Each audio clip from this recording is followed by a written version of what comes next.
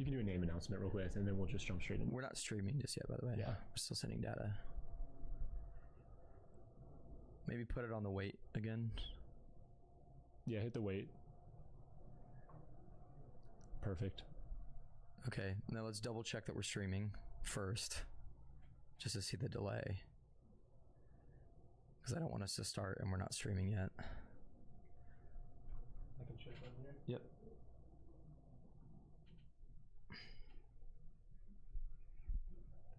Rick and Paris. Paris is playing Han Solo green, and Rick is playing Sabine green. I got it live on our end. Live on your end? Yep. We're checking on ours. We're live. Live on our end. Click on the stream real quick if you can, just to double check. We're live.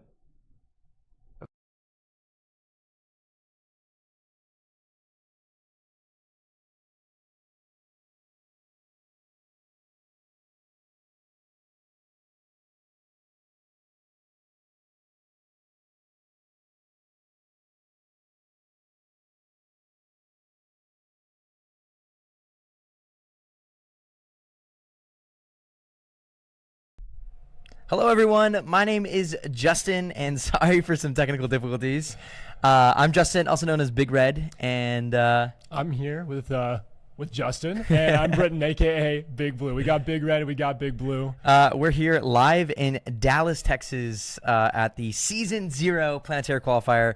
We started a little late. We had some stuff that went on, and that's okay, because the stream also started a little late. The game just started, so we're going to jump into it as quick as we can here. We're just going to give you a quick intro as to who's playing. Yeah, so we have Paris in our first round cut, and he is playing our set 1 old Han. Well, Paris is actually on Sabine. No, Ricky is on Sabine, and Paris is on Han. Right? Yeah, right? yeah. So we have Paris on Han Solo set 1. There we go. Super fan of the leader, and then we have Rick on Sabine for set 1 as well. It's going to be an amazing match. So let's just get into the juice. Yeah, let's jump right into it. Let's squeeze here. Okay, here they are. It looks like they're on turn 2. They both have used 3 resources already. Yeah, we are in the thick of it right now. Okay, so we have a tech out. This is huge. We have a tech out. Well, actually, there's a tech DJ play here. This is super important. So there's a tech DJ against a Sabine Wren ECL, which is actually, to me, quite insane. Wow, actually. That's a really hard play to get off of against an aggro deck. I feel you don't want to go down tempo, and yeah, I'm a big. That's such a ballsy play. Yeah. Actually, I love that for Paris. I think that's so crazy. So we have Fighters for Freedom out for Sabine right now. Yep. And we have a tech DJ out, which is pretty insane. And he's already got 2 experience tokens on that Fighters. And if you see in the discard pile for Paris right now, we're looking at a Spark of the Rebellion as well. Paris is playing discard, dishand tempo. Okay, so we just brought out a Fleet Lieutenant, Fighters for Freedom. Such a good play. Trading into the tech. Nice. Yep. Got to get that off the board because, I mean, tech is so useful. But you imagine he's got more where that came from. Sabine playing a more mid-range control aspect right now, which is, I feel like you have to going in this thing. Okay, Cloud Rider and Fighters for Freedom. That's expected. I feel like if you're playing the Han Green, you're just kind of getting into that end game, a little bit of that mid-range top end. You know, you would imagine in his deck, we're looking at potentially a Home 1, Fennec Shan, Han Solo, our Lando's Millennium Falcon. These are great plays into an aggro deck at all costs. Yeah, Millennium, Han, Fennec, all of those are something he's looking to bring out as early as possible. He's going to try to get his jump on his opponent who's not going to be able to keep up with those resources. No. So, okay, great play. So Paris just got the Han Solo ability and brought out Millennium Falcon on that. So Paris is now putting pressure onto the Sabine, which is, I think, one of the most important things to do. Sabine flip this turn. Yep. And this is where Sabine kind of needs to shine, right? Sabine gets to come out earlier than everybody else. She's got to go fast. She's got the ECL, hasn't used it yet.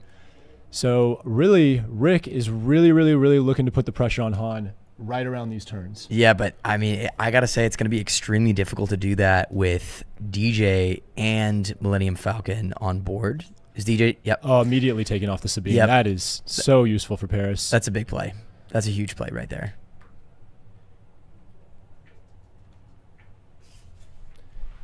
And Now he's also. Well, he's just tapped the Millennium Falcon because he has to tap the Millennium Falcon. So I don't think he came in ready this turn. Here's an interesting thing. I'm looking at Rick's deck right now, and we actually have one Fighters for Freedom in here. One Fighter for Freedom, one R2D2, and a bunch of 3s. And there's an Adelphi in here, which I think is really strong. That surprises me, actually, seeing an Adelphi in here.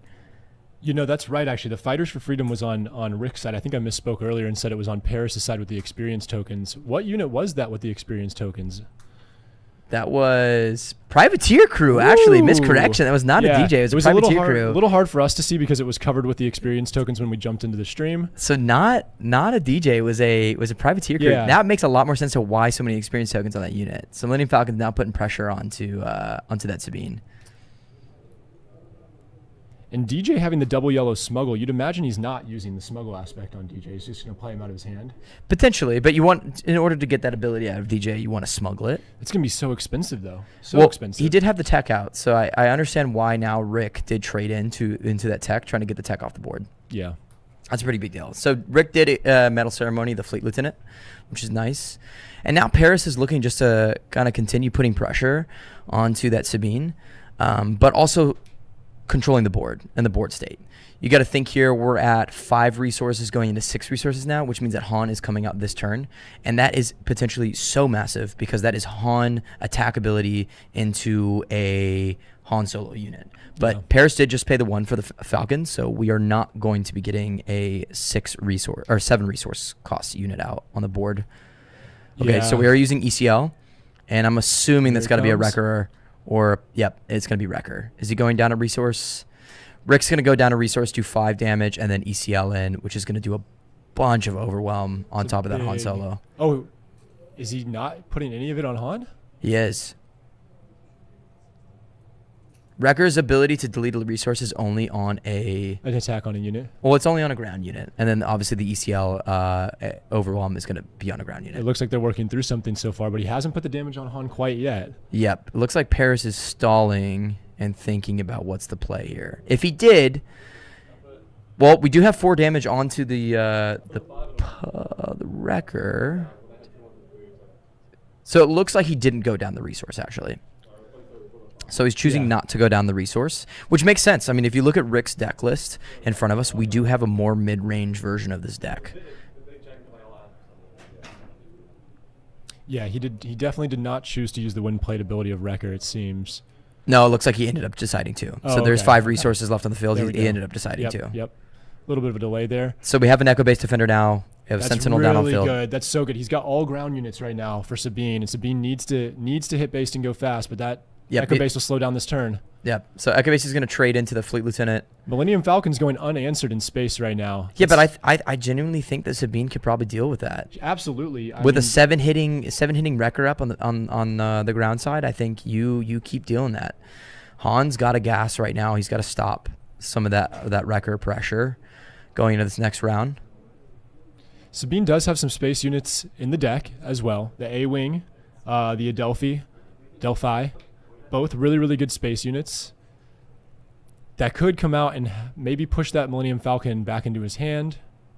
But for now, he's probably going to keep the Millennium Falcon in the game. So this is actually really interesting. Is the Han set? Ooh, we are doing Okay. Darksaber on top of Whoa. a Wrecker, which is now an Whoa. extremely hard thing to deal with. This is crazy to me because you are playing against a cunning deck, which means that Waylay does exist. Yep. And Pop that. unfortunately enough, Paris doesn't own a Waylay in his deck. So we're now just popping a Millennium Falcon. We have double Millennium Falcon up in space. Paris is taking a bunch of damage now. And this is going to be an issue. And it is worth pointing out the Wrecker is not a Mandalorian unit, so it's not going to get the on-attack buff from the Darksaber. But a really strong upgrade nonetheless. Yeah. Well, he also has no Mandalorian units on the field, so there's nothing that's going to get buffed up from the Mandalorian. But I think at the end of the day, that is now a 7/6. That is a 11 hitting unit right now. That is an 11 hitting unit. Yeah, that is huge. And if he does have a Waylay in hand, that is going to be a high But there is no way. value. Paris doesn't have a Waylay in his deck. There's no Waylay in his deck? There's no Waylay in Let's the take a look deck. at this deck list here. It's in the sideboard.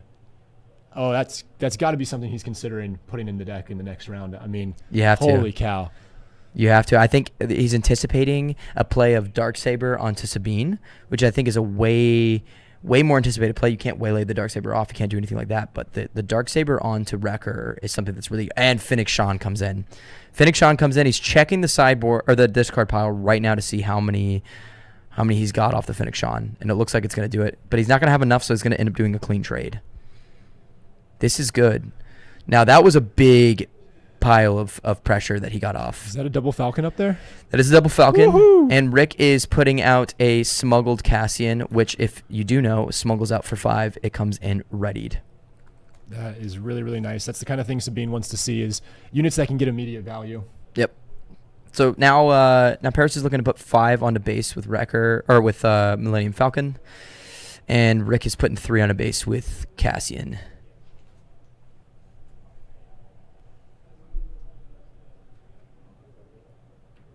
Got it. There was a health dispute. It looks like there was a health dispute in the game. Which was I believe I was kind of thinking about the overwhelm from Wrecker. Yeah, it seemed to be that one. They were discussing something there. So, yeah, that is interesting. It looks like they got everything worked out now. We're a few actions away from that debate. So here's a good thing to notice, that Paris is running a 30 health base. Paris is running a 30 health base, and Sabine is on 25 with ECL. So if Paris can keep applying pressure, he can actually end the game before Sabine's going to end up gassing out Han here. This is interesting because a lot of old Han is being played in double yellow right now, and seeing him in yellow green is I have personally loved the deck. I think the deck is absolutely gas. So I think the deck is great, and I think you're going to see some really, really awesome stuff out of this deck if it continues to kind of not get outplayed by this this Sabine. The Sabine is a really hard deck to deal with. Well, both Falcons still unanswered in space. I mean, Rican comes down, so we have a Sentinel now. I'm gonna safely assume that Paris is obviously putting that Sentinel on top of the Rican. So Poe comes out, timely intervention. Rick with the timely intervention and discards a card. What are we doing? 2 to base, I'm assuming. Wow, that was a great play by Rick. Rick is playing this mid-game very elegantly. And it looks like they scooped. They're going to game 2. Oh, wow. Yeah, that was a great game. I think Paris scooped up there. Paris scooped. I think we're going to have to, he's going to have to evaluate what that next play is. I think Waylay has to come into the deck. Personally, looking at both of these sideboard here, we have, for Rick, we have Confiscate, Heroic Sacrifice, Rebel Assault, another Fighters for Freedom, Bright Hope, and General Dodonna. I think there's a world where Rick is going to probably sideboard in those Bright Hopes, maybe to stop some of that space pressure. But I think Heroic Sacrifice is the answer here. Yeah. I think you just put gas, pedal to the metal, and you gas up that deck right now. Yeah, and we did mention that Paris was scooping, but it actually looks like he was on about 29 health there, so he was actually within lethal range. There was no escaping it. For sure. It was not a forfeit and go to the next game. He had no way out. The game was said and done. So if you're Paris in this situation, what are you sideboarding in? Oh my God, Waylay. It is immediately going in the deck. Probably both of them. He's got 2 in the sideboard. I would put both of them in immediately. He does have Scanning Officer in the sideboard, but I don't necessarily know if that's the most useful thing right now. No, I don't think you're striving for that Scanning Officer. Now, the fact that Rick is running the timely intervention does make the ECL play scarier, because he's willing to duke that out in the mid game to end up winning that out. He does also have another Rican in the sideboard, which could add a little bit of Sentinel, slow down the ground side. Which obviously was the big issue in last game. He could not slow it down enough. I feel like Kiera is we saw in the late end of Paris's game, Paris is playing a more like discard control heavy style right now. You know what I mean? He's definitely like the privateer crew coming out, the tech play. He's definitely trying to play from his resources, but he's also, I think, Spark of the Rebellion. And the funny thing enough is I actually know Paris. I played against Paris, and as I've played an aggro deck into his Han deck before, that is one of the first turn plays he's done against me. It's just immediately Spark of the Rebellion me, which is one of the only players I've ever played against that has done that before. So I wonder if he sides the Kiera in to stop some of that mid-range play like ECL Wrecker, ECL Poe, ECL K2SO. It's a 5 toughness unit that makes the cost of that unit, whatever you name, 3 times more. So, or 3 more. So I think I gotta think. Me personally, I think Kiera's the answer there to stop kind of those great ECL plays. Yeah, I think that's a really good idea. Now, the only unfortunate thing, well, actually, it's not unfortunate because this would be adding his third Kira in there. He's already got 2 in the deck. So if he really wants to focus on that play style, Kira would be the right thing to add in. So maybe 2 Waylays and a Kira coming in the deck here. What do you take out? I think you got to take out the home ones. There's no way you're getting home one in this matchup. Yeah, and we were looking over here at the deck list for Sabine. Of course, there is some space units here, but it's mostly ground. We're looking at looking at 3 A-Wings, 2 Adelphis, and that is about it when it comes to space units. So the home one, if he's... Well, there's Wing Leader as well. There's 3 Wing There's leaders. a Wing Leader in there? Yep, there's 3. Okay. Wing Leader's an awesome card for space, but it doesn't do a ton of space damage. So another reason to maybe pull out the home one. I'm liking Rick's deck here, honestly. He has a lot of experience tokens for a deck. For a Sabine deck, a lot of ways to get experience and buff up things, honestly. One thing I'm a big proponent of, I think when you're playing this game, is you should absolutely be running Confiscate somewhere in the deck, whether that's sideboard or not. It's just unruly in this meta to go against a Darksaber Sabine or anything. I feel like it's like you just need to... But unfortunately, Confiscate needs to happen. Something with... getting something out needs to happen. Fortunately, he does not have the Confiscate in the sideboard or the deck, so he will really be relying on the Waylay. That's kind of the answer to that Darksaber. That or Sabine needs to die immediately on Sabine flip because... Which he did. He did that successfully last round. So, is that enough for Paris? Just getting Sabine off the board as quick as possible. I think so. I think so. I think you gotta continue to play that mid-range game where you're really putting the pressure on. And a huge shout out and thank you to Grant, who is live producing, who works here at Comic Con Games. He is the best ever, and he also just figured out how to live play our playback at full screen. So now we get to see the full damage. Oh my gosh, yes, this is amazing. So before we were actually looking at a kind of a half screen OBS stream view of the game, but now we've got the full screen. Now we got the full screen. We know all the damage on the base now.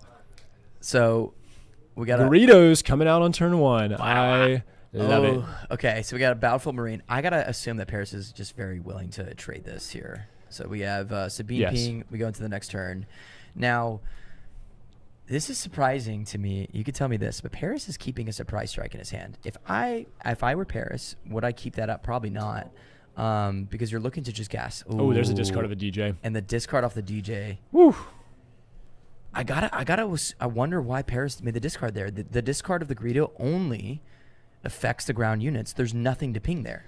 Yeah, and that's why, unfortunately, he had the initiative there. And, of course, the Greedo trade into that Battlefield Marine is one of the best trades you can get. It's For sure. one of the best. But there's nothing else on the board to get the discard off of. Why take the discard? Why take the discard? Not sure what's going on Why there. did we get a discard from Paris? That was really interesting. I got to imagine that's probably nerves for a big PQ day. Maybe. There's got to be something there. I don't understand. So we have a Cassian into the Echo Base Defender. It's going to put 4 damage on top of the Cassian and/or. We're at 4 resources right now, so we got a modded cohort. Modded cohort. Putting 3 damage onto the modded cohort. You got to imagine that Paris is feeling the gas. You lose game 1 against Sabine, you are not feeling comfortable right now. No. This game is, we get an ECL out of Rick. There's an ECL K2SO. Best ECL, probably in his deck. K2SO is going to only take 2 damage off of that, so K2SO's got some more swings in him. And we do have the Overwhelm from K2SO, though. Yeah, K2SO does have an Overwhelm. And Sabine Flip comes out. So Sabine ping, and Sabine Flip. And a lot of people here obviously know K2SO's win defeated ability. He's going to get a discard a card out of Paris's hand, or he's going to get to do 3 damage to Paris's base. He's going to take the 3 damage to Paris's base 9 times out of 10. This is tough. This is really tough. This is very scary for Paris. You have a K2SO on the board with 2 damage on. And a free which means that he's willing to hit. And if he sideboarded those heroic sacrifices in, this is a massive swinging unit into the board. And you have a Sabine. And if you don't take care of either of these, you got to imagine there's a Darksaber in the deck that we saw last game. And Paris is risking it. He's going for he is going for a resource ramp up right now. So we're at 6 resources for Paris. What is coming out? Now you got to think in Rick's head. He's probably like wondering what 7 drop is trying to come out of this. Yeah. I mean, what do you think? Do you think it's Han? Do you think it's his Finnick? Well, I'm obviously looking at his hand right now. I can 110%. I've seen a U-Ring reinforcement, which would help put a stop if he does pull an Echo Base Defender or some type of play here. Does have the Ewing reinforcement. 3 of them in his deck. Put 4 damage back onto Paris's base. So Paris right now is He's at 12. 12 to damage. 2 right now. It's not great pace right now for Paris, and if there is a Darksaber in hand with the Sabine up on board, that's going to be really dangerous. Yep. So we get a wing leader play out, and I'm assuming that's going to have to go on Sabine, yeah. You want to get K2SO to kill himself, basically. Yep. So Sabine is up 2. So now Sabine is a 5. It's a 4 hitting unit, but a 5 hitting unit if it goes to base with a lot of health. Okay. So we have Paris putting 4 onto the Sabine, and Sabine just swinging straight to base. So this is gas. Yeah. And we get Ewing reinforcement. See, that's what I was expecting, and it has to be at this point. A Sentinel. It has to be a Sentinel. Has to be. Has to be a Sentinel, or you're looking for a Han Solo to kill. A Han Solo ambush to come in to get the Sabine. Yep. Yeah. That's a good response as well. You're looking for something that's going to help stop some of this bleeding, because this is a lot of pressure on board. It is. I mean, luckily, like I said, last game, Paris is... Okay, so we get Cloud Rider. Cloud Rider, that's really interesting. Echo Base Defender. There it is. Scanning Officer. Interesting. So Scanning Officer is going to look... I bet you he's looking for the Timely Intervention or the Cassian Andor. That's a great play. That is such a great play. So we get the Cassian Andor out and just the Green Squadron A-Wings. So Cassian Andor is down, and is he going to end up committing the Cloud Rider to an ambush? I would have to assume that you do. Yes, he does. So he kills the Sabine. Yeah, this is a great play. And so we have an Echo Base Defender on board. This is a great way to stop some of this gas. Yeah. And if Paris has another 6-drop in hand or a 7-drop in hand on this next resource range, when he has to delete 2 resources, and he just pulled into the Recon, on top deck. So on the flip side, Rick is putting pressure on, and I know that I saw a Poe in his hand. So okay, that's gonna get scary. We have a chance, and I think Paris was looking for that timely intervention. But well, props to Paris on the Ewing though, because we were talking about the value of the ambush on Han and the value of the Sentinel. I just saw a Darksaber right in Rick's hand. Rick's holding the Darksaber. And if Paris did not sideboard in those waylays. Wait. But he has initiative, so he should get first swing here and take out that K2SO. He's going to be able to delay the Darksaber, hopefully for a little bit here. So Rick has the initiative, and it's Wrecker. And he's playing Wrecker. Looks like they're not switching that initiative token back and forth. They might just be remembering it off the top of their head. So. Yeah. So he's actually Wreckering and going to kill the Han Solo. He doesn't want to go resource up. But still at 6 resources, you could drop another Sentinel. Recon is there. Well, defeating the resource to take the leader off the board is really, really worthwhile. Yeah. Okay, so Scanning Officer as a trade into the K2SO is going to take the 3 damage to base or discard. It's got to be 3 damage. You would expect. At this point, you're gassing so much on base, you got to take the 3 damage. Yep. Absolutely. So we're doing another 2 damage off of the Wing Leader. So we're there. We're at 20 damage, 21, 22 damage. 22 damage. 22 damage on base, and he's got Wrecker who's swinging for what now? 7. Oh boy, 7 and he's got with Overwhelm. Oh man, this is not looking good for Paris. Yep, you got to think if that Wrecker gets 1 swing off Overwhelm into base off that Echo Base Defender, that is 4 damage to base with a 4 cause coming out. That's got to be, and there's a Recon. There's Recon, double Sentinels. Well, not double Sentinels, but potentially double Sentinels. Double Sentinel, and he's going to give the experience token because of the Sentinel play. Rick is double checking that, but that is exactly what Recon does. So we're going to tap out of Sabine. Now he's delaying the action. I don't know if that was a play that I like out of Rick, because I think Paris wants the initiative here. He wants it. Yeah. I think he really does want the initiative in this play.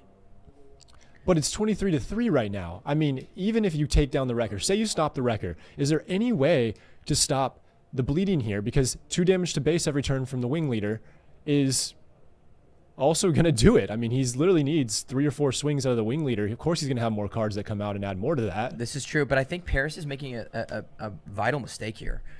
Overwhelm with 2 Sentinels on the board. Okay? 2 Sentinels on the board. Now Recon is not a Sentinel, but gave the Sentinel for the Echo Base Defender. Echo Base Defender has 4 health, which means that if that Wrecker swings, it's going to go 3 to base. That's 3 to base. Now it's plus the 2 because of initiative off of Adelphi. So you're looking at 5 to base from the Wrecker. 5 to base from the Wrecker because of the Overwhelm. Plus a swing from the Wing Leader this round. That's game. He is in lethal range 7, right now. And that'll do it. Let's see if there's any answer from Paris. He just needs 2 damage. He just needs the 2 damage off the Wing Leader to win the game here. He's sitting at 28 health, and there's a Wing Leader that's ready. I mean, this is this is looking like it's it. Paris either has to stop that wing leader. Let's see what he's got. He does have the other U-wing reinforcement. He could bring out the Millennium Falcon, Lando's Pride. What if he kept the home ones in there and he can put the Sentinel down in space? we were saying take it out, but maybe Home he one knows is not a something we Sentinel in don't. space, but it does bring out a cost. He's going to U-wing reinforcement. I gotta imagine you're looking for Lando's Pride here. You are 100% looking for Millennium Falcon, set to Millennium Falcon that comes in ambush, but only when played out of hand, actually. So, man, this is a really tough one and that it is. That's the game. That's the game. Paris doesn't find anything there. That's a really quick 2 games. That's a really quick 2 games, and you got to imagine that Paris is feeling the pressure there. Feeling pressure there. I mean, you gotta. That was a really tough 2 games. Yeah. I mean, Rick, congrats to him, though. He pulled out. I mean, it was a masterclass on Sabine. He was able to get the Darksaber out in round 1. He was getting Wreckers out in both games. Yep. I mean, in round 1, Paris was able to answer and stop the Sabine flip, but in round 2, he couldn't. So that was exactly what Rick wanted to see, and he played the deck just as it needed to be played. Well, and that's what's so interesting about it is I actually think that was a more mid-range version of the deck that I've seen in recent meta at all. I think the Adelphi is a really great unit, but people are really striving for that Rebel synergy. I think I'm very used to seeing Sindari Peacekeepers and that Sabine deck right now, and I didn't see any of them. They're not in his list. They're not in his sideboard. And so Rick is really playing with that mid-range top end, doing 3 Wreckers, 3 Poes, 3 Wreckers, 2 3 Poes, Adelphis. yeah. He is looking to put as much damage to base before mid-range, and then gets to the mid-range area and is trying to basically gas you out with these big units. Yeah, and you saw him really fall back on those wing leaders too to keep his ground units going strong. Yeah. Yeah, that was awesome. That was really great, and I think great job to both players there. But that Sabine play was really, really awesome. I think it was in a weird way a slower version than just putting down a lot of units, playing that mid range. But it was just so great into what I think Paris needed in his deck, which was like tech and DJ and playing like tempo stall and things like that. Well, you're tempo stalling with bigger units, and guess what these mid-range units get to do? Kill your bigger units. Yeah. Which is at the end of the day doing things that is great. That's awesome. Well, Paris is not out of this yet. I mean, I think there's 7 rounds before a cut here, so he's got here, baby. he's got We're plenty. First round of this PQ. He's got plenty of time, and Rick is going to be feeling really, really good going into round 2. We're going to see plenty more Sabine decks, I'm sure, on the stream table today. By the way, let's actually get a formal introduction here because let's get a formal introduction in this place because we have not been able to. Yeah, let's maybe talk about where we're at, talk about what we're doing, talk about the pricing for this tournament, which is crazy, off the chain. It Big is ups, crazy. Big ups to Common Ground Games. We'll get all into absolutely. that. So I know we did a little bit of an introduction earlier, but now that the chat can see our faces, why don't you give us an introduction about what's going on here? So my name's Justin, also known as Big Red, and this is I'm Britton, aka Big Blue. And we have a show called the Open Fire, which is on our channel, The Bucketheads. And we're partnered here with the best local game store ever. I mean, we love it here. They're the ones that are doing the stream. They're the ones that we love so much. Common Ground Games, baby. Common Ground Games. We love our local game store. They're absolutely amazing. And speaking about this pricing for this PQ, they have done some absolute gas. Yeah, went above and beyond with this pricing. There's the prize pool in cash value only is over $1,000, but that doesn't even begin to include all of the boxes and product that is also going into this. Absolutely. We're talking about like Spark of the Rebellion. Yeah, so first place here is actually going to walk home with $500 and 2 boxes of Spark of Rebellion, 2 boxes of Shadows of the Galaxy. Absolutely. And of course, all of the prizes that you get that are part of the organized play kit. So the Champions play mat. Is it the Evazin? I think it's the Evazin. Is that the Evazin is the Evazin is for Top Cut, and it is the legal authority that gets the finalist. No, the legal authority is not the finalist. The legal authority is the participation. Participation. Yeah. Yep. And then the top cut is all Evazon, and then the winner obviously gets the championship play PQ mat. Yeah, that's so beautiful. So it's super sick. While we're actually stalling some time here in between games, we got some time. We got some packs, man. Woo! We got some packs. We got some Shadow of the Galaxy packs. And if you know anything about Common Ground Games, every pack you buy has a showcase in it. So let's open one. We're trying for it. Come on, baby. Yet to still open a showcase. Yeah, that'd be awesome if it's on stream. None. So Nothing. we'll go through it. We'll see what we got here. Oh, we got a Hyperspace Clan Challengers. Guys, this is gas right here. But the real thing. Oh, we got a finalizer. Ooh, We have a legendary. Wow, first pack opening a legendary. So cool. All right, let's see what I can do. Let's see. All right, I Brett, can what do. you got? Nothing. Okay. All right, let's shuffle through it real quick. Get these commons out of the way. No hyperspaces here. I think you got to show the camera, Brett. You're not showing Oh, anyone. There we go. We Thanks, got Phoenix Sean. We got Choose Sides. And then we got a foil Ruthless Assassin. Nice. Looks, guys, that we're getting prepared for an interview with Rick, the winner of that game. Yeah. Let us just cut to a quick commercial break here real quick, and we'll cut to an interview. Woo. Thank you, guys.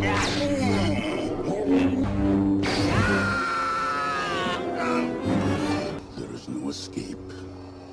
Don't make me destroy you. Join me.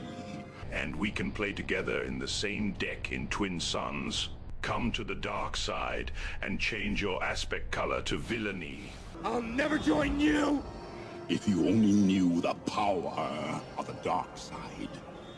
Obi-Wan never told you what happened. To the Bucketheads, He told me you killed him. No. I am their biggest fan. Come with me and watch Open Fire Season 2 together.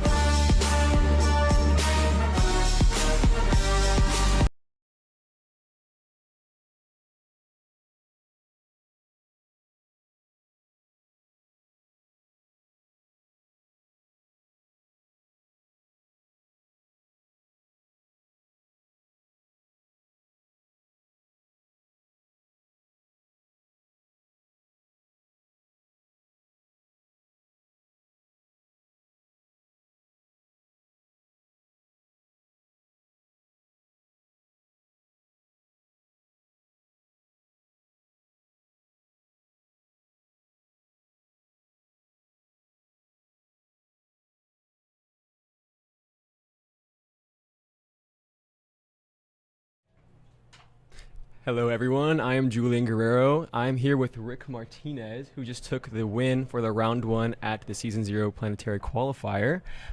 He is playing a pretty standard meta deck, but he completely pulled away with this win. What deck are you playing today?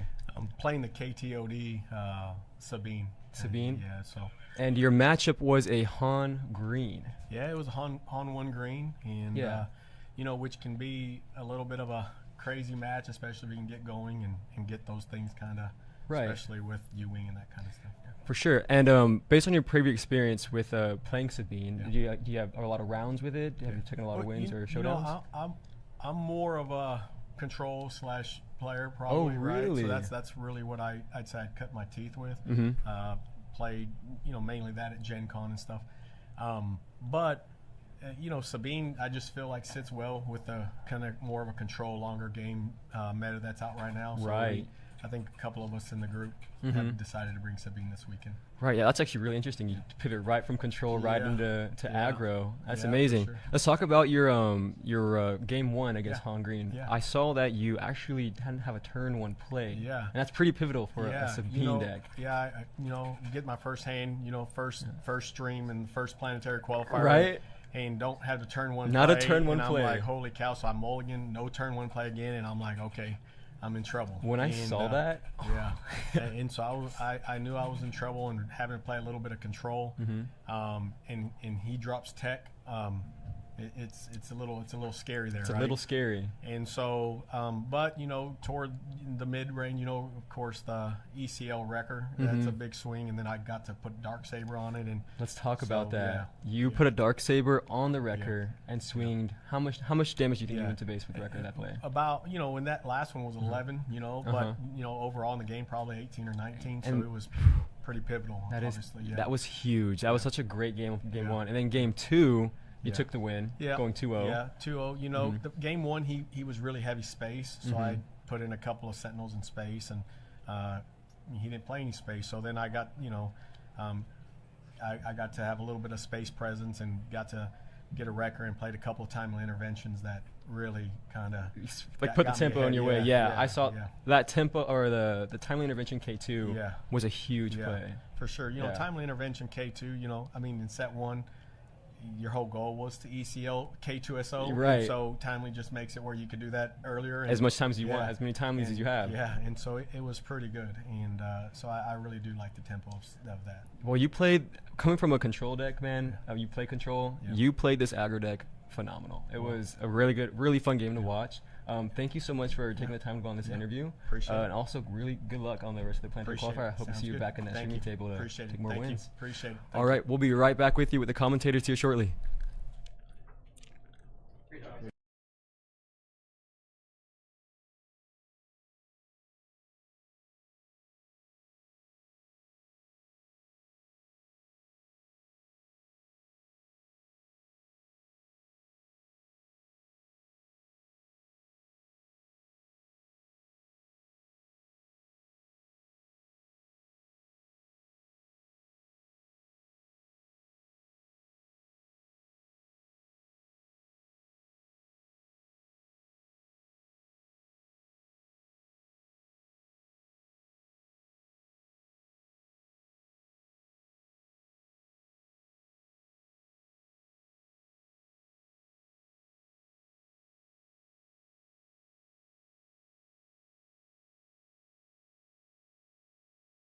To other shops, and everyone's just been super respectful, super nice. You know, everyone's here for the same deal, so we're just having fun here. So it's been a really good, positive environment. Welcome to Duskmorn! Actually, this isn't gonna work. Think that's scary? That's not nearly as scary as the commanders we have for Duskmorn. Watch out for a jump scare! Zamone, Mystery Unraveler, will get to the bottom of this commander deck with a new Manifest Dread mechanic. Cards like Glitch Interpreter allow you to manifest mysterious face-down creatures, while Disorienting Choice and Zamone's Hypothesis will keep your opponents worried about what's around the next corner. Things are getting scary out here. We might need ourselves a Miracle Worker. Miracle Worker is an enchantment deck that lets you peer beyond the veil to perceive wicked value. Aminatu, Veil Piercer, lets you turn your enchantment cards into miracles, while Soaring Lightbringer and Ancient Cellar bring an enchanted ending to your opponents. It's time to pay the toll. The Death Toll! Death Toll is led by Winter, Cynical Opportunist. Cards like Rendmaw, Creaking Nest will help you amass a horde of horrifying hosts. And once your plans are in motion, Demolisher Spawn rewards your delirious deeds with disastrous damage. Dope! Want to be the villain of your own horror movie? Let endless punishment guide your dastardly deeds. Valvagoth, Harrower of Souls, is the big bad of this deck. Cards like the Lord of Pain and Gleeful Arsonist will consistently trigger your commander's ability, while Barbed Flame Gremlin and Sadistic Shell Game will turn you into the villain you were always destined to become. And we'll see you at Commander Nights. Man, I really wanted to get into Dungeons & Dragons, but I just don't know where to start.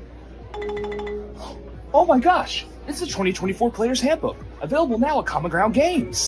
And I even got this awesome hero inspiration token for purchasing it. Pick up your copy of the 2024 Dungeons & Dragons Player's Handbook today at Common Ground Games. We have a serious problem. We got all these new gachapon machines, and I haven't gotten anything yet. We promptly need to fix that. I'm a huge Pokemon fan, so I had to hit up this one. So I think this new giant Kirby we got in is a sign. I'm gonna get the keychain Kirby. And just for good measure, I'm gonna get this Hunter X Hunter one. All right, let's start out with the Kirby one. So first one we got here is Kirby, and I mean, look at this little pink fuzzball. I love it. I'll definitely have more room for that than the giant one we just got in. Next up, we have the Hunter X Hunter one. Ooh, look at this. Very cool. All right, finally, the moment of truth. What did I get for the Pokemon Gachapon machine? I'm gonna assemble this and I'll be right back. And look at that. Got my little Pancham for my desk now. How cool is that? Sometimes, Common Ground Games receives quality games that have been sadly dented or dinged during the shipment process. For a generous discount of 15 to 50%, you can give these games a second chance at life to help you, your family, and your friends make long-lasting memories. Please visit the clearance section in our store or our website to help these games find their forever home. I'm leaving here with something.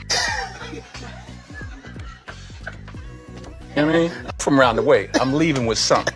Let's open up some Stellar Crown booster packs. Pokemon Professor Morgan and I couldn't help ourselves but to crack open a couple of packs and see if we get lucky. Morgan pulled herself a good-looking Craydilly. Now look, I honestly thought I wasn't going to get anything, and then I pulled this full art Archelodon. Come by Common Ground Games today for everything Pokemon Stellar Crown. Y'all, I was so nervous. I've never been to a pre-release, so I hopped in my car and went to Common Ground Games to see what it was like. It was a very casual and welcoming atmosphere since no one has had a chance to play with these cards yet in the US from the new set Stellar Crown. When you get there, you're given one of these really cool build and battle kits that make up a 40 card deck compared to a 60 card deck with standard play. I even got some really awesome pulls with some of the booster packs that come in the deck, like this full art Kofu and this Zero Aura. After about a 40-minute deck building process, we finally had time to battle. I ended up going 1-1-1 on the day, but I had a whole lot of fun doing it. No matter the TCG, these pre-release events are a great way to play with new cards in a non-competitive setting. Since I played most of my games, I also got 3 extra packs of Stellar Crown. I really had a ball, and the event staff did an amazing job as always. Make sure to be on the lookout for any pre-release events coming up and get everything Pokemon Stellar Crown at Common Ground Games. I got everything we'll need. I got some cheddar, some Gouda. I even got that, the cheese with the berries in it that all the fancy places have. Why do you have so much cheese? You said we're doing charcuterie boards here at the store. I got all the cheese for them. Yeah, we're selling charcuterie the board game.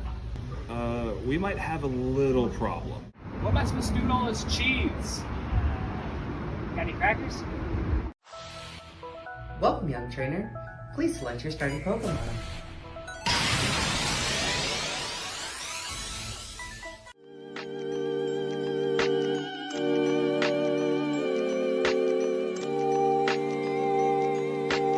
Good afternoon, Magic players. How's everybody doing tonight? I'm so happy to see so many people coming out for our Friday evening Duskmorn pre-release. A lot of you have some really fun stuff going on with your little costumes and everything, and it looks great.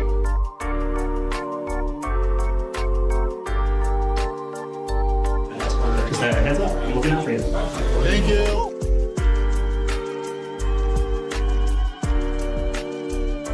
It's been fun. Duskmorn's been really good. It's cool. The horror theme is fun for people that are into horror movies. The set has a lot to explore. It's kind of a nice contrast from Bloomburrow, where that was kind of very fast and tribal focused, whereas Duskmorn, it's a little bit more grindy. You can splash some colors, so it's been fun so far.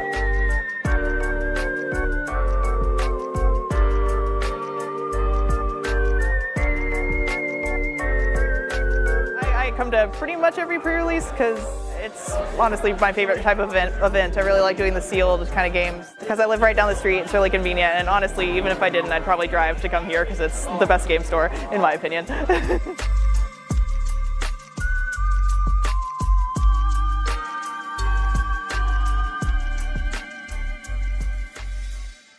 Many of you have seen some of the stuff, some of you may not know, but one of our brightest spots unfortunately is no longer with us. Mr. Jared Keys, some of their friends set up a GoFundMe to help White Peyton with funeral costs and living costs after an event like this. It's quite a lot. One of the things we are doing, and we would love for y'all to help donate to this, is for everybody who donates tonight, up to $2,000, Common Ground Games will match that donation. Every donation everybody makes for every $10, you're also going to get a raffle ticket. Juan, who unfortunately is going to be leaving us, but he donated a couple of Dungeons & Dragons Secret Layers. We'll be raffling those off. And we're raffling off my personal framed copy of a foil uncut sheet of War of the Spark Rares and Mythics. So for every $10 you donate, you're going to get a raffle ticket towards this stuff.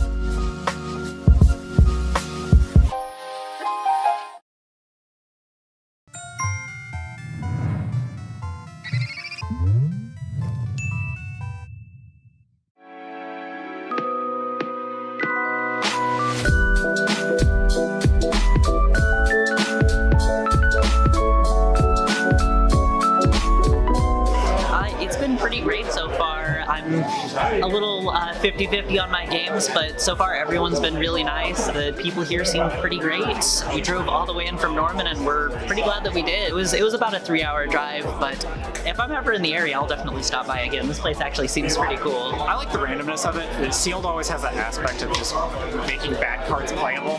Oh, it's been great so far. I've been having a wonderful time here. It's getting some reps in with the new set. Pulls were fun. I got a Fanatic and a Spring Heart, so I'm pretty happy about those pulls. Honestly, there's a lot more people here than compared to other shops, and everyone's just been super respectful, super nice. Everyone's here for the same deal, so we're just having fun here. So it's been a really good, positive environment. Welcome to Duskmorn!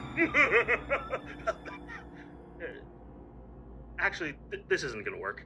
Think that's scary? That's not nearly as scary as the commanders we have for Duskmorn. Watch out for a jump scare! Zamone, Mystery Unraveler, will get to the bottom of this commander deck with a new Manifest Dread mechanic. Cards like Glitch Interpreter allow you to manifest mysterious face-down creatures, while Disorienting Choice and Zamone's Hypothesis will keep your opponents worried about what's around the next corner. Things are getting scary out here. We might need ourselves a Miracle Worker. Miracle Worker is an enchantment deck that lets you peer beyond the veil to perceive wicked value. Aminatu, Veil Piercer, lets you turn your enchantment cards into miracles, while Soaring Lightbringer and Ancient Cellar bring an enchanted ending to your opponents. It's time to pay the toll.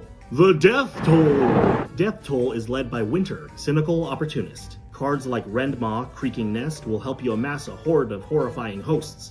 And once your plans are in motion, Demolisher Spawn rewards your delirious deeds with disastrous damage.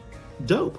Want to be the villain of your own horror movie? Let endless punishment guide your dastardly deeds. Valvagoth, Harrower of Souls, is the big bad of this deck. Cards like the Lord of Pain and Gleeful Arsonist will consistently trigger your commander's ability, while Barbed Flame Gremlin and Sadistic Shell Game will turn you into the villain you were always destined to become. And we'll see you at Commander Nights. Man, I really wanted to get into Dungeons & Dragons, but I just don't know where to start.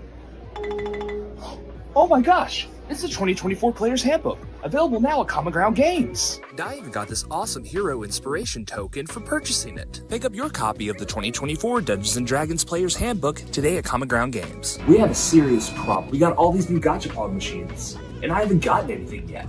We promptly need to fix that. I'm a huge Pokemon fan, so I had to hit up this one. So I think this new giant Kirby we got in is a sign. I'm gonna get the keychain Kirby. And just for good measure, I'm gonna get this Hunter X Hunter one. All right, let's start out with the Kirby one. So first one we got here is Kirby, and I mean, look at this little pink fuzzball. I love it. I'll definitely have more room for that than the giant one we just got in. Next up, we have the Hunter X Hunter one. Ooh, look at this. Very cool. All right, finally, the moment of truth. What did I get for the Pokemon Gachapon machine? I'm gonna assemble this and I'll be right back. And look at that. Got my little Pancham for my desk now. How cool is that? Sometimes, Common Ground Games receives quality games that have been sadly dented or dinged during the shipment process. For a generous discount of 15 to 50%, you can give these games a second chance at life to help you, your family, and your friends make long-lasting memories. Please visit the clearance section in our store or our website to help these games find their forever home. I'm leaving here with something. You know what I mean? From around the way, I'm leaving with something. Let's open up some Stellar Crown booster packs. Pokemon Professor Morgan and I couldn't help ourselves but to crack open a couple of packs and see if we get lucky. Morgan pulled herself a good-looking Craydilly. Now look, I honestly thought I wasn't going to get anything, and then I pulled this full art Archlodon. Come by Common Ground Games today for everything Pokemon Stellar Crown. Y'all, I was so nervous. I've never been to a pre-release, so I hopped in my car and went to Common Ground Games to see what it was like. It was a very casual and welcoming atmosphere since no one has had a chance to play with these cards yet in the US from the new set Stellar Crown. When you get there, you're given one of these really cool build and battle kits that make up a 40 card deck compared to a 60 card deck with standard play. I even got some really awesome pulls with some of the booster packs that come in the deck, like this full art Kofu and this Zero Aura. After about a 40-minute deck building process, we finally had time to battle. I ended up going 1-1-1 on the day, but I had a whole lot of fun doing it.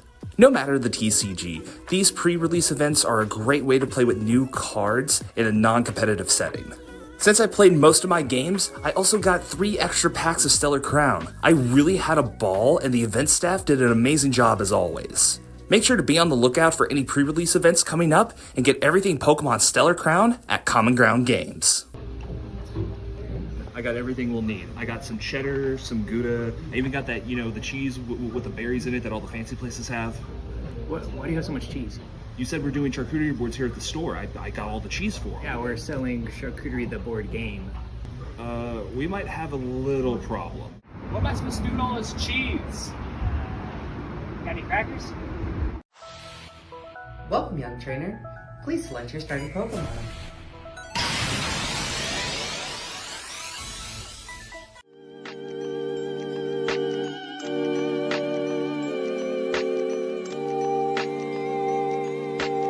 Good afternoon, Magic players. How's everybody doing tonight? I'm so happy to see so many people coming out for our Friday evening Duskmorn pre-release.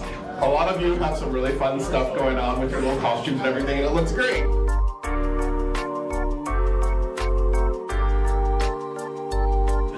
Just a heads up, I'm looking out for you. Thank you.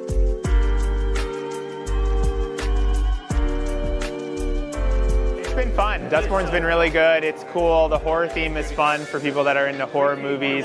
The set has a lot to explore. It's kind of a nice contrast from Bloomborough, where that was kind of very fast and tribal focused, whereas Duskmorn, it's a little bit more grindy. You can splash some colors, so it's been fun so far.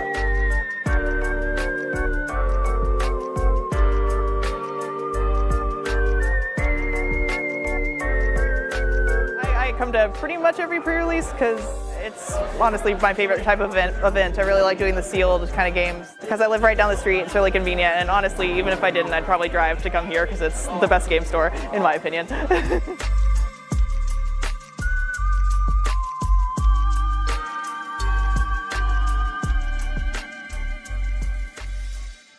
Many of you have seen some of the stuff, some of you may not know, but one of our brightest spots unfortunately is no longer with us. Mr. Jared Keys, some of their friends set up a GoFundMe to help White Peyton with funeral costs and living costs after an event like this. It's quite a lot. One of the things we are doing, and we would love for y'all to help donate to this, is for everybody who donates tonight, up to $2,000, Common Ground Games will match that donation. Every donation everybody makes for every $10, you're also going to get a raffle ticket. Juan, who unfortunately is going to be leaving us, but he donated a couple of Dungeons & Dragons Secret Layers. We'll be raffling those off. And we're raffling off my personal framed copy of a foil uncut sheet of War of the Spark Rares and Mythics. So for every $10 you donate, you're going to get a raffle ticket towards this stuff.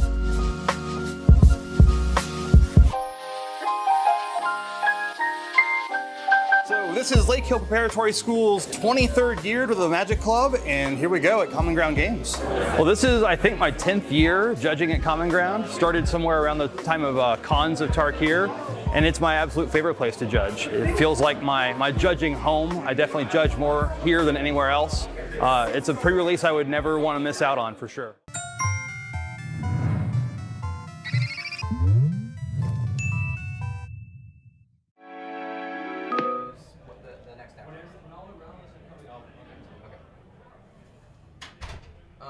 Grants. Yes.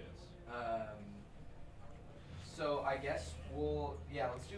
I think the leader thing was kind of tough. Let's do. We'll do the name of whoever it is, and then we just need to associate the name with who they're playing. So actually, Grant, the best way to do it might just be to wait until we say the name. That rather than even just trying to preempt, you can just literally wait until we go, they're playing Sabine, and then you click Sabine. And that wasn't your fault last time. That was my fault. But break bumper a lot, and it's only like 10 minutes, and I'm just trying to make it feel fresh. Yeah, I'm just trying to make it feel fresh. So I'm just cycling through, making sure I can cue everybody up. Yeah, that's awesome. Can you hear us, chat? Let us know if you can hear us. No, I've muted the mic. Cool. Okay. I think they would be texting about it. Audio input capture. That's our device. So this is our microphone. That is the device. So if I mute the mic, there's nothing coming in. Can you hear us, chat? Let Oh, we can't hear you.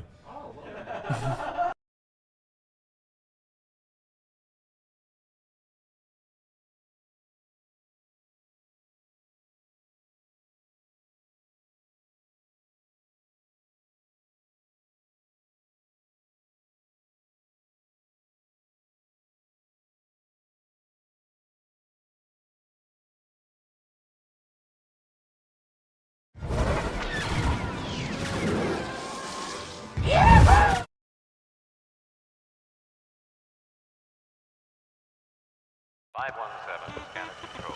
517 scanner control. 517 scanner.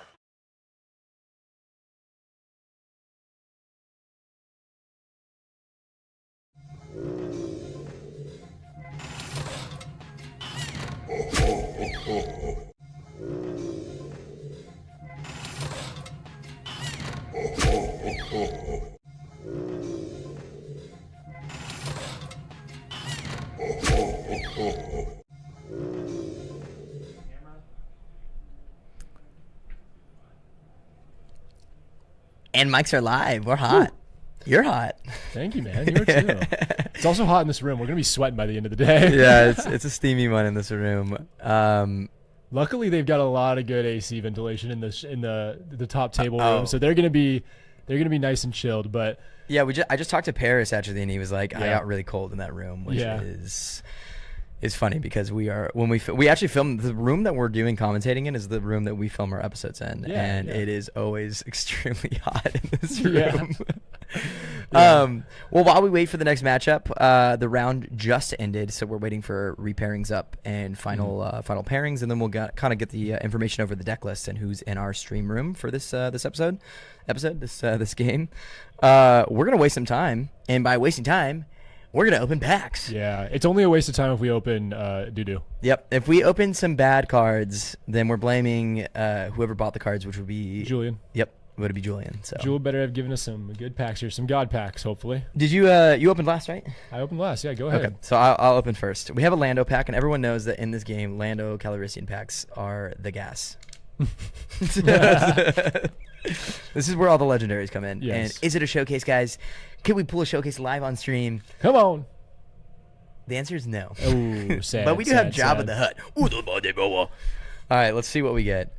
I'm not a pack streamer. I'm not an opener. Yeah. Let's see if I can. Okay, we got a Slaver's Freighter. Thanks for joining us on Whatnot here. Guys, we break some packs. Whatnot here. So we got a Slaver's Freighter Hyperspace. If you guys don't know, I am 19 hyperspaces away from having a complete hyperspace collection. One ofs. Oh man, we have a Dr. Perishing, and that pack was. I slung that thing over there. Hopefully you didn't need that hyperspace. I'm throwing cards like Gambit out here. I'm about to make a name for myself. All right, let's see. I would have freaked out if this was a showcase. It is not. Gar Saxon. After you open this pack, we have a question in the chat. Oh, okay. Can you clip this chat? Chat, can you clip this? Can you? What is popular in the tournament?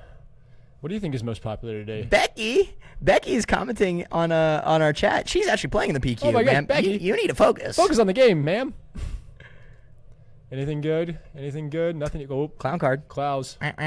Principal Outlaw. Bounty Hunter. Quarry. The client. Grief Karga.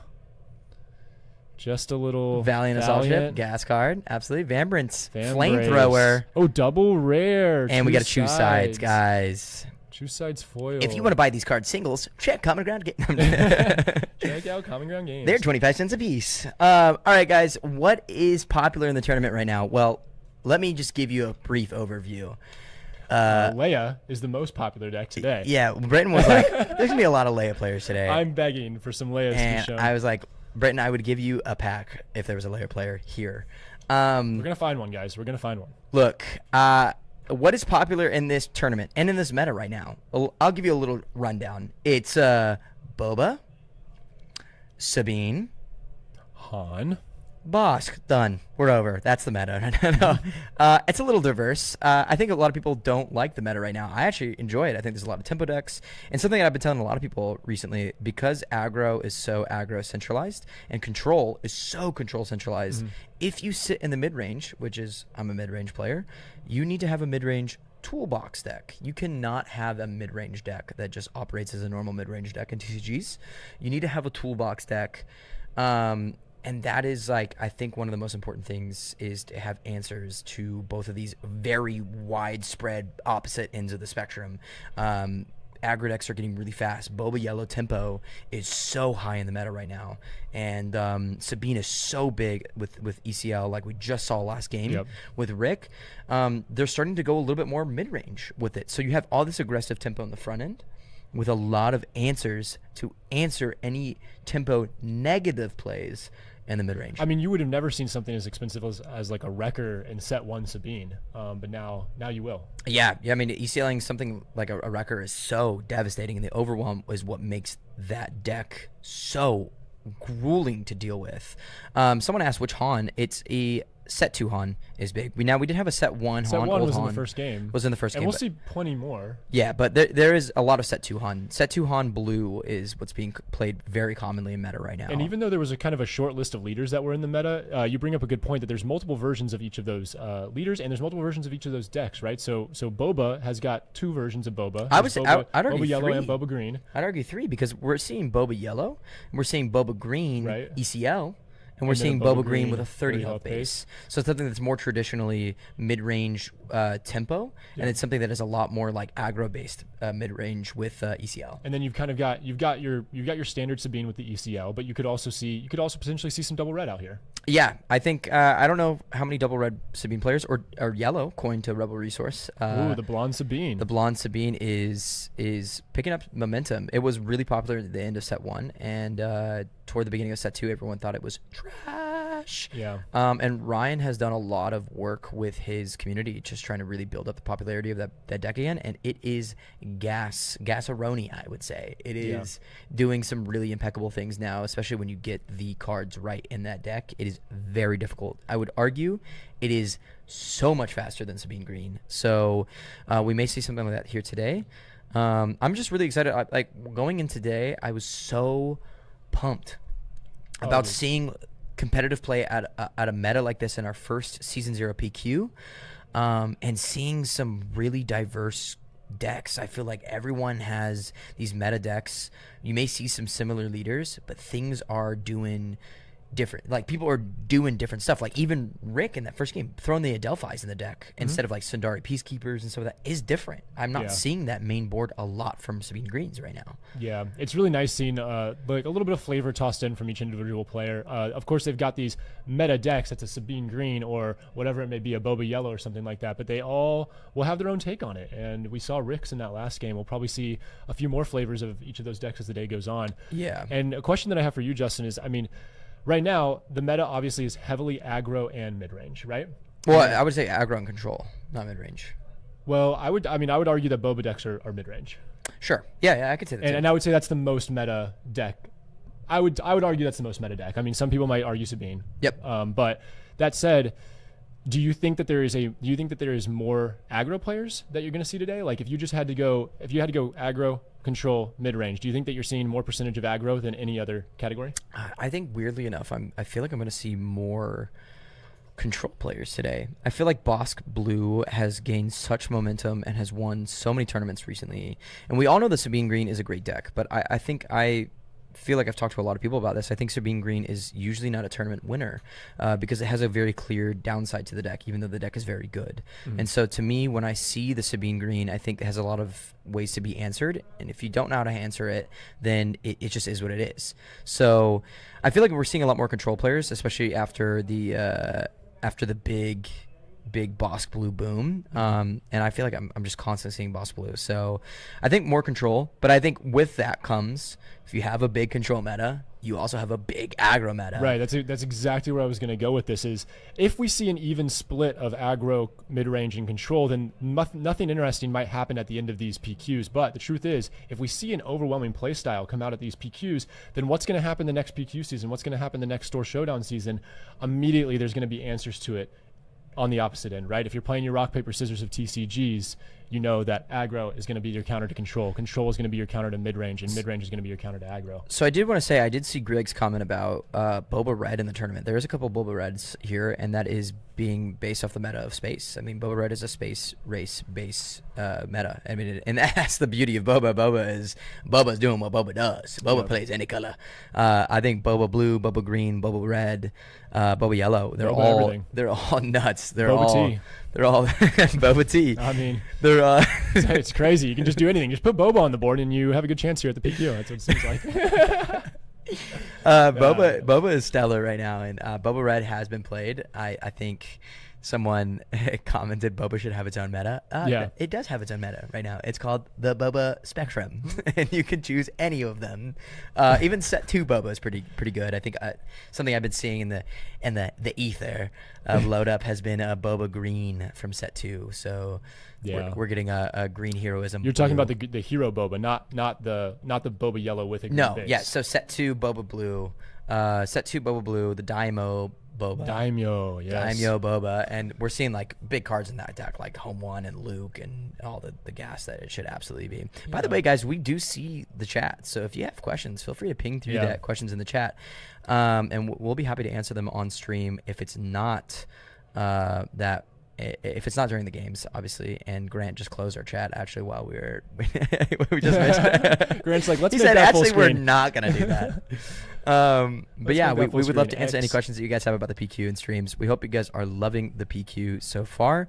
We're hoping to get only better throughout the day, not only better play and better commentary for us, but any technical difficulties will kind of like get evened out, and we'll have a really great day. This is so far what we know is the first higher quality version of a stream for Star Wars Unlimited, and we're very proud and very happy to be a part of that. Yeah, we really are. I mean, a lot of work went into setting up this PQ. We've been working on this with Common Ground Games hand in hand for weeks now, building up to this PQ. And I mean, the setup alone, just to get all the cameras and lighting and stream room, everything set up was a lot, but we cannot be more thankful to have this opportunity because it is so much fun to be here casting these games, watching these high-level players play. A lot of us have been watching Store Showdowns over the last couple of months and the previous set as well. But now we're kind of getting into the thick of it, right? This is a planetary qualifier. Yeah, this is the step up, for a reminder, people don't know that showdowns are a casual competitive level. Casual competitive. It's an oxymoron, right? But it is what it is. It is casual competitive. You don't need to do the same things that you're doing here at a planetary qualifier. This is the first step, and it only gets crazier. I was actually talking to Julian about this earlier. It only gets crazier in rules and crazier in level of competition the more you go up from here. But the winner today, this is important. The winner today does qualify for Season 0 World Champions. That is next huge, year. man. That's huge. That's massive. That is huge. We can't wait to see who is going to be representing from Dallas. Yeah, isn't that crazy? The World Championship qualifier. I mean, we're going to be fanboys. You already know. We're going to have shirts with their face on it. Yeah, it's been amazing. And looks like we have deck lists for the next pairing. So we're going to go ahead and pop over to a quick commercial break real quick while we get prepped up for the next pairing. And we'll be right back. That was good.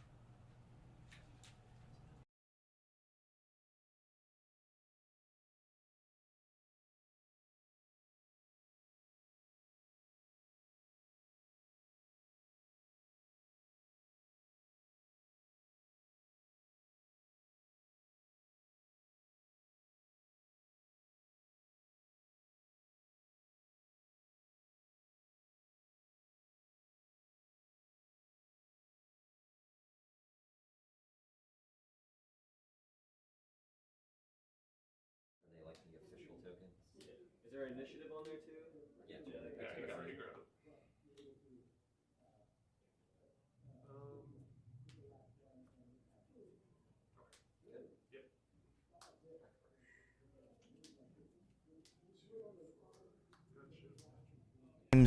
Correct on people for their game. It ended up being a lot faster than we anticipated. So we had some leader animations, but we're not going to show those until the next game. We'll get that fleshed out. We might be able to show them in between rounds or something. We'll yeah, see. they're cool. They're gas. Before we start commentating heavy on this, we're going to wait until Grant is ready, and then we'll kind of get into full commentating on this. Already looks like there's a mercenary gunship on the field.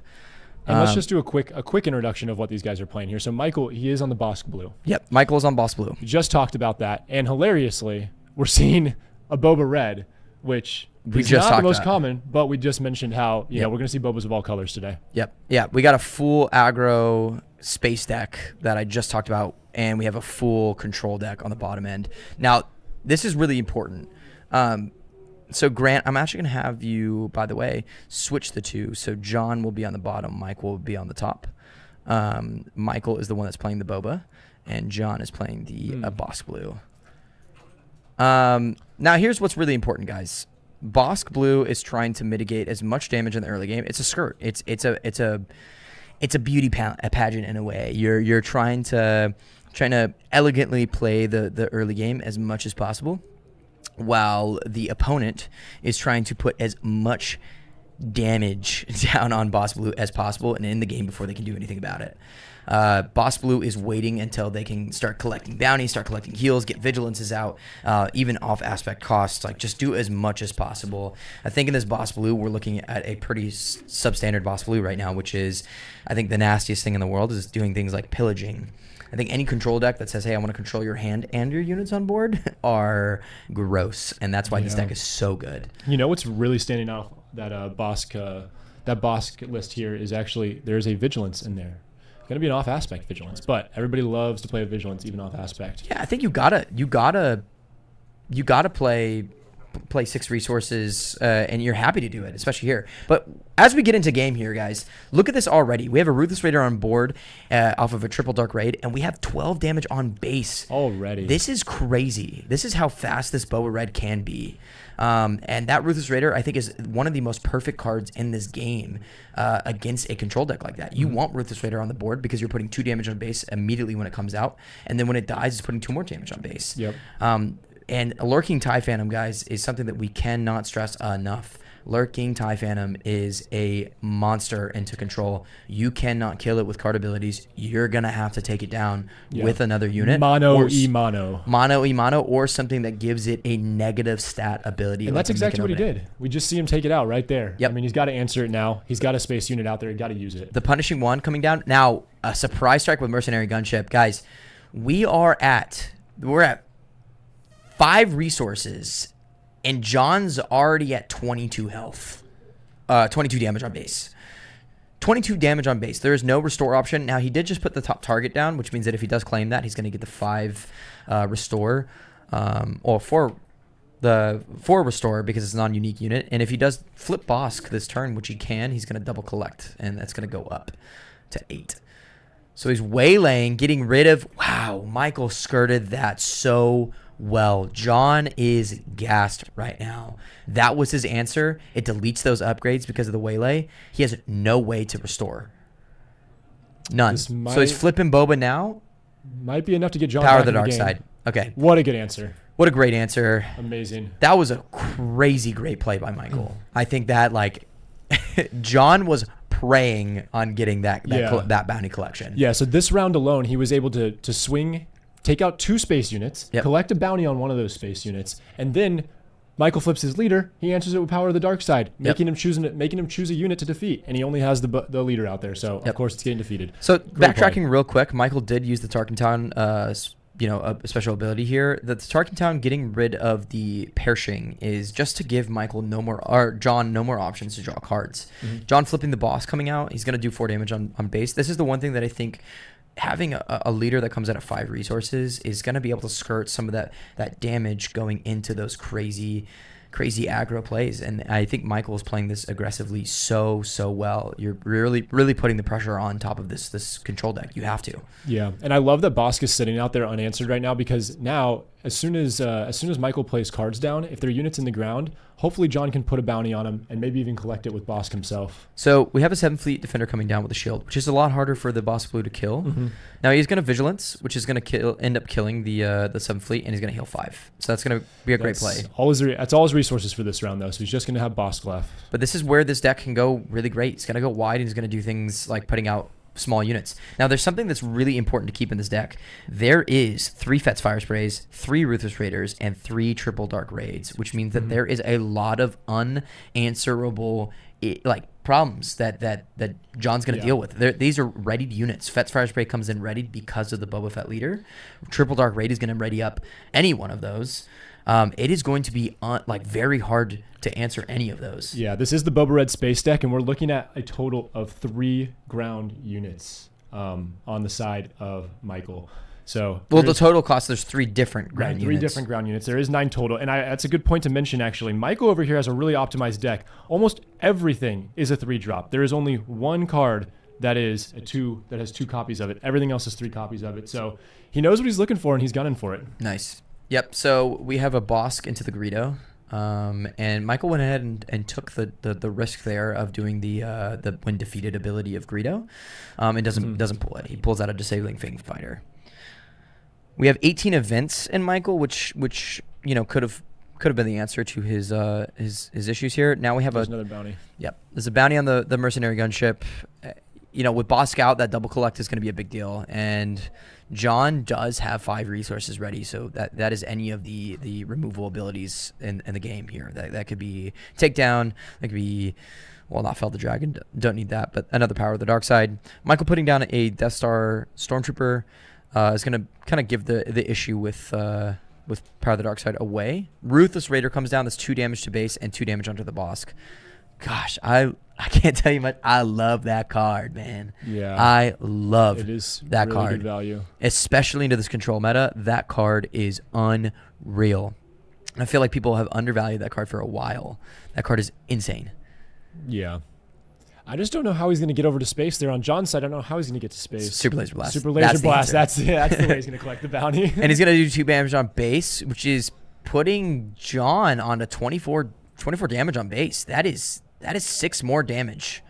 All he has to do. That's Michael throwing out another Triple Dark Raid Ruthless Raider or something. Now, looking at Michael's hand here, we do have 2 No Good To Me Deads and no units ready. But this is only giving John... if John plays a big unit like an Avenger or something like that, that is Michael having an answer for those units. Now, Michael did top deck into a Mercenary Gunship and a Cartel Spacer. This is a little lower cost than he's wanting. A lot lower cost than he's wanting. He might play out his hand here. Let's see. Well, he's got to see some units for the No Good To Me Dead. He's got to see the units for the No Good To Me Dead. I don't know if John does it, but he can just drop the Avenger and say, hey, can you deal with this unit? But let's take a look at that scoreboard here because it is getting close. We see John with 24 health on base already. 24-4. Yep. That's scary if you're in John's shoes. And Michael's running Tarkin down, so the 25 health. Yeah. Okay, so we get Snoke. Snoke. That's a single copy of Snoke, so... Single copy of Snoke, seeing that is an absolute gasser against Michael's deck. You got to think half of his cards that are the low cost are immediately 2 health. Yeah. They're 2 health. So Cartel Spacer is a 3 health unit, so it's going to be a 0-1 right now against this Snoke. You just don't have the units. You're going to have to... I'm actually really surprised that he didn't No Good To Me Dead. Well, if you're no good... It almost feels like a waste to No Good To Me Dead the Snoke because you have to... You just want to defeat it, right? You don't want to just exhaust and keep it on board because it has the passive ability. So even if it is asleep, that -2/2 is going to be effective. Do you want to take the 6 damage from him? That's the most important part. That's now, fair. Michael did pull into the Lurking TIE Phantom, but the issue is with Snoke on the board, he can't answer it. And it looks like Michael's just giving it. Yep, there it is. Yep. That's game 1. He doesn't think he can skirt any of the damage. He has no removal. He has no tempo, waylay, play, anything like that. It's just going to immediately go into John's hand there. And I think that's to me, I would personally played out, but I understand completely. You know, if you know your deck like the back of your hand, you understand that you have no answer to that.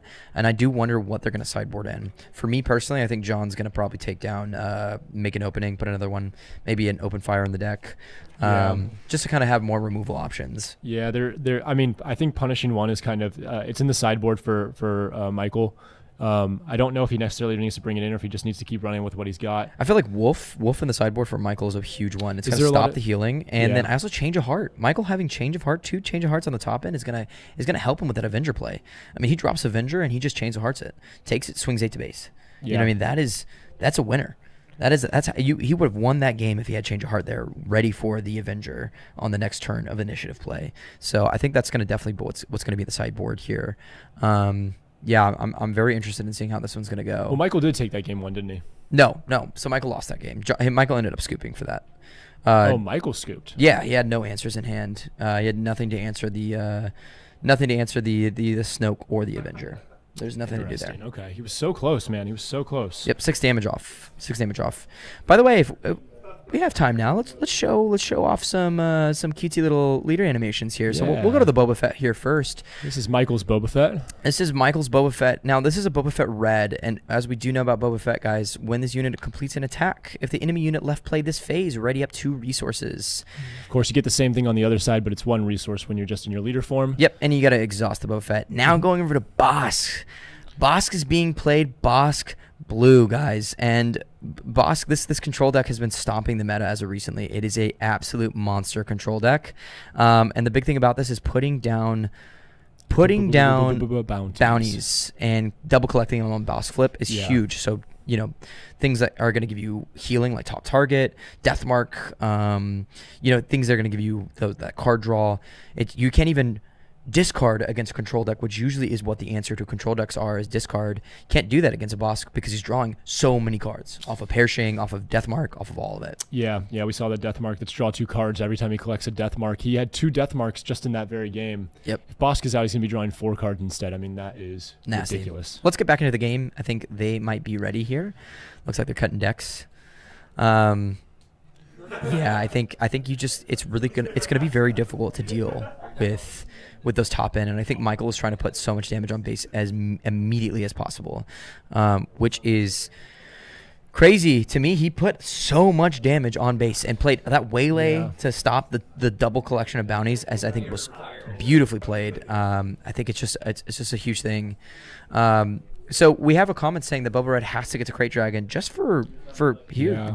This Boba Red, Michael's deck does not run a top end like that. No Crate Dragon in the deck. We're talking about the highest costing unit in the deck is Ruthless Raider. Yeah, 6 drop. Yep. This deck is very, very fast. He wants to go fast. Very aggro. He has to absolutely gas out here. So we have initiative on Michael because of the loss of game 1. Death Star Stormtrooper and a Dr. Perishing. Perishing makes sense. You have to get Perishing out. So we're going ahead and drawing it again. Round 2. Here they go. They've got 3 resources now. And the initiative is going to stay with Michael here. He might just swing. Yep, he does. 3 to base. So putting pressure on is absolutely correct. I think if you're trying to out-control has to trade here, right? No, well, the Perishing has 0. Oh, he's going to take the card draw. Yep. Has 0 damage on Perishing, so there is no trade. Someone says, I will root for one player that uses simple black shields. Same. Someone says, no Crate Dragon. Might be hard, but Ruthless is enough too. Absolutely. Ruthless is an absolute monstrosity card. I think it's an absolute game stopper. I've been able to get a lot out of my personal games out of Ruthless Raider. Mm-hmm. I'm loving that deck. The deck is amazing. So in hand here, we're stalling a little bit here, but we have 3 readied resources. I'm seeing with Michael, we have a Waylay in hand, a No Good to Be Dead, and I don't see the other 2 units, but is it possible to kind of do this? Someone asked, is it possible to put game record in overlay anywhere? It may be in addition to the later of the stream, but as of right now, no.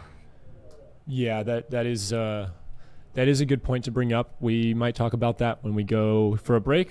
But as of right now, we are... Just to give you an update, John is up 1-0. Yep, John is up 1-0 right now over Michael. He did just put a punishing 1 down, and we are on round 3. So we have a Lurking Typhoon in hand, and he ended up Michael sideboarded in those wolves, and I think that's. I think you have to. You see what's peeking out there on John's hand, right? I think it's a super laser blast peeking out. He's going to hold on to that. Yep. Yeah, I mean, you're trying to get to those 8 resources, and just as I said, John is throwing down. John does have the open fires in the hand right now. John's card shuffling drives me crazy. Waylay came out of Michael, dropping that punishing one, and he's just trying to get the boss to waste his resources. That's all it is. So Wolf comes out. That's going to stop healing from any base. As soon as it's played, that's a win played ability and on attack ability. So Wolf is stopping play. I wonder if he's going to be able to make use out of that punishing one. I think he wants to get the bounty down. There it is. So now that he's got the bounty down, if he can defeat that bounty, then he's able to ready up the punishing one. And that is exactly what he's looking to do. Yep. Which he could, yep. But he has an open fire, right? Is he willing to make the? Is he willing to take the risk though? Because he's not going to be able to heal from base off that wolf play right here. Now a lot of people forget that. So he's going to take the top target. He is not going to heal. He should not heal, but the punishing one is going to ready, and it's going to do three days. Yeah, he could have waited another round maybe, so that he was able to do that when Wolf wasn't active. But the truth is, if he had waited another round, he needs to swing with the punishing one to get the value out of that, which means that Wolf would then have an action to on attack and get, again, a stop of heals. Yeah, so Michael is on initiative now, and it is resource 5, so both leaders are able to flip this turn. I think you have to, if you're Michael, I think you got to take that wolf straight to base. You got to stop any healing that potentially could come out this turn, because John does have a client in hand. He's got a client in hand, but the client won't be able to do anything on the turn it comes out. Absolutely, but I think we got to consider. No, there is probably a vigilance as well that could do an immediate heal. So we have surprise strike into base, and that's going to do 6 to base off of Wolf's 3-2 stat line. That's a pretty decent answer, actually. Using a surprise strike while you have it is good, especially if you're just trying to win as fast as you can. So Death Mark comes out. This Bounties, baby. Bounty. I mean, this could be another. That's a bounty hunter right there. Another punishing one ready Fang up. Fighter in hand, taking off the upgrade bounty. Nice. Great play. I really like the toolbox of Michael's deck here. I think it's answering a lot of these issues, but the thing is can it last through its control range of John? I think the Bosk Blue is thriving in these metas because of these issues. So he's going to ready up a resource. Michael's going to use that Boba ability. Now Boss is going to come out, which means that Wolf can die. Oh man, and he really wanted that death mark to be down on this turn because he was gonna use the punishing one, collect the death mark with Boba, get the double off the death mark, and ready up punishing one. But that disabling Fang Fighter that we saw a few actions ago took all of that away from John. So John great play. is 3 resources up, guys. Michael is going 4 to base. John is 3 resources up, which means that there's a power of the dark side potentially to just get. Here it goes. Answer. Here it goes. Nope. It's the client. Client. And for those just joining in, I see some new players popping, new viewers popping into the chat here. Michael is down right now. John is up 1-0. It is game 2 that we are in. Yep. John is up 1-0. Lurking TIE Phantom comes down from Michael. Now you got to think there's 2 punishing ones that have been answered. Two punishing ones, so he's got to have to find make an opening or some other space unit to kind of take care of that. Yep, and there it is. Boom. Yep. Take that down. This so is really heal. good. He's gonna heal 2 damage off of base, and it's gonna give it -2/-2, which does kill the Lurking TIE Phantom. You know, at this point in the game, at this point in last game, John was even at a worse spot. And there's another surprise strike, so 7 to base. So Now let's get it's the getting final scary. count here. We're at. He's gonna put down a new chip. He's at 24. It looks like. Nope, So 23. We're in a very similar spot of last game, but there's 3 23. resources up. I like John's position better in this time because when he was at 23 in the last game, the truth is he didn't really have a lot on board. Yep. He kind of got it. He kind of pulled it out after the fact.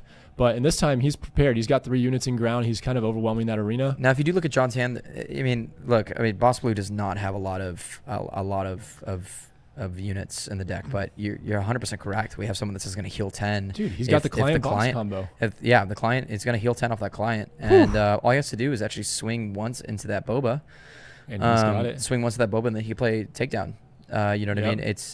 And there's a Lurking TIE Phantom. He might have just top decked to take down, actually. Yep.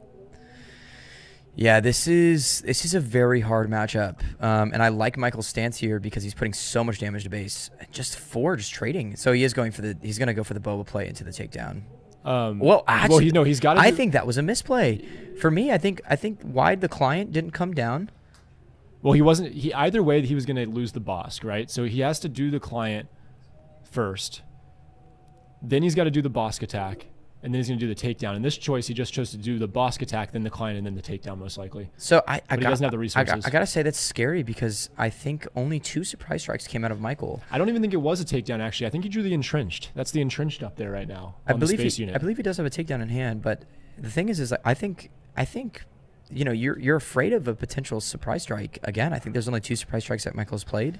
I think at the end of the day, like you know, killer. that would be game ender here. Now he is afraid of the lurking TIE Phantom doing what he does, but I know you put it on the Boba instead of the space unit. No. I think what needs to happen is you client down and try to collect the 5 health. So he's doing 4 to base. He's one damage away. So what now Michael has to do is stall. All he has to do is stall the game right now.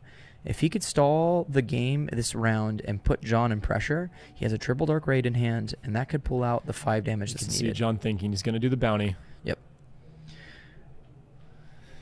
So what's his answer, though, for taking down this bounty, though?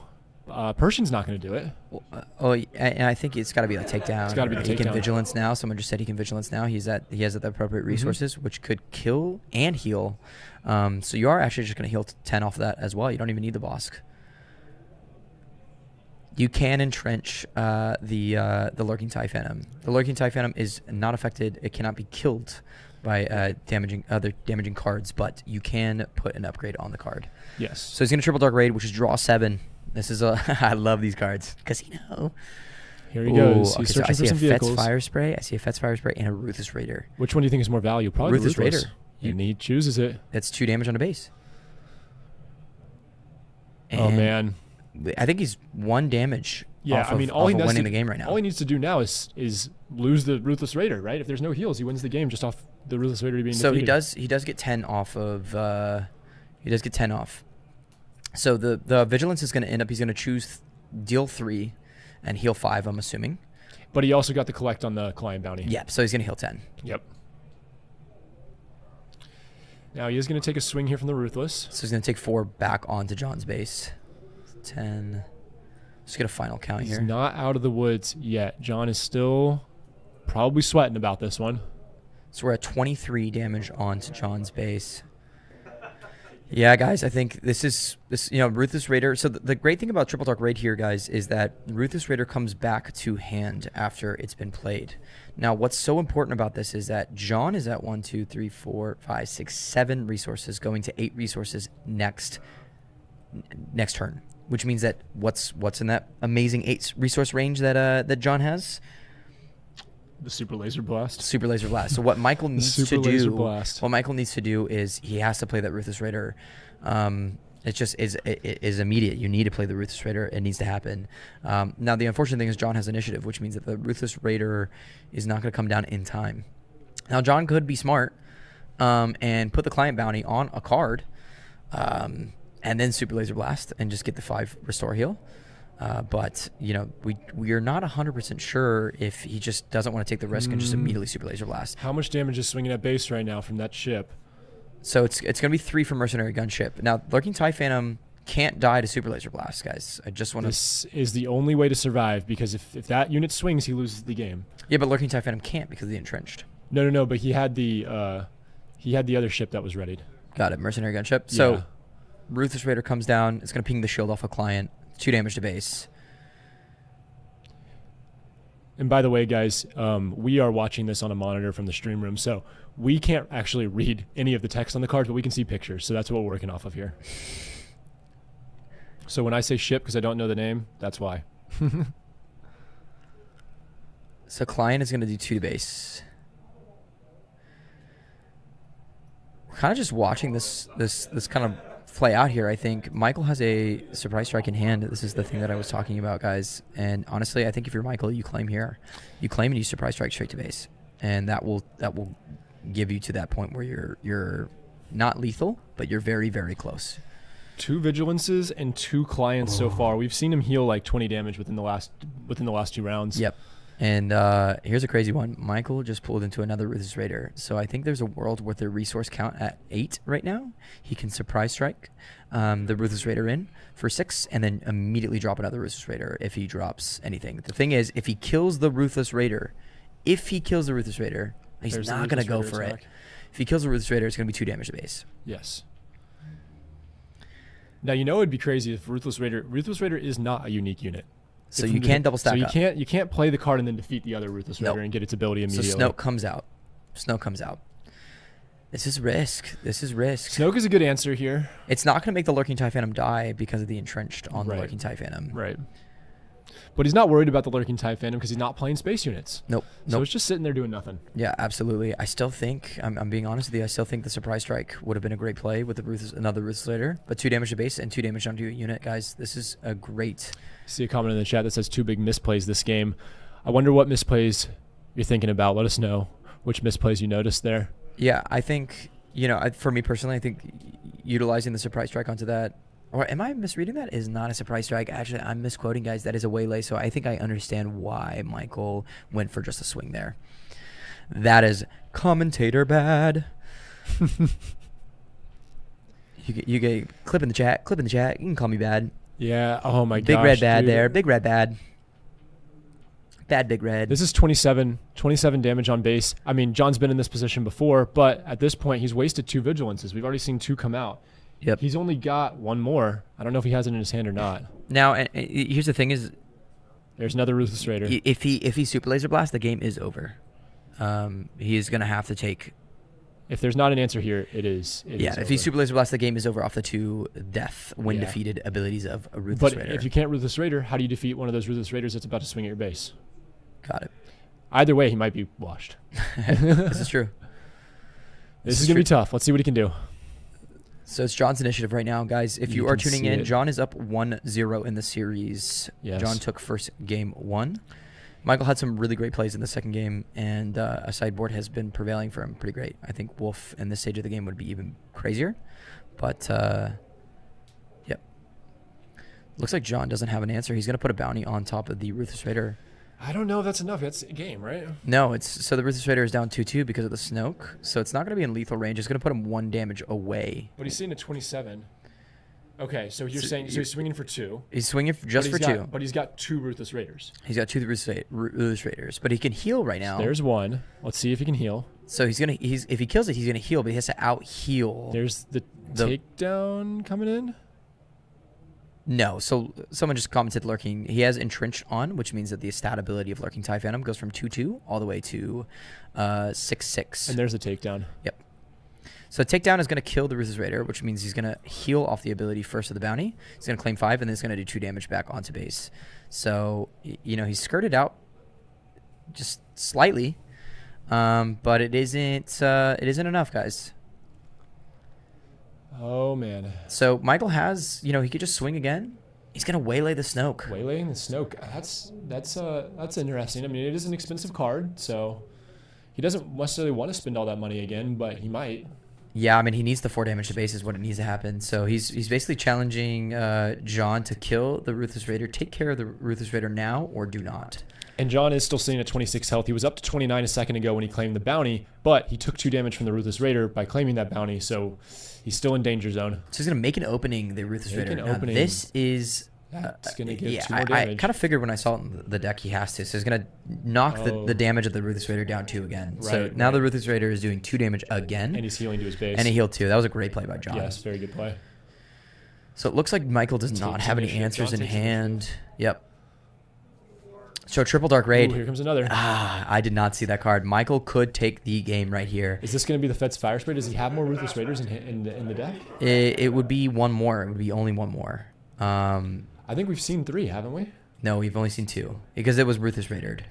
And that's game. So John's going to give game 2 there. So Michael is up now in the series, or now it's tied in the series. Draw it. It's 1-1. We're getting our first game 3. Yeah, we're getting our first game 3. Michael played that, I think, phenomenally. I think toward the end game there. And using this is why I say the Ruthless Raiders are so good.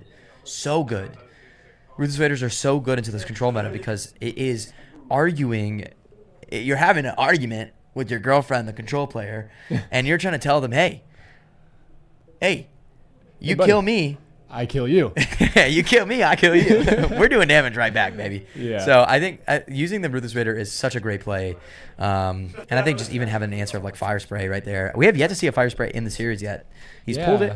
He's seen it on the Triple Dark Raid, but we have yet to see it. Yeah, he was thinking about pulling it out on the Triple Dark Raid. In a lot of games, you might see it pull it out on that Triple Dark Raid, but in this case, he needs those Ruthless Raiders because he wants to threaten that damage to base. Yeah, absolutely. I mean, you got to be looking to it. By the way, guys, we're at 150 people in the live stream watching. Woohoo! Thank you guys so much for being here. Yeah, that's awesome. We appreciate you. My name is Justin. This is Britton to the left of me. Yeah, Big Red and Big Blue. And we're here live at Common Ground Games in Dallas, Texas. We're super excited to be here. We're really proud. We have a show called Open Fire.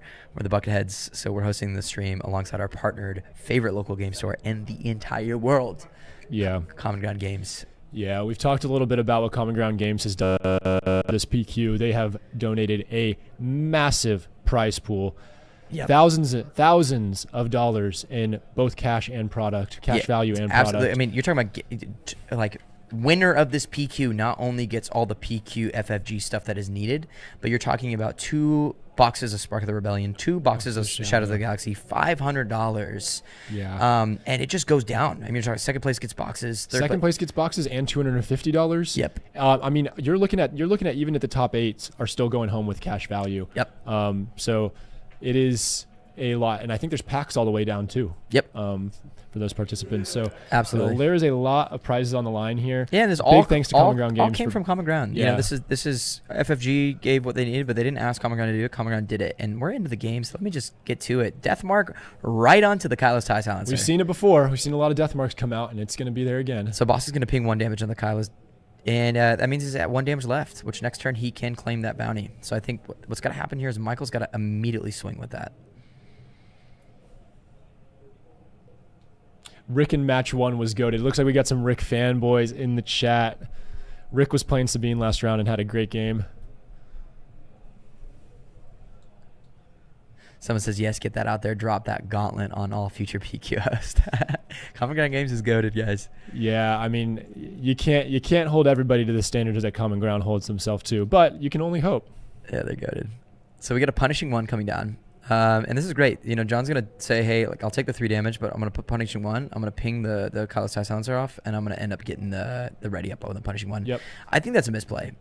I genuinely think that's a misplay out of Michael here. He does realize that Punishing 1 is going to be readied. He's going to draw 2 cards, John. And if I'm John, I'm swinging that, and I'm killing the Lurking TIE Phantom. Yeah. I'm double up. I'm going to kill the Lurking TIE Phantom right here. Why did okay, he traded. Why did the Deathmark come back to hand? Did he trade before draw? He traded draw and then no. So he killed. He drew and then he put the Deathmark back onto the discard pile up there, and then the Punishing 1 readies up, and then he traded a Deathmark or traded the Punishing 1 into the not traded. He killed the Lurking TIE Phantom.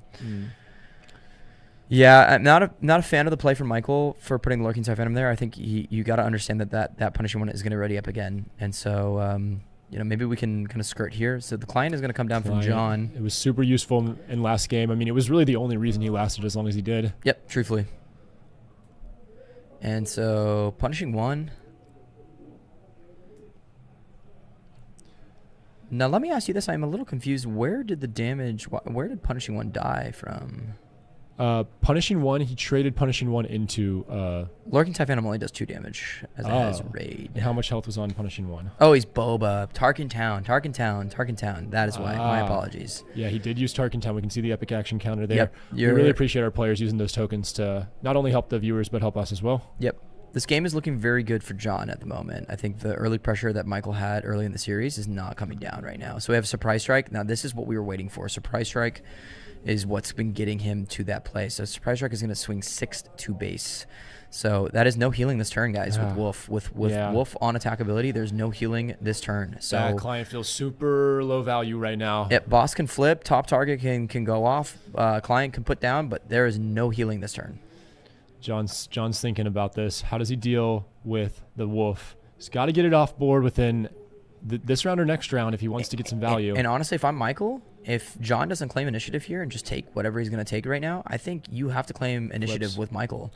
If I'm Michael right now, I'm taking initiative because he's trying to go for the double claim, and you just swing to base again and give him not the double. Okay, so Bubba comes out, and you know I think if Michael can skirt the tempo here, So John is going to go for no healing this turn and just kind of get the wolf off the board. Yeah, I think that's the right play. Ryan's here. Rebel Resources here watching the boy. games. So we got 4 damage onto the Bosk. Or 3 damage onto the Bosk from the wolf, but 4 damage onto base.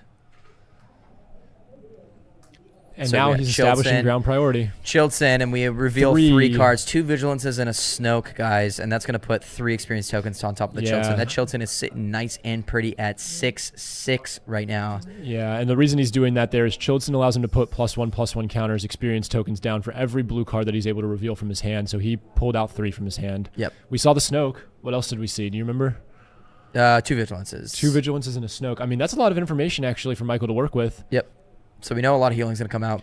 He did just trade the shield on the client and put 2 damage onto the Bosk. Now, I can only imagine that we're going to put a bounty on the Boba Fett and we have something like a takedown, or we're trying to get it into vigilance range so you can triple claim.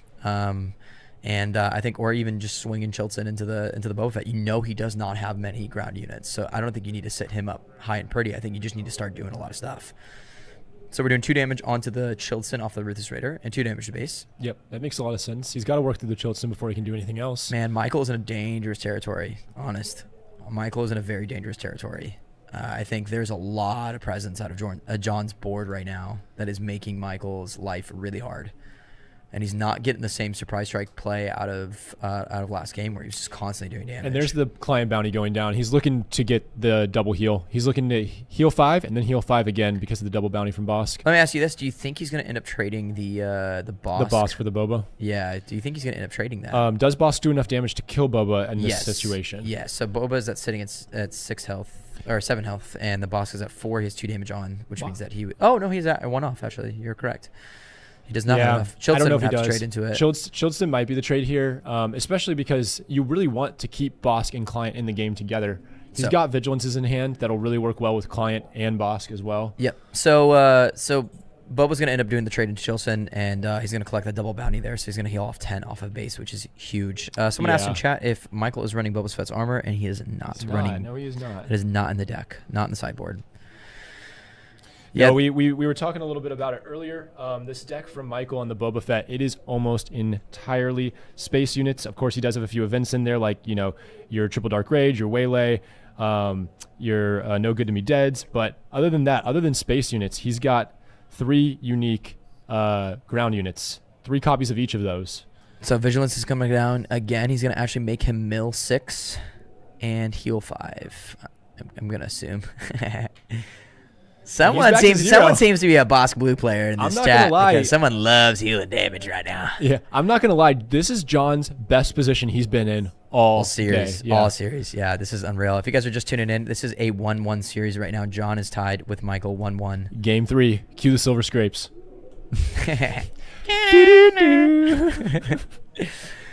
Wee-oo-woo. Oh, if you're in Michael's position right now, Britton, what are you thinking? Because there's a wolf in hand, there's a lurking TIE Phantom, there's a Fett's Fire Spray, and there's a surprise strike. Now, he did just resource the lurking TIE Phantom. So if you had asked me this question 2 actions ago or 1 round back, I would have said that Michael needs to just keep doing what he's doing. He actually, even though he lost game 1, he was in a really, really, really good position, just 4 damage away from winning that game 1 before he lost it. And then in game 2, of course, he did an amazing job. So I would have said he needs to just keep doing what he's doing, play the Ruthless Raiders in space. But now, I think this board looks completely different than anything we've seen from the last 2 rounds. He's got to deal with this Boss Client combo. Yep, so 4 damage onto base. So now John is in a position where he's pressuring Michael, which is a very difficult position to be in. I think if you're the aggro player and you're getting pressured by the control off of unit control is really tough. So it looks like plus games with Bosk Blue in the chat. That is a crazy number of Bosk Blue games. So Michael's dropping the Fett's Fire Spray, guys. John is full resources up. That means, is John going to answer it? Does he put a bounty on top of the Fett's Fire Spray? You don't need to heal the 5 at the moment. I see some, it looks like some players from the PQ are on their break right now and are messaging that they're hoping there's a taco truck outside so they can grab some food between rounds. That'd be pretty crazy if there's a food truck outside. I have no idea. So 5 to base off the Fet's Fire Spray. Someone says if there's a League of Legends fans in here. Absolutely. Oh, yeah. What is going on right now? So Oh, Vigilance yeah. is going to come down on to what? So we're going to heal 5. That just literally deletes the Fet's Fire Spray play. Yeah. And he's going to mill 5. And that's a Fet's Fire Spray in that as well. We talked about how perfectly John was set up here. He has the Bosk, he has the Client, he has the Vigilances to claim everything he needs to claim. So many heals. That's going to be double heals from Client. You know, the heal from the Vigilance. Yep. Holy cow, dude. Yeah, John is in a great position. And from here on, you have the top of top end, and you're playing a bunch of, you know, Super Laser Blast, Snoke to mitigate damage. And Snoke's such a big hitting unit too as well. Yeah, this is a very hard position for Michael, but I think if he can continue to play Ruthless Raider, I think he has a chance of kind of like really skirting around some of this damage. Now, does Michael go for the Surprise Strike? Or does he go for the Force Choke? Now, here's the thing with the Force Choke. Are you willing to give John more cards just to kill the Bosk? So you're going to do 5 damage on the Fet's Fire Spray. You know, somebody mentioned in the chat earlier, and we were talking about it ourselves, that the card draw for the Bosk is so useful, right? He wants options. He wants options to deal with things. He wants removal. And he has so many cards. He has so many ways of getting cards. So that would be pretty punishing to give him some cards right now. So Bosk is going to do 4 to base here. Yeah, I mean, he sees the lane, and he's going to start taking it. Yeah, this is really interesting. He's first time John's been up all series. So John is afraid, I think, of another Triple Dark Raid, and he doesn't want to. He wants to slow this round down just a tiny bit because he doesn't want to deal with a big swinging thing. There's a bounty going. And he doesn't down. want to waste his removal on something that he can't answer. So Wolf comes down. Michael played that so brilliantly. He's waiting on the removal play, and then the Super Laser Blast. Take off the Wolf. Take off the take off the foot. No heals, but we do have 2 damage to base off of the Ruthless Raider play. Yeah, I think that's an absolutely worthwhile Super Laser Blast because he's not going to be able to heal with that Wolf on board anyways. Yep. It is sad to see the Client Boss combo go. That was his engine right there. Yep. So now that the board is clear, we have a Ruthless Raider coming out right now, baby. And I love it. I love that card. So now we have Michael in not a great position from before, but out of it. I don't think he's out of it. I think this is, I mean, you have Surprise Strike in hand. There's a Triple Dark Raid in hand that he just top decked off of half of his draw. And I think now it's just about going wide and lane dodging. He might have gotten past the scariest moment until an Avenger comes out. So Power of the Dark is going to come down. That's going to be 2 more damage onto John's base. I mean, John does have a ton of top end too. Crate Dragon, Snoke, Super Laser Blast, Avenger. So Triple Dark Raid again. Now, I have to think that there's no more Ruthless Raiders. Maybe there is 1. I do believe that we saw 2. We've seen 2. I think there should be 1 more. So does he pull it? He does not pull the Ruthless Raider off of it. He just pull another Triple Dark Raid. So he has a Kylo's TIE Silencer, a Disabling Fang Fighter. He's going to just drop the Disabling Fang Fighter. What resource count are they at now? Are they at 10 resources? A lot of resources. A lot of resources is the official number. Yeah, they're at a lot of resources. I wish they could tell, but it's very difficult to see. But it is hard. It is. They're so good. That favors John. To me, that favors John. And John goes right there with a make an opening. That's just, you heal 2 and you kill the whatever Triple Dark Raid out. That was just simple as it gets. I think Michael's in a position where it's really tough to play the game now. It is. It's scary for him. And I think the thing is that he has 3 wolves on the sideboard, and you know, he's seen 2 of them so far. And so whenever he pulls, he top decks the Ruthless Raider. That Triple Dark Raid actually shuffled through his deck enough to get him another Ruthless Raider. Now, here's the thing. If his Ruthless Raider can get a Surprise Strike out, which means he'd be doing 7 damage to base. 7 damage, plus the 2. Plus the 2 damage ping, and then he kills it. That's quite a bit of damage. Now, that can really put you in a scary lethal range. Yeah, that would be an 11. I mean, that whole combo, of course, it would take a few actions, but it would put 11 damage on the base. Right now, John is sitting at 19 damage, and Michael is sitting at 14. So Michael has recovered from a few turns ago where we were getting nervous for him. So he's going to vanquish the triple. Nice. Yeah, nice. That makes sense. You got to just take the... Doesn't want to see a swing from it. I mean, you were just talking about that 7 swing potentially coming out. Yep. It's scary. Na-na-na, na-na. Okay, Kylo's TIE Silencer. I think Michael's at a point in his hand where he is gassed. 21 to 14. John is sitting at 21 damage. I'm just going to take initiative. Claims with a lot of resources on the board.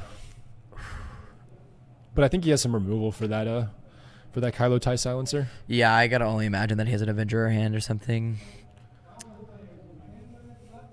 There is 10 minutes left in this round, so Yeah. they're going to have to end this game coming up here soon. I don't think they're in any trouble here. I think that they're not. I don't think they're going to go to time just by the state of the game. Yep. But So we have 10 removal and a minutes is left. mill. John is not even healing 5 off the base. He says, buddy, I want you to have no answers, and I want you to start taking damage out that mill. This is where this game gets brutal. Absolutely brutal. Oh, man. So we're going down with a mercenary gunship. And how much is mercenary gunship swinging with? It's a 3/2, and it costs 2. Now, here's the thing about mercenary gunship. If you pay 4, you can steal it. And I think that's right up John's alley right now. He just ended the last round with 4 resources up. He could easily do that again and steal that thing right from under his nose. Yep. He could take initiative and just immediately just take it if he wanted to. Yeah, they're at such a high resource count now that it is going to be a very, very hard game for Michael to pull this out. Now, he does drop the no good to me dead into the resource pile. There's a lot of resources up. I think, Britton, if you want to get an official count here. That's going to be a little hard to count because there is so many, but let's see if we can count it off. 1, 2, 3, 4, 5, 6, 7, 8, 9, 10, 11, 12. They're at a 12. I might be off by 1, but I think it's around 12 resources right now. That's insane. We are looking into a round timer. Our remote motion graphic is working on some stuff right now. And Deathmark. John is kind of... I feel like John's just playing with his food right now. Does John have 7 death marks in there? It seems like we've seen a million death marks come out. It's crazy. Deathmark is looking crazy. So punishing one has to... I'm going to... Oh, wow. Okay. And then he's going to ready up Collects the it. punishing one again. And readies it up. That's an awesome play for Oh, him. he doesn't ready up. And that might be a forget trigger on him. Why not? And... You know, we did actually get a ruling. We heard the judges give the ruling on triggers in this game. So the way the triggers are working for this tournament is all triggers are forced, right? So if you're an opponent or anybody has a trigger on a card, the idea is that you are both responsible for making sure that somebody does that trigger, except for the case where it's a unit that your opponent owns and controls. Yeah. In that case, you do not have to remind them to make the trigger if it's an optional trigger. Yeah, and Michael went ahead and I think ended up being a good guy, or John just remembered. It up. Yeah, yeah. It might be a forced trigger. If it doesn't say you may, then the judge's ruling is that they should both be talking about that and readying it Keeping up. each other accountable. If it is optional, that's the only time where you do not have This to let is them good know. sportsmanship. All right, daring raid on a base. Michael is trying to... What is the official damage on right. John's base right now? So it's 14 on Michael's side, and we've got 29. Oh, this is one away. He needs some answers here. Michael being at 29. And remember, guys, this is game 3. They're both 1-1 here. That's crazy. We are gonna just heal. Snoke's coming off that down. Greedo. Greedo's gonna die.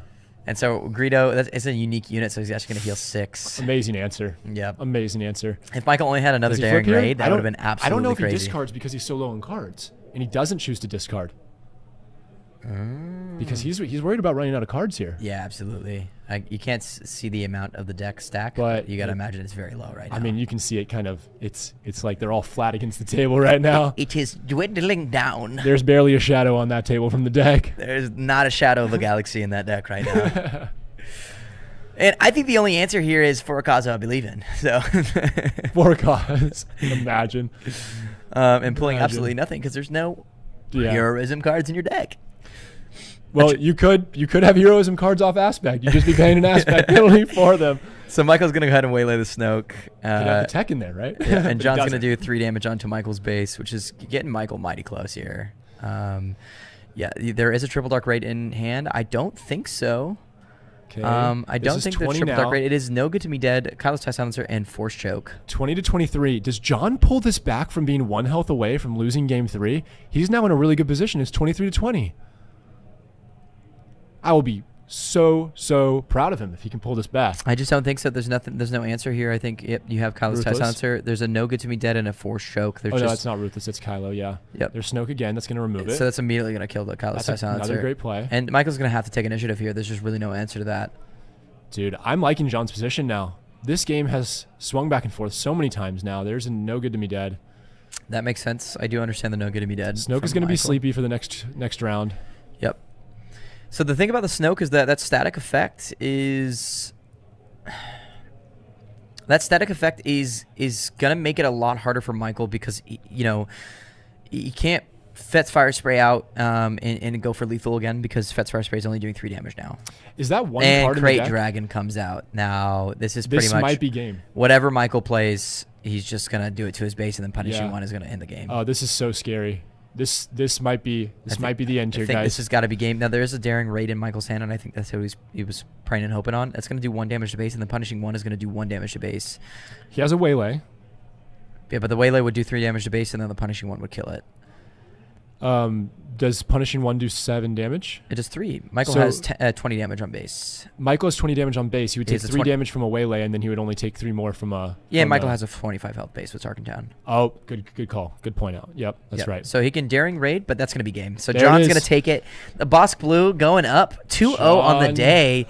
And Michael is... Next play is a handshake, and he called it. Yep. Yep. The Boss Blue going on a big spree for the day.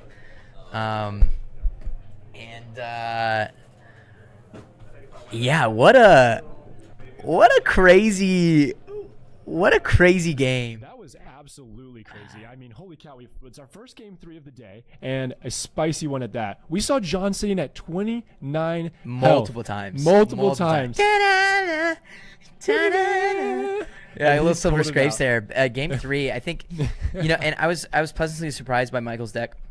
I think people have a lot of different deck listing for that deck, but I genuinely think having a deck that is like pure space, pure aggro is gonna do a lot of damage in this tournament, and I think he has a chance to definitely replay that matchup because there's a bunch of people playing that Boss Blue today, and I think that if you go into that rematchup, I think you got to be thinking about how can you be utilizing Ruthless Raider and Surprise Strike more and more and more and more and more. Yeah. And just get him to lethal. I think what's crazy, all the times that he got him to 29 health, he didn't have the Daring Raid in hand.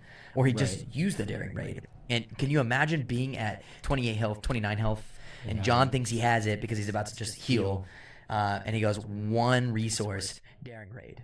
Yeah, no, that would definitely throw a big wrench in John's plans. But John was a man with answers today. Yep. Every question that Michael put up there, John answered. Yep. It was clients with vigilance. It was clients with Bosk. Yep. It was 10 heals. Yep. Every action, it seemed like he was making a 10 heal. Yeah, absolutely. Really, really good play from him. And I think John played it really risky too. There's games where I think there's times and turns where he didn't heal because I think he figured that he had he knew the math on the cards. He didn't Michael wouldn't have the answers to some things. Yeah. So that game was awesome, guys. I think we're gonna go to commercial break here and prepare for the next round. We'll get into our next game. No interview this round because it was Boss Blue, so it took forever. Yeah. So next round's about to get started here. Yeah, we'll go to commercial break and we'll see you soon. Bye bye.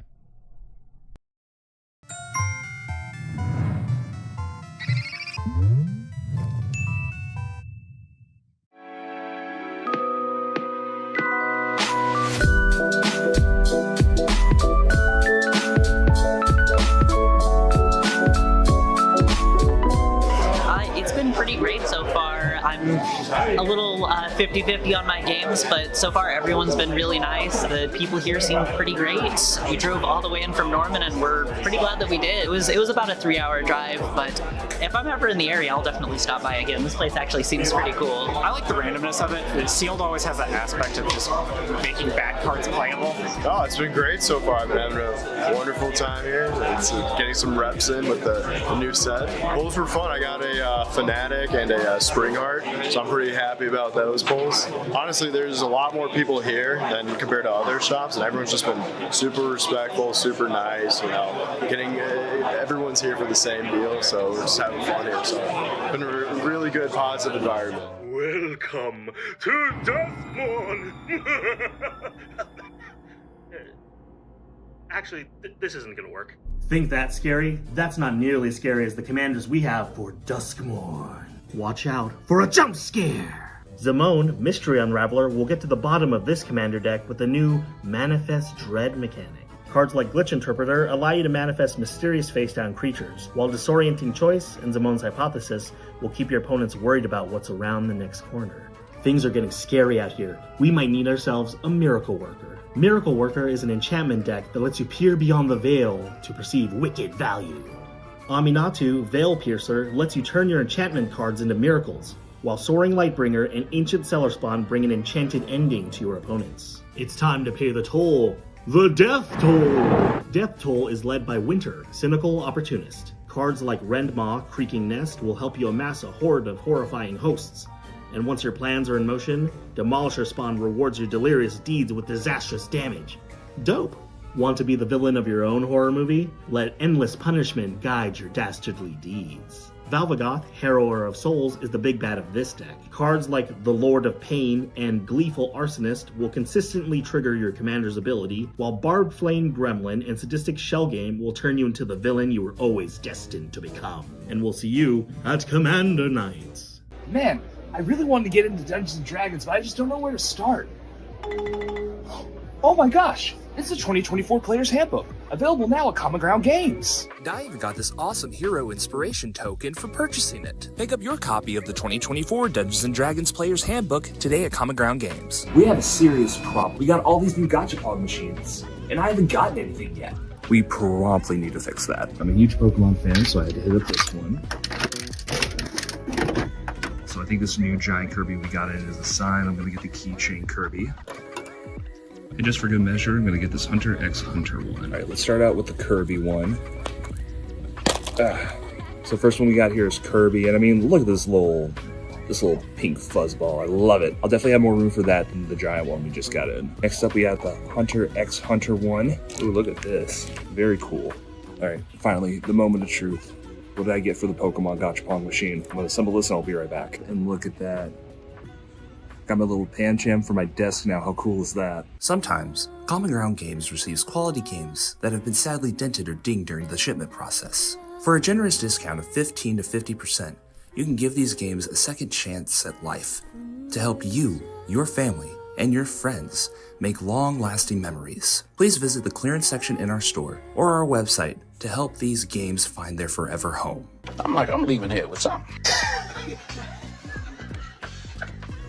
You know what I mean? I'm from around the way. I'm leaving with something. Let's open up some Stellar Crown booster packs. Pokemon Professor Morgan and I couldn't help ourselves but to crack open a couple of packs.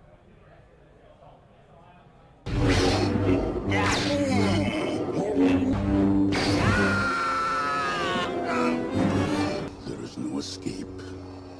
Don't make me destroy you. Join me. And we can play together in the same deck in Twin Suns. Come to the dark side and change your aspect color to villainy. I'll never join you! If you only knew the power of the dark side. Obi-Wan never told you what happened To the Bucketheads. He told me you killed him. No. I am their biggest fan. Come with me and watch Open Fire Season 2 together.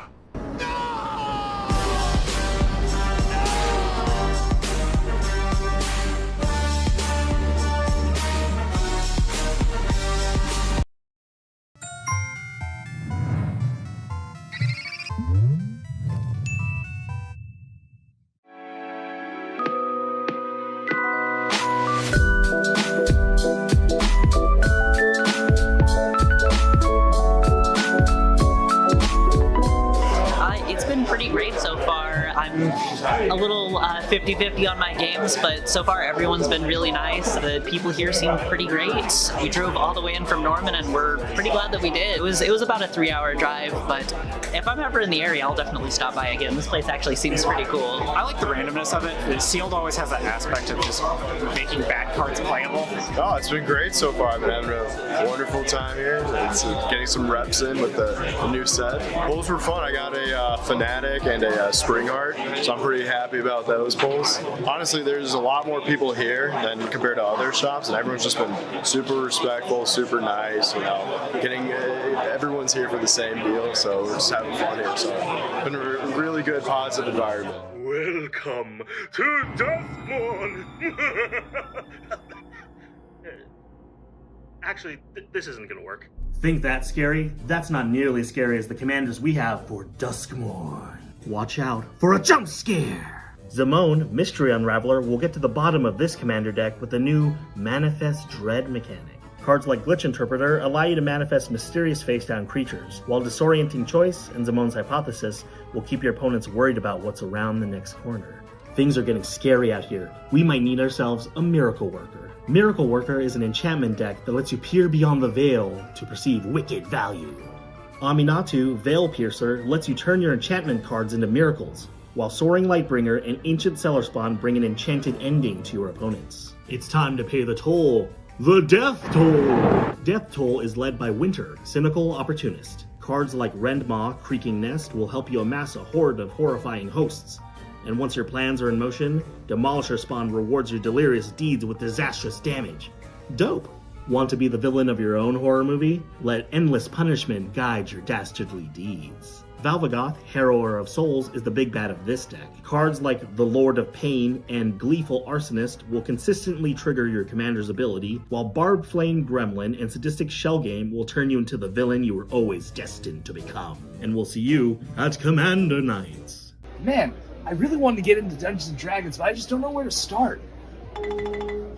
Oh my gosh! It's the 2024 Player's Handbook, available now at Common Ground Games. I even got this awesome hero inspiration token for purchasing it. Pick up your copy of the 2024 Dungeons & Dragons Player's Handbook today at Common Ground Games. We have a serious problem. We got all these new gachapon machines, and I haven't gotten anything yet. We promptly need to fix that. I'm a huge Pokemon fan, so I had to hit up this one. So I think this new giant Kirby we got in is a sign. I'm gonna get the keychain Kirby. And just for good measure, I'm gonna get this Hunter X Hunter one. All right, let's start out with the Kirby one. So first one we got here is Kirby, and I mean, look at this little pink fuzzball. I love it. I'll definitely have more room for that than the giant one we just got in. Next up, we have the Hunter X Hunter one. Ooh, look at this. Very cool. All right, finally, the moment of truth. What did I get for the Pokemon Gachapon machine? I'm gonna assemble this and I'll be right back. And look at that. Got my little Pancham for my desk now. How cool is that? Sometimes, Common Ground Games receives quality games that have been sadly dented or dinged during the shipment process. For a generous discount of 15 to 50%, you can give these games a second chance at life to help you, your family, and your friends make long-lasting memories. Please visit the clearance section in our store or our website to help these games find their forever home. I'm leaving here with something. You know what I mean? From around the way, I'm leaving with something. Let's open up some Stellar Crown booster packs. Pokemon Professor Morgan and I couldn't help ourselves but to crack open a couple of packs and see if we get lucky. Morgan pulled herself a good-looking Craydilly. Now look, I honestly thought I wasn't going to get anything, and then I pulled this full art Archlodon. Come by Common Ground Games today for everything Pokemon Stellar Crown. Y'all, I was so nervous. I've never been to a pre-release, so I hopped in my car and went to Common Ground Games to see what it was like. It was a very casual and welcoming atmosphere since no one has had a chance to play with these cards yet in the US from the new set Stellar Crown. When you get there, you're given one of these really cool build and battle kits that make up a 40 card deck compared to a 60 card deck with standard play. I even got some really awesome pulls with some of the booster packs that come in the deck, like this full art Kofu and this Zero Aura. After about a 40-minute deck building process, we finally had time to battle. I ended up going... Hey guys, so we're actually joined here with someone from FFG. This is Corey Scott, who is the organized play specialist. Corey, you're in Dallas. I'm in Dallas. Dude, yeehaw. It was a quick flight down here. Had to come check out the Planetary Qualifiers. That's sick. It's first weekend of Planetary Qualifier, so wanted to come check it out and see how everyone's doing with it. Yeah, this is the future. We're in season 0 right now. Season 0. I'm so excited that Planetary Qualifiers are happening right now, and just to come and interact with the community. The vibe here is so good. Like, the spirits are great. Everyone's having a great time. Yeah, truthfully. It's been a really cool experience. Very happy I was able to come down and come hang out with everyone. That's awesome. Yeah, it's been a blessing to have you here. We are super pumped. And this is like the future. This is the groundwork for the future of competitive play, organized play for this game. And absolutely. Yeah, you being here and FFG caring so much about what this world looks like for the future of this game is insane. I think you're right. The spirits are really high. Everyone's super happy to be here. That's how you build an organized play from the ground up, right? It starts with the stores, with the store level events, and with this being the first competitive store level event, like it's this really is the ground floor for everything that we're building. Yeah, that's amazing. Well, Corey, thank you so much for being here with us. We'll definitely get some more snippets of you on stream here soon. I feel like we have to before the end of the day. We are getting into our next round Swiss pairings for Swiss round 3. So our players are going to be 2-0, and we're getting our pairings for that. So we're going to cut to commercial break real quick, and then we'll cut right back into the games, guys. Thank you so much.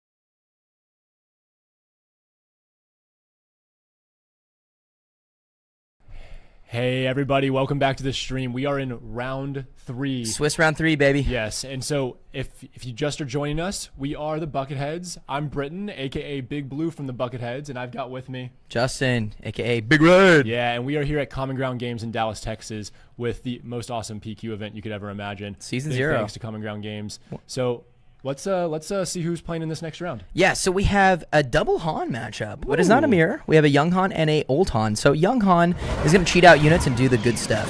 Old Han is going to cheat out resources and do the good stuff. Yeah. They're both really juiced, and we're going to just get straight into the games here. Yeah. We have Michael and David. Now, Michael is on the top playing old Han. So this is a double yellow Han. Now, we are a little late into the game. We do apologize about that. But we have old Han up on top, and we have young Han down on the bottom with a Han blue. So young Han up, or old Han up top with Michael is putting down a nice solid, there's a Millennium Falcon in space, and there's a tech on the ground, which means, do we know if a tech DJ play is going to be coming up here? I think we got to imagine that a tech DJ play is going to be coming up here soon. Yeah. There is an upgrade on that tech, and I wonder what that is. Tech. Yeah, I can't really make out what it is just from the bottom text, but it looks like it has some attack power on it. Yep. The tech is sitting at 4 damage though, so it might not last long here. So we do have 8 damage onto David's base right now. Now, if you look at, we're looking at David's deck list right now, and one of the weird things that I'm seeing is entrenched in his upgrades, and that is main board. And I wonder just what a we're single looking. copy too. Yep, just a single copy of entrenched. And another thing that I'm seeing is 3 redemptions in this deck. Now that's something that I feel like has been a new addition to this deck, is a bunch of redemptions. I feel like people are realizing that amount of top end heal and sentinel is a big deal, man. It just helps so much. So we got Hotshot Deal 44 Blaster on that tech right there. Look, I'm not going to say that Michael's going to win the game because he has a nice Hyperfoil Millennium Falcon up there, but you know. So we did jump in a few rounds late, so we already are at 5 resources here. So young Han is coming out to the table. Yeah, wow, a double Han. Never tell me the odds. Dude, you said it wasn't a mirror matchup, but imagine looking into the mirror at your older self. You know. So we got Tech doing, I believe that is 4 to base. So that is going to put David at a solid 12 health or 12 damage on base. Now David has full resources up. Is he going to try to cheat something out, or is he going to try to go for the swing here? I think well, he's about to do it, so I might not have to make a call here. He's going to check his resources. He's checking what he's got. The only thing smuggled in this deck is going to be Cassian Andor. Yeah, that means he has it. He knew he had it in there. Yep. So he's going to bring out the Cassian Andor for 5. And right now, Tech's on the table, so everything in Michael's resource pile is smuggled. Yep. Which, you know, in Double Han, we're scared of one specific thing, which is a DJ, which he does not seem to have in his resource pile right now. It seems to be another Tech.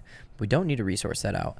I think Michael could be doing that as like a ploy tactic. I think the introduction of Smuggle has allowed people to look at their resources to say, hey, are you gonna think I have something in the Smuggle range here because I have something? So Michael's actually gonna go a card down. He says, I don't even need cards in my hand.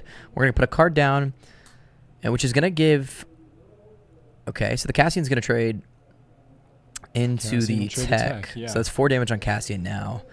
I think Michael's smart thing here is just swing the Falcon, put 3 damage up on the Han Blue. There it is. I think you got to kind of gas out this Han Blue that has such top-end healing and restore options that if you don't start putting mega pressure into this deck, you're not going to win that matchup. Well, it's interesting because I feel like Han Yellow is not necessary. It's a fast deck. It is a fast deck, but it's not it's not an aggro deck necessarily. Absolutely. So Han's going to go up to 7 resources total. I think there's 6 readied resources. And he's got to smuggle out. He's going to smuggle out the Lando's Pride. Millennium Falcon. Double Millennium today, baby. I love that, man. Old Millennium, new Millennium. And when you're talking about the playstyle of both players here, David on the young Han with the blue base, he is definitely going to be playing for the more late game style here. He's got the Redemptions. He's got Crate Dragons in there. And, of course, he's got a lot of removal. Yeah, and then you're on your top end of that deck, you have, like, introduction of Mace Windu's and Luke's and so much restore, so much like stopping power and damage. Now, the thing with Michael getting the Millennium Falcon out of resource range or out of resource is going to put a lot of pressure on top of the Han Blue. Only having a Cassian Andor and a Han Solo leader on board right now is a little scary, but you are at 6 resources, which means you can cheat out the Luke Skywalker. The issue is it does not kill the 5/5 Lando's Pride Millennium Falcon up in the space. Unless you can lose one of the units. Yep. So if Cassian makes a trade here, so Cassian is going to just end up giving his life to put 3 damage on the Han. He's poking him. Which means, dude, he's definitely trying to go for the Luke play here. So yeah. So you imagine his next swing is going to be young Han. Wow. So surprise strike on Han Solo leader. That's doing 7 to base. He knows he's about to lose that unit. That is 26 damage on a base. Already, dude. It's got to be Luke coming down. So Luke's going to come down and kill Lando's Pride, which means that, he is 1 damage away from lethal range off of Michael taking this game 1. Just a reminder, this is a clean slate. This is 0-0. Both of these players are 2-0 up in the PQ. Yes, this is round 3. They round are 3 sitting at Swiss. 2-0. Yep. And, I mean, we're slowly starting to see a lot of the players that we'll see probably multiple times over the course of the day, right? As these players win more and more, they're getting closer and closer to that top cut. Absolutely. So there's 3 damage on to David, and David's now within, that's the math there. He's 1 damage off from losing this game. Yeah. He's at 29 damage on base. We saw John at 29 just recently, and we saw him pull out a win, but there's not the same options over here. There's not the heal options. I mean, Luke does have Restore 3 right now, which could delay. He could trade into the Han, which is going to give him Restore 3, which is going to put him out of lethal range from the Millennium Falcon again. It's only that in Yoda, though. Yeah, but you have Redemption. You do have Redemption, yeah. That's right. There is Redemption. Yeah, Redemption is going to give you that big heal aspect there. Now, someone asked, stupid question, is Han 2 set young Han? Yes, that is young Han. That's from the Solo movie. Yeah. When we say young Han, we're talking about that red Han from set 2. Yep, absolutely. Yeah, I think, and the fact that Tech is out,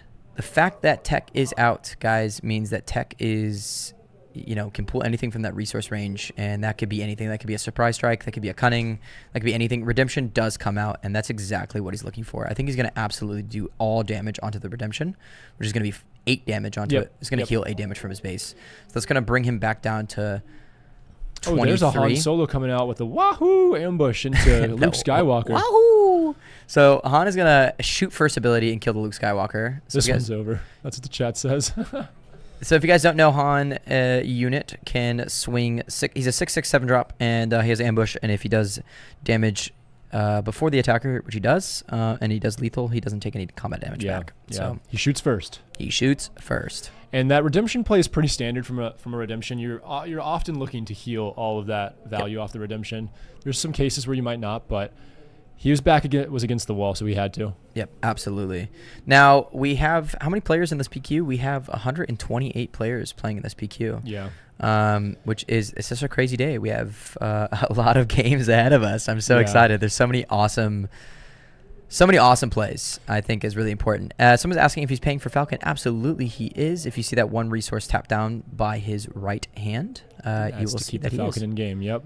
And he's had that one resource tapped down for quite a little bit, but he's always offsetting it with Han's ability. Yep. So that is game 1 taken by Michael, a surprise strike onto the Han that is going to take it into lethal range, and that is game 1. Yeah. So if you are David, what are you sideboarding in? Because David's sideboard is looking like more stall options. We have 2 Making openings, a Village Protector, a Tech, a Concord, Dawn Interceptor, Disabling Fang Fighter, another Pillage, another Takedown, another Rival's Fall. I'm not going to lie to you. I think actually more stall options might be in the cards for him, right? Yep. We already talked about how David is absolutely winning the late game. If he can play Redemptions and Crate Dragons down on the board and Luke Skywalkers, then, you imagine that he's in a really good position, especially if he's not back against the wall about to be lethal. Yeah, so absolutely. Some stall options might be good.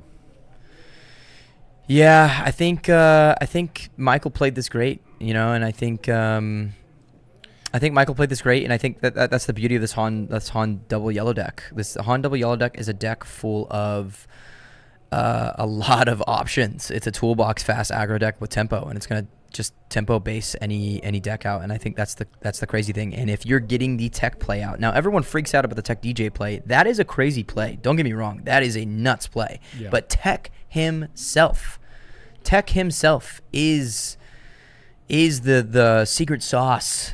And the deck. All of that, because he can just pull out anything. Yep, any answer that you need. If you need a Waylay, a Cunning, a Surprise Strike, anything like that, Tech is the answer for that. And if you can't take care of the 5 health unit, it is quite damaging. If you're not pulling a takedown out of David, if you're not doing anything like that, it is very, very difficult to end up doing it. So yeah. I think the thing is for David is he has to be worried about the tech, and he has to kind of sideboard maybe some of the options like takedown, another takedown into the deck. Another takedown would be great. He's only got 1 Village Protectors in there. Village Protectors, I believe, is a Sentinel card, so that would be great to add a second one of.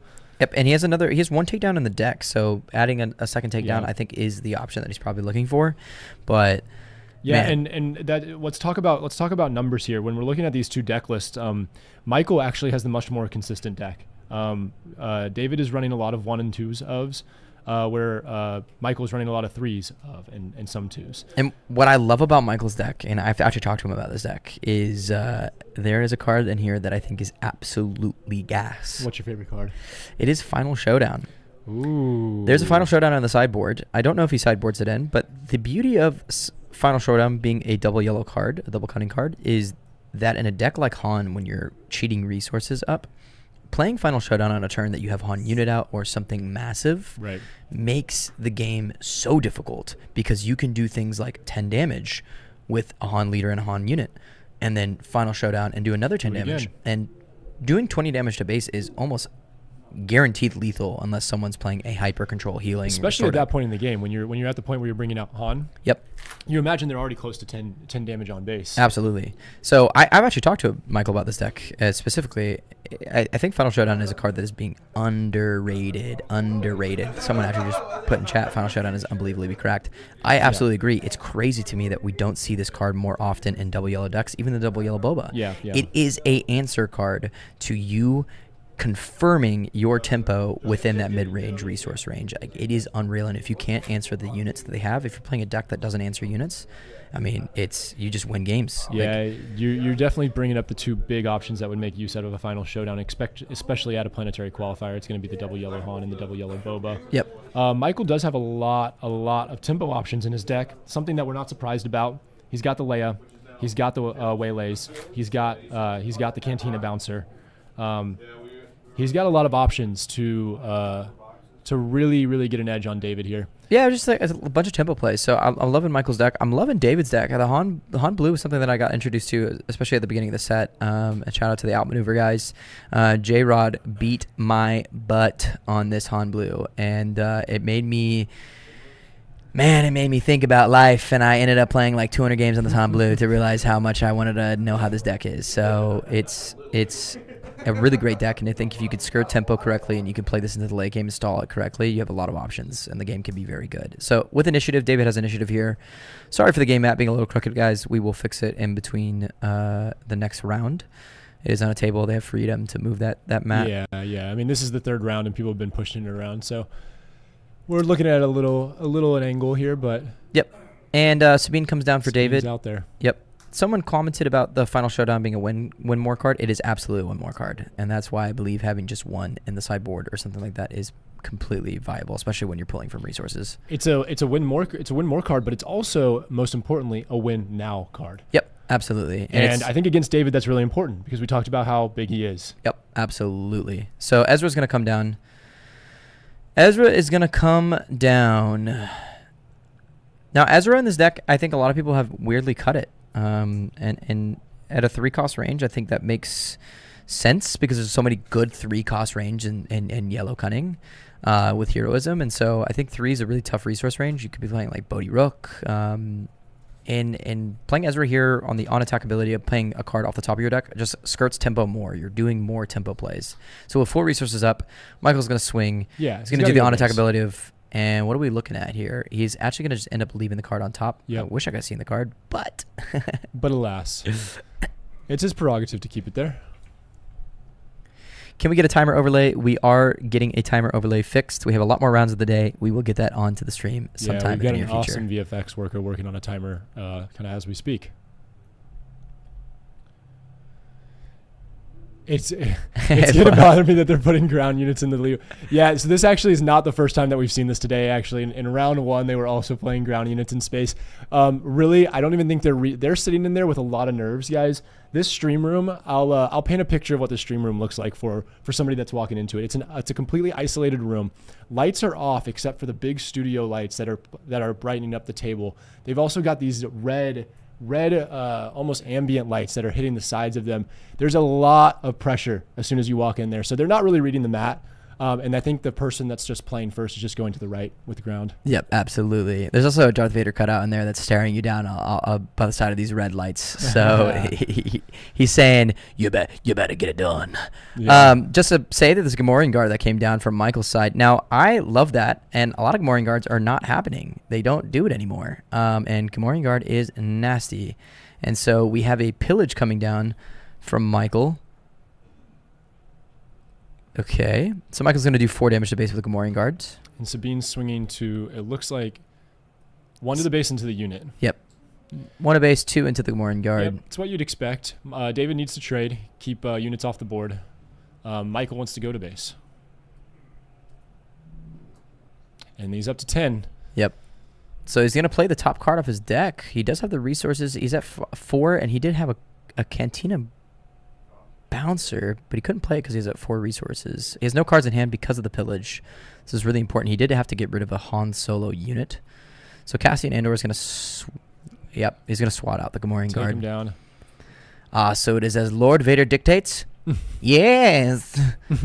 Michael is at the glory of being a smuggler, one of the best smugglers ever. So he's going to smuggle out some smuggles, baby. Yeah. So L3 is going to come down. There is no unit to be captured, so L3 is going to immediately get a shield. So it's a 2/2 unit with a shield.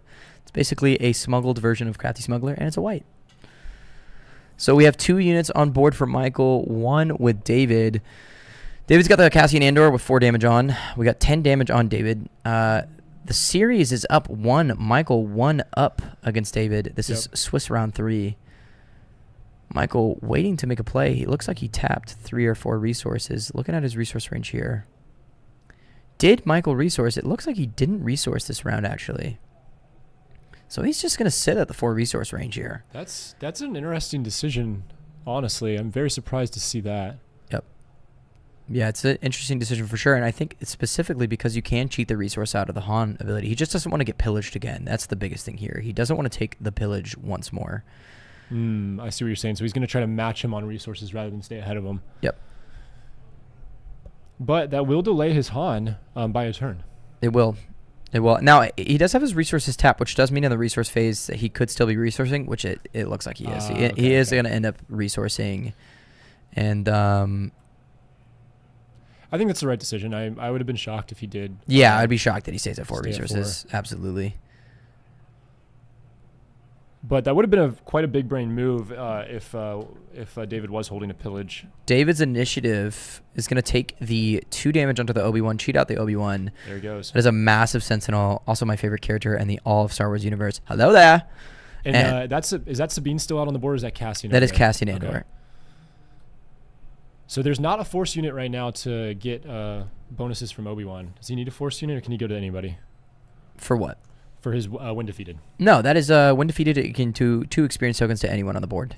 It does boost if it is a Force unit. Yeah.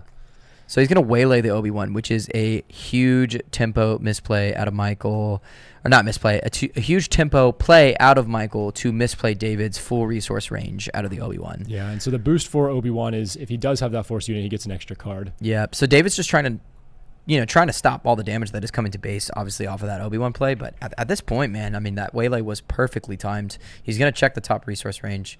And Michael has a Han Solo unit, man. When he he got waylaid. Obi-Wan got waylaid, not defeated, I guess. Yep. Yeah. And the first Han to the board is young Han again. Now, when Michael did that Ezra Bridger trigger, he saw the top deck of his card. The top card of his deck, and it was a Han Solo unit. He's going to keep it there, and that's smart. Yep. So L3 is going to go where? To base, or is he going to just trade out that Cassian Andor? He's at 13 against 7. I could see him swinging to base here.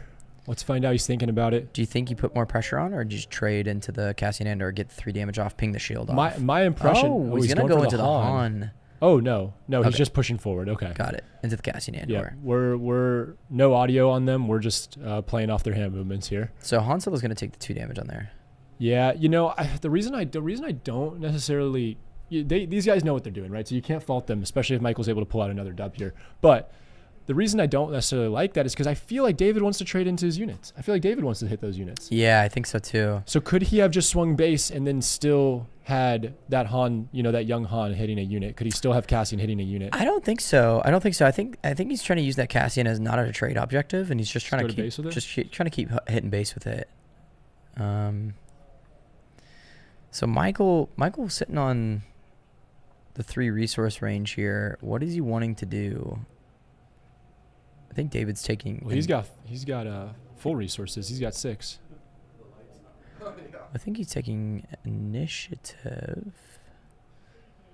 He's looking at his smuggles. So he's going to bring out Han. Bringing out Han. Yep. So Han's at full resource. Michael's at full resource right now, and Han is coming out. Which means he'll go up to 7 on this turn. Yep. But that Han Solo unit is on the top of the deck right now. It's not in the hand at the moment that we know of. Right. Well, he could have another in hand. Multiple copies of that Han Solo. 3 copies of that Han Solo. I think what's important here is that I would try to trade off that Han Solo unit as much as possible right now, or that leader unit, because if you kill a unit this turn, it delays him from being able to put a Luke play next turn if he kills off his own Han Solo and plays Luke next turn and gets the -6/6, which is detrimental. Yeah, I think you gotta. So he's trading units here. I'm not gonna trade. He's actually just gonna kill the young Han with the old Han. He stays alive. You gotta do it. You gotta do it because, Luke coming out next turn is gonna end up killing the Han anyways with the -3/3. But if Michael can put down a really big unit right now, it's gonna help. Yeah, let's see what he's got for 7. So Sabine. David's gonna put down a Sabine. Sabine really works well when there's other units on board because she can avoid being hit. Yeah, but you gotta have the different aspects. Yep, you gotta have multiple aspects out there. Yep. But I don't think it's going to help David right now. I think David's just trying to stall, and Michael's just trying to control his board. Michael is going for the See, trades. this is where this Han double yellow can get more control. It's a deck that has so much variety because it can control the other deck. It can continue to control the other deck. So Kanan's going to come down onto the... And here comes 7. Let's see what it is. It's going to be Han Solo. He's got one in his hand. Yeah, Michael is playing this phenomenally. He's just absolutely controlling David's play here. I don't know if I'm absolutely a massive fan of the entire play, because I do think that David wants to stall this game out. If he can, look, he has 2 redemptions in hand. David wants to stall this game out. I mean, these big units is going to make it hard for Michael to play with. But I think Michael having an Ezra Bridger, a Han Leader, and a Han Solo unit on board is disgusting. We see a redemption in hand for David, which is going to be a last resort as soon as he feels like he's under pressure for a heal. 2 of them. I don't even think it's a last resort. I think you can heal now, put a unit down that's swinging 6 in space, and say, hey, you have to answer this now. But that's so scary to leave 3 units up, 2 Hans and an Ezra over, and the ground unit unanswered on this turn, because you'd have to go all in on that redemption. It seems so scary. Yeah, but I think you're getting almost 8 heal out of it. You can just put your life total less than half. I mean, it'll be neutralized. That Han Solo himself will do 7 back. Look at that. And there goes the redemption. It is there. Let's see if he goes 8. He should go 8 here. Yeah, because I don't think there is any ping damage out of Michael, and if you go the full 8, there's nothing that's going to immediately kill that that redemption. Now, he can have Millennium Falcon in hand, the Lando's Pride, which does have ambush when it comes out of hand, but it's going to end up trading with a redemption anyways, and I think you're really happy with that trade. Like, I think you heal here, and it's a unique unit. You have another redemption in hand. You just wait for that unique redemption to die, and you just take the 8, and that's what I think he's going to end up doing. So we do have 4 damage, so that means it looks like he's going to heal 6, actually, off of redemption. Yep, he's going to end up healing 6. Nope, that's 8. That is 8, yes. He's going to heal all 8. He's now sitting at 7 health. And I don't think that math is correct. I don't think so either. He was not at 15 last turn, I don't think. No, he was at 13. There was a 10 damage counter and a 3 damage counter. And he added a 1 and a 3. So it seems to be incorrect there on the health there. He should be down 2 more damage. So he should have only 2 life or 1 counters on there. We're going to go ahead and notify the judges on that miscount of damage. That way they don't get too far into the round. Yeah, he was showing 13. He's showing 13 damage on base. He healed the 8 off the redemption, and then the redemption would have healed him down to less.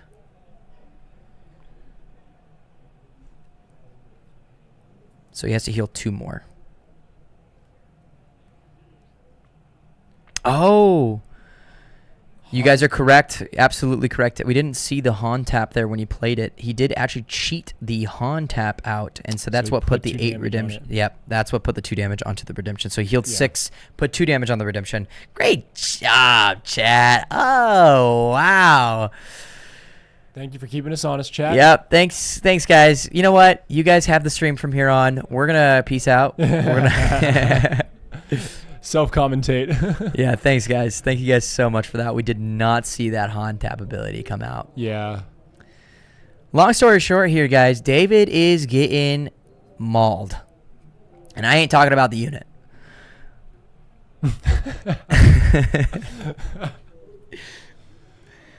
Oh boy, this is looking very, very scary for David. Yeah. I mean, by the way, we were talking about it. If he plays the redemption, he's all in on the redemption, and he's going to have to deal with a lot of ground. Yep. I mean, yeah, this is rough. This is really rough. And remember, guys, Michael's up 1 in this series already. This is game 2. Michael is up 1-0. Yep. So there's 6 more damage onto base. David needs to find an answer. So David's at 22 health right now. 22, and there's plenty of damage to kill him on the next turn. Yeah, and this is the beauty of that Han deck, man. You really are playing from the resource range. You're playing from what options you have in your hand, and the deck is crafted so pretty. Michael is playing fantastically, and the way his deck is built right now is looking grand. Super consistent. He's pulling exactly what he needs to pull from it. I'm loving it. I think David's having a really tough time trying to deal with this, and even getting into the top resource range. Michael's putting way too much pressure onto David. Yeah, I mean, it's a really rare situation that a deck almost feels faster and is also able to control you. Yep. Like, that's what's happening here. Michael is running up the score in the ground side, but he's also making sure that there's no units left at all to even answer those. This is a toughie. Does David have an answer in his hand? I don't know what it would be. He does have a Luke. He has another redemption, so he could just play the redemption. He's going to swing 6, and I think that's the right play there. He's going to swing 6, give 16 damage onto Michael. Michael's, unless he has a surprise strike, he's going to have to swing with a unit. He needs 8 damage, and that's the game. There's a DL44, and that's game. That's the game. Michael and David. We have 2-0 on Michael, and this is Swiss round 3, guys. That was a fantastic game. How about that thematic ending there? Han Solo winning with Han Solo and a DL44 blaster. Han Solo winning with Han Solo shooting first with a DL44 blaster, baby. That is a hot shot if you talk to me about that, buddy. That was a hot shot. We are super pumped. That was an amazing game. I feel like we have... Yeah, that was a great game. Yeah, and there's plenty of time left in the round here, so we might just be able to get an interview with the winner. We will find out here in a second. Absolutely. But, I mean, if you're Michael, you're feeling really, really, really good about that. He's obviously now 3-0. Yep, 3-0 into the PQ. And I feel like Han Yellow was getting less favorable recently because of the favoritism of Boba Yellow. Yeah. And which I've, from set 1, thought that Han Yellow actually beats the Boba Yellow. And I know that's been played a lot at the beginning of the season, and then I think it died down more and more and more because more hyper control decks came into the meta, which I think does put a stop to a lot of the stuff. If you have spot on removal to kill the DJ that you can't get the resource play off of, you will win the game. So it comes down to like playing the Han double yellow is a deck that rewards you for playing a bajillion games on that deck. You need to know that deck inside and out to get the best out of that deck, and it seems like Michael has put a lot of work into that deck. Yeah, absolutely. He played that fast. A lot of people when they look at that deck for Michael, one of the things they're immediately looking at is they're looking at that Tech DJ combo. Yep. Also, he had 3 Cunnings in there, but the truth is, neither of those were that influential in his win over David today. It was almost all that pressure from being able to pull out Han Solo there. Cheat a little units, get him out there early, and then he hit big. Yeah, just unit pressure, unit damage. I think that's what I've noticed going against the Han 2 set 2 blue deck is that if you go wide on that deck, you keep applying unit pressure to that deck struggles, crumbles under that pressure. You saw David not even getting to that 8 to 9 to 10 resource range, which that deck is usually really good at getting to because of the restore. So and the truth is, when you're bringing out those big units, right? Obviously, the Han Solo, he's adding resources, he's paying more for things, he's playing things that are 7 costs. Yep. It would have been great for David to be able to put down a crate dragon, right? Yep. And stop that stuff. Yeah. But he needed to get up there, and he wasn't able to do it. It was fast. Yeah, it was fast. It was fast. Shot first, baby. Yeah, dude. Hot shot. Well, look, guys, we're going to check out if we're going to get an interview with Michael, the winner. What's going to happen, though, is we're going to go to a quick commercial break. By the way, if you don't know who we are, my name's Justin. This is Britton, and we're live in Dallas, Texas at the Planetary Qualifier Season 0 in Common Ground Games. Yeah, we are the Bucketheads, and we have a YouTube show that focuses on the Twin Suns game mode. It's called Open Fire. Of course, if you check out our channel, you can find it there. Yep. But Common Ground Games is our sponsor for that show, and they're obviously also the event host of this PQ. And they probably are the best game store probably in the world. Yeah, they're definitely in our Dallas. favorite local game store ever. I mean, they've put so much not only into our personal show, which if you like high production value stuff like the stream, that's exactly what we do for our show. Plus crazy animations. Yeah, plus crazy animations. But if the support that they give to the community is absolutely insane. Like just for the prize pooling for this tournament, besides what FFG gave, I mean, you're talking like first place winner getting $500, 4 boxes, 2 boxes of Spark, 2 boxes of Shadows, and the prize pooling goes down from there. It's just like thousands of dollars that they've given just for this Planetary Qualifier. It's crazy, and these players are getting closer and closer to that top cut. Big time. So we will step away now because we might be getting an interview here. So we'll be back very, very soon. See you guys soon.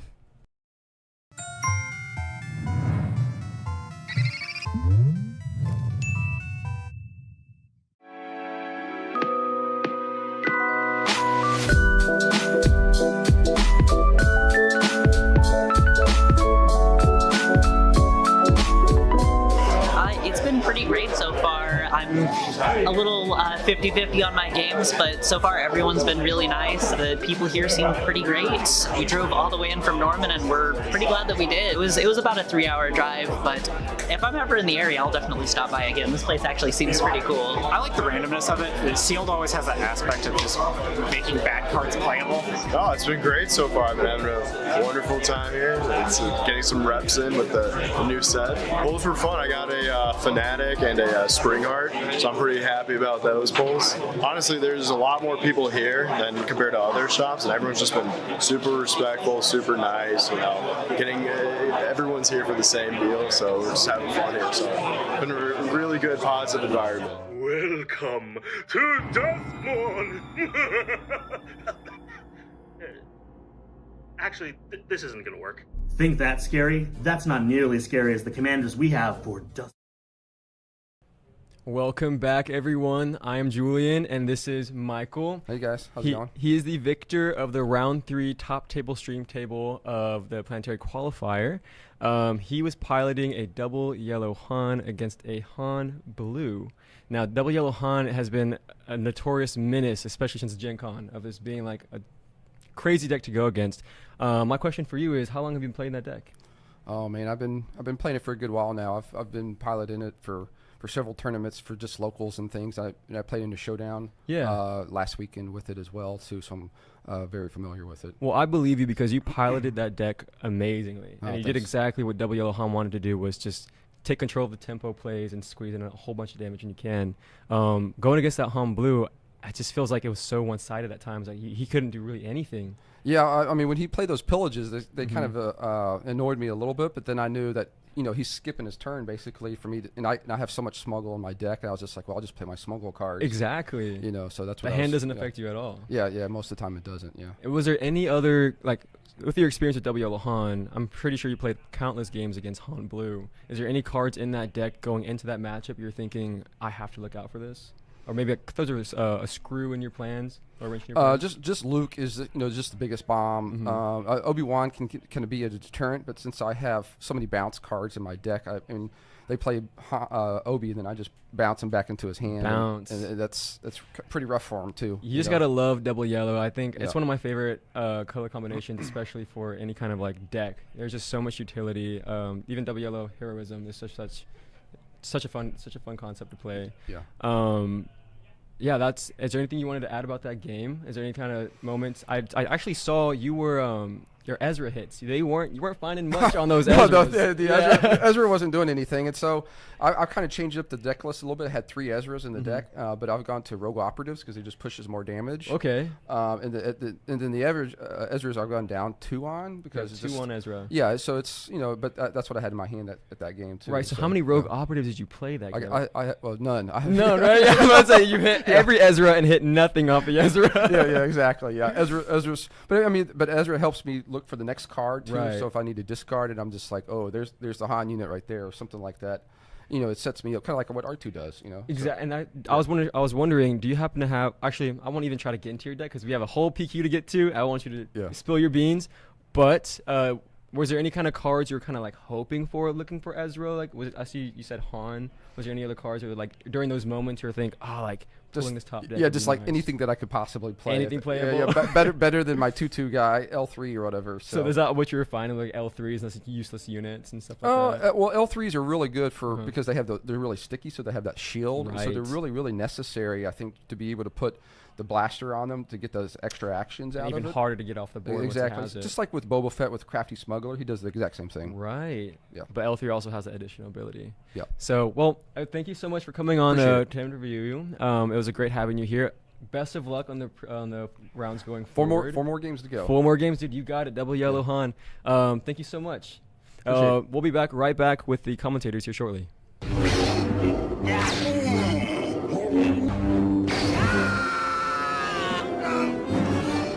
No escape.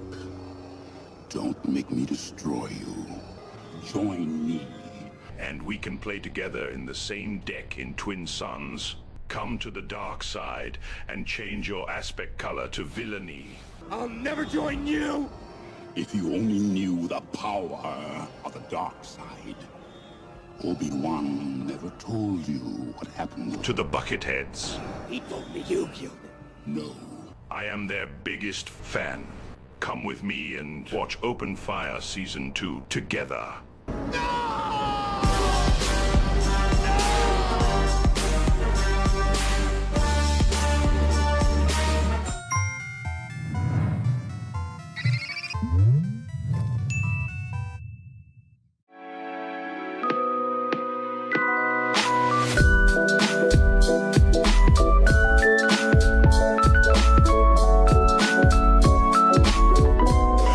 It's been pretty great so far. I'm a little 50-50 on my games, but so far everyone's been really nice. The people here seem pretty great.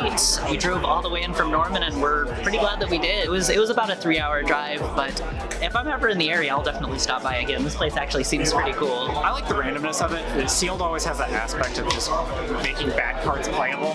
Oh, it's been great so far. I've been having a wonderful time here. It's getting some reps in with the new set. Pulls were fun. I got a Fanatic and a Spring Heart, so I'm pretty happy about those pulls. Honestly, there's a lot more people here than compared to other shops, and everyone's just been super respectful, super nice. Everyone's here for the same deal, so we're just having fun here. So it's been a really good, positive environment. Welcome to Duskmorn! Actually, this isn't gonna work.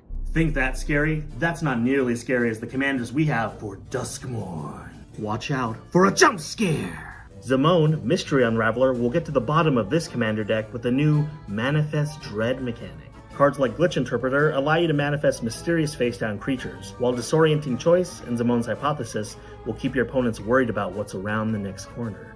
Things are getting scary out here. We might need ourselves a Miracle Worker. Miracle Worker is an enchantment deck that lets you peer beyond the veil to perceive wicked value.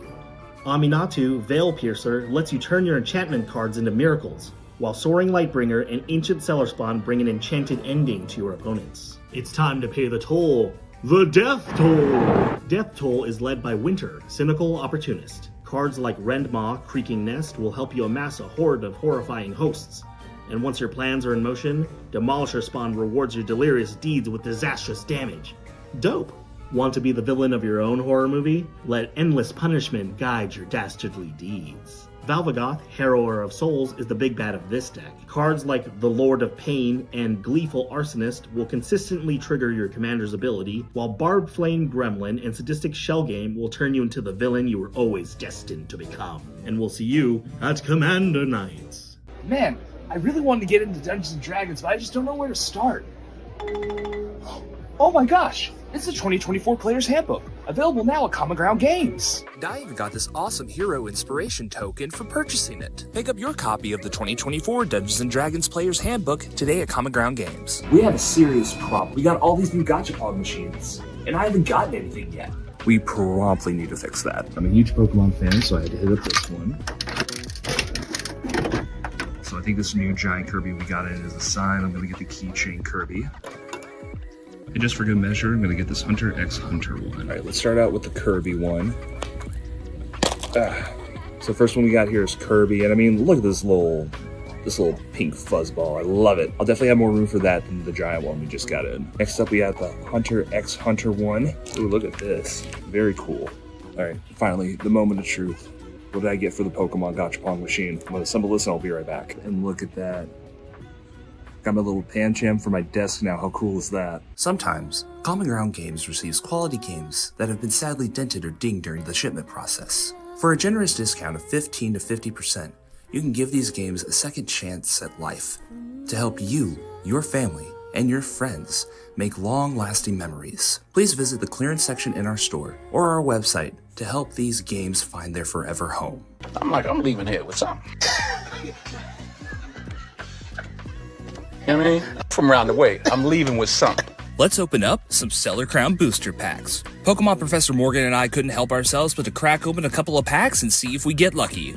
Morgan pulled herself a good-looking Craydilly. Now look, I honestly thought I wasn't going to get anything, and then I pulled this full-art Archlodon. Come by Common Ground Games today for everything Pokemon Stellar Crown. Y'all, I was so nervous. I've never been to a pre-release, so I hopped in my car and went to Common Ground Games to see what it was like. It was a very casual and welcoming atmosphere since no one has had a chance to play with these cards yet in the US from the new set Stellar Crown. When you get there, you're given one of these really cool build and battle kits that make up a 40 card deck compared to a 60 card deck with standard play. I even got some really awesome pulls with some of the booster packs that come in the deck, like this Full Art Kofu and this Zero Aura. After about a 40-minute deck building process, we finally had time to battle. I ended up going 1-1-1 on the day, but I had a whole lot of fun doing it. No matter the TCG, these pre-release events are a great way to play with new cards in a non-competitive setting. Since I played most of my games, I also got 3 extra packs of Stellar Crown. I really had a ball, and the event staff did an amazing job as always. Make sure to be on the lookout for any pre-release events coming up and get everything Pokemon Stellar Crown at Common Ground Games.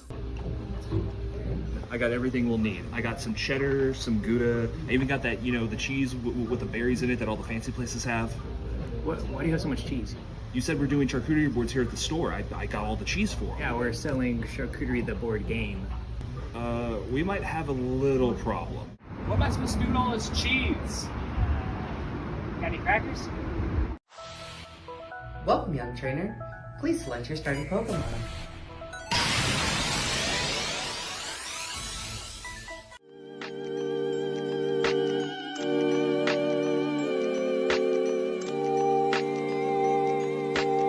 Good afternoon, Magic players. How's everybody doing tonight? I'm so happy to see so many people coming out for our Friday evening Duskmorn pre-release. A lot of you have some really fun stuff going on with your little costumes and everything, and it looks great.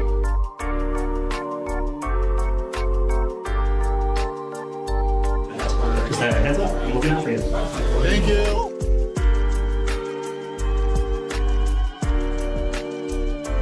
It's been fun. Duskmorn's been really good. It's cool. The horror theme is fun for people that are into horror movies. The set has a lot to explore. It's kind of a nice contrast from Bloomborough, where that was kind of very fast and tribal focused, whereas Duskmorn, it's a little bit more grindy. You can splash some colors, so it's been fun so far.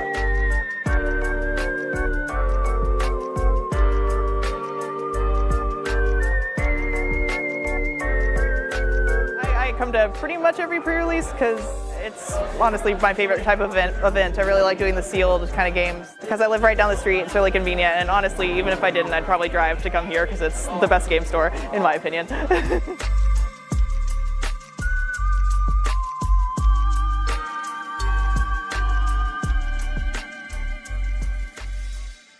Many of you have seen some of the stuff, some of you may not know, but one of our brightest spots unfortunately is no longer with us. Mr. Jared Keys, some of their friends set up a GoFundMe to help White Peyton with funeral costs and living costs after an event like this. It's quite a lot. One of the things we are doing, and we would love for y'all to help donate to this, is for everybody who donates tonight, up to $2,000, Common Ground Games will match that donation. Every donation everybody makes for every $10, you're also going to get a raffle ticket. Juan, who unfortunately is going to be leaving us, but he donated a couple of Dungeons & Dragons Secret Layers. We'll be raffling those off. And we're raffling off my personal framed copy of a foil uncut sheet of War of the Spark Rares and Mythics.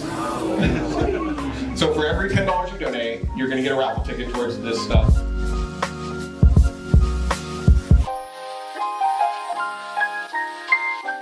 So this is Lake Hill Preparatory School's 23rd year to the Magic Club, and here we go at Common Ground Games. Well, this is, I think, my 10th year judging at Common Ground. Started somewhere around the time of Cons of Tarkir, and it's my absolute favorite place to judge. It feels like my judging home. I definitely judge more here than anywhere else. It's a pre-release I would never want to miss out on, for sure.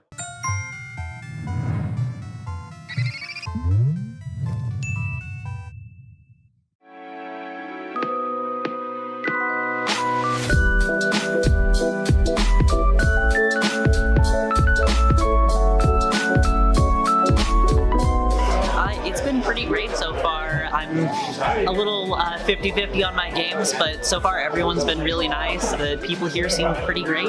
We drove all the way in from Norman and we're pretty glad that we did. It was about a 3-hour drive, but if I'm ever in the area, I'll definitely stop by again. This place actually seems pretty cool. I like the randomness of it. Sealed always has that aspect of just making bad cards playable.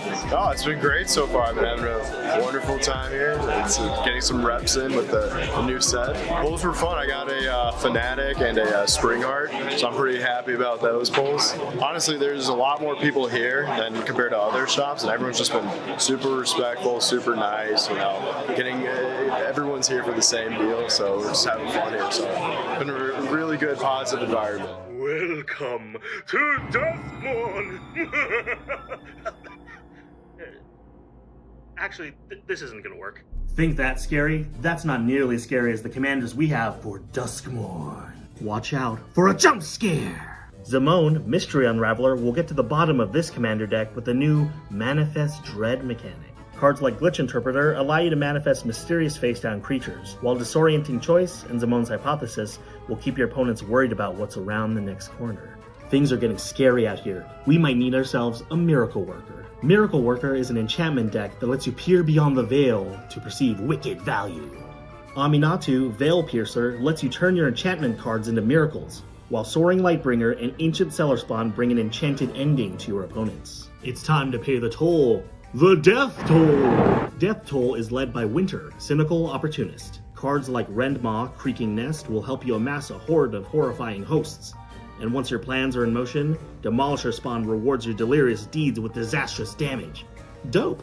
Want to be the villain of your own horror movie? Let endless punishment guide your dastardly deeds. Valvagoth, Harrower of Souls, is the big bad of this deck. Cards like the Lord of Pain and Gleeful Arsonist will consistently trigger your commander's ability, while Barbed Flame Gremlin and Sadistic Shell Game will turn you into the villain you were always destined to become. And we'll see you at Commander Nights. Man, I really wanted to get into Dungeons & Dragons, but I just don't know where to start. Oh my gosh! It's the 2024 Player's Handbook, available now at Common Ground Games. And I even got this awesome hero inspiration token for purchasing it. Pick up your copy of the 2024 Dungeons & Dragons Player's Handbook today at Common Ground Games. We have a serious problem. We got all these new gachapon machines, and I haven't gotten anything yet. We promptly need to fix that. I'm a huge Pokemon fan, so I had to hit up this one. So I think this new giant Kirby we got in is a sign. I'm gonna get the keychain Kirby. And just for good measure, I'm gonna get this Hunter X Hunter one. All right, let's start out with the Kirby one. So first one we got here is Kirby, and I mean, look at this little pink fuzzball. I love it. I'll definitely have more room for that than the giant one we just got in. Next up, we got the Hunter X Hunter one. Ooh, look at this. Very cool. All right, finally, the moment of truth. What did I get for the Pokemon Gachapon machine? I'm gonna assemble this and I'll be right back. And look at that. Got my little Pancham for my desk now. How cool is that? Sometimes, Common Ground Games receives quality games that have been sadly dented or dinged during the shipment process. For a generous discount of 15 to 50%, you can give these games a second chance at life to help you, your family, and your friends make long-lasting memories. Please visit the clearance section in our store or our website to help these games find their forever home. I'm leaving here with something. You know what I mean? I'm from around the way. I'm leaving with something. Let's open up some Stellar Crown booster packs. Pokemon Professor Morgan and I couldn't help ourselves but to crack open a couple of packs and see if we get lucky. Morgan pulled herself a good-looking Craydilly. Now look, I honestly thought I wasn't going to get anything, and then I pulled this full art Archlodon. Come by Common Ground Games today for everything Pokemon Stellar Crown. Y'all, I was so nervous. I've never been to a pre-release, so I hopped in my car and went to Common Ground Games to see what it was like. It was a very casual and welcoming atmosphere since no one has had a chance to play with these cards yet in the US from the new set Stellar Crown. When you get there, you're given one of these really cool build and battle kits that make up a 40 card deck compared to a 60 card deck with standard play. I even got some really awesome pulls with some of the booster packs that come in the deck, like this full art Kofu and this Zero Aura. After about a 40-minute deck building process, we finally had time to battle. I ended up going 1-1-1 on the day, but I had a whole lot of fun doing it. No matter the TCG, these pre-release events are a great way to play with new cards in a non-competitive setting. Since I played most of my games, I also got 3 extra packs of Stellar Crown. I really had a ball, and the event staff did an amazing job as always. Make sure to be on the lookout for any pre-release events coming up, and get everything Pokemon Stellar Crown at Common Ground Games. I got everything we'll need. I got some cheddar, some Gouda. I even got that, the cheese with the berries in it that all the fancy places have. Why do you have so much cheese? You said we're doing charcuterie boards here at the store. I got all the cheese for 'em. Yeah, we're selling charcuterie the board game. We might have a little problem. What am I supposed to do with all this cheese? Got any crackers? Welcome, young trainer. Please select your starting Pokemon.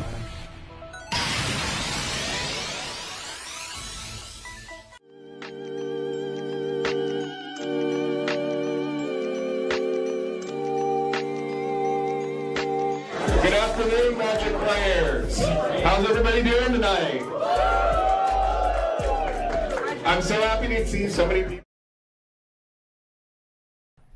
Hey guys, we are back, and we are in our 4th round of Swiss, and it's been a super exciting tournament so far. We've had a really good array of diversity. Actually, something that's been top in the top today has been a lot of Hans set 1, not even set 2 Han. Han set 1 has been kicking butt. It's been kicking some booty, absolutely. Yeah, we've seen how many is that? How many Hans have won now? Actually, it's been. At least one has gotten the dub. Yeah, we had a Han, Michael with the Han double yellow last. So that was last round. The round before that, it was Michael. It was not the Boss Blue actually that ended up winning that, right? Michael had the Boba Blue. Boba had the Boba Red, and John ended up taking it with the Boss Blue. Yeah. Then game 1 we had Paris. Oh yeah, Michael's on the Han versus yellow. Rick. That's right. That's right. Yep. So we are still setting up right now for the next round. They are making the pairing, so we don't know exactly quite yet who our pairing is. No, but I have a feeling it's going to be an aggro matchup. I have a feeling that we want to see another Sabine up in this joint. Yep. I want to see someone dodging lanes and skirting sides and using aggro matchups to their craziness. You know what I mean? We're getting some awesome control plays and mid-range plays, which is super amazing. So I have a feeling it's going to be aggro. I do want to take this time while we're in between 2 things. If you guys are watching there at home or at work on your break or doing whatever y'all do. Maybe on the toilet. My name is Justin. This is Britton. We run a show called Open Fire. We're the Bucketheads. Yep. By the way, we're doing a giveaway on our latest episode. It is where I am green. I am dressed as Hera Syndulla. And we're doing a giveaway. It's 4 packs of Spark of the Rebellion, a Bucketheads t-shirt if you like it, and some SWU goodies. It's all free. All you have to do is comment and be subscribed, and we're going to be doing a giveaway over on our channel. If you like high production Star Wars Unlimited stuff, our show is Twin Suns based, and it's all high production. That's so, all we do. That's what we if you like game nights, you like us. Yeah, if you like this stream, you'll get a lot of the same vibe, right? Yeah. It's a very highly animated show. It's a lot of fun. And this episode that we're doing the giveaway on, this dude is dressed head to toe in green body paint. Oh my gosh, he's got the Lekus on. I got the He's got the Hera jacket. He's got the Hera hat, the goggles. He's full committed, and it is a hilarious episode. Yeah, it's a hoot and a half, and season 2 is about to come out, so it's pretty fun. We're really excited about it. But if you guys want some free Star Wars goodies, we do free stuff all the time. Yeah. So if you guys want some giveaways, join our Discord. But also, most importantly, if you guys need some amazing Star Wars stuff or just game stuff, TCG stuff. TCG board games too, man. Anything you could possibly need that's tabletop associated. Common Ground Games, baby. That's your place to be. That is the place to be right now. It is a huge store. Obviously, we've got 128 people in here playing at Common Ground 128 Games today. It is a packed house. Wait. Someone in the comments says, I've never played Twin Suns before, but honestly, it seems really fun to play. It is. Yes. Oh my gosh. It is so much fun. If anyone tells you it's not fun, I promise you they don't play it enough. The game is extremely good. It is so fun. The designers of this game, blessed us with the opportunity of Twin Suns, and it is unreal. The game is actually unreal. It's so fun. I encourage you guys to go play it, try it, get friends together. If you don't have friends, you got friends in us, baby. We'll play it with you. Yeah, absolutely. We love Twin Suns. Yeah, and honestly, since there is new players in the chat that have never played Twin Suns, a little bit about it, although a lot of people will probably already know this. The game actually ends when one person's base is defeated, so it's a little different than your typical your typical free-for-all knock-em-out kind of style game where you try to knock out every player, and if you get knocked out first, you have to wait around while other players get knocked out. Yep. It is completely different than that. Everybody is playing the entire game, and when one person goes down, that's triggering the end game, and it's most health remaining from there. It's so fun. It's unreal. If you guys like Twin Suns or want to check out more Twin Suns, I encourage y'all, go check out our channel. It's great.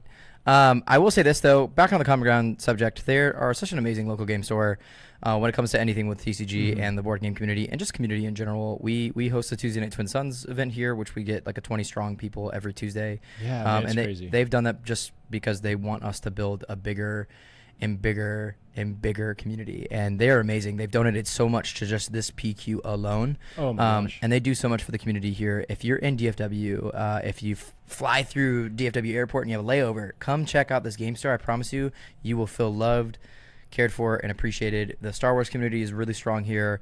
I would know because we work really, really hard to make it strong here. So the Star Wars community is really, really strong here. And it's a party every Tuesday, honestly. It's a party every Tuesday. Even draft. We've had sold out drafts. It's super fun. It's been really, really, really, really cool. Yeah, we got a really sick cantina bar that Justin actually helped build, and it is like super, super Star Wars vibes. It's got lights on it, and we bring that out to every Tuesday night Twin Suns. When we come to draft, we bring it out to draft. Of course, it's here at the PQ today. Yep, They're serving up pizza on it right now. I think that's what the bar does best, is actually serve up pizza. Pizza and beer, baby. Yeah, that's what happens. We are. I did see a comment about. The ads, guys.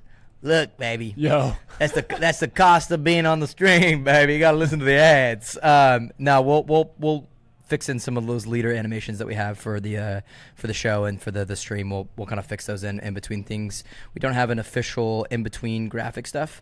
You guys should know this.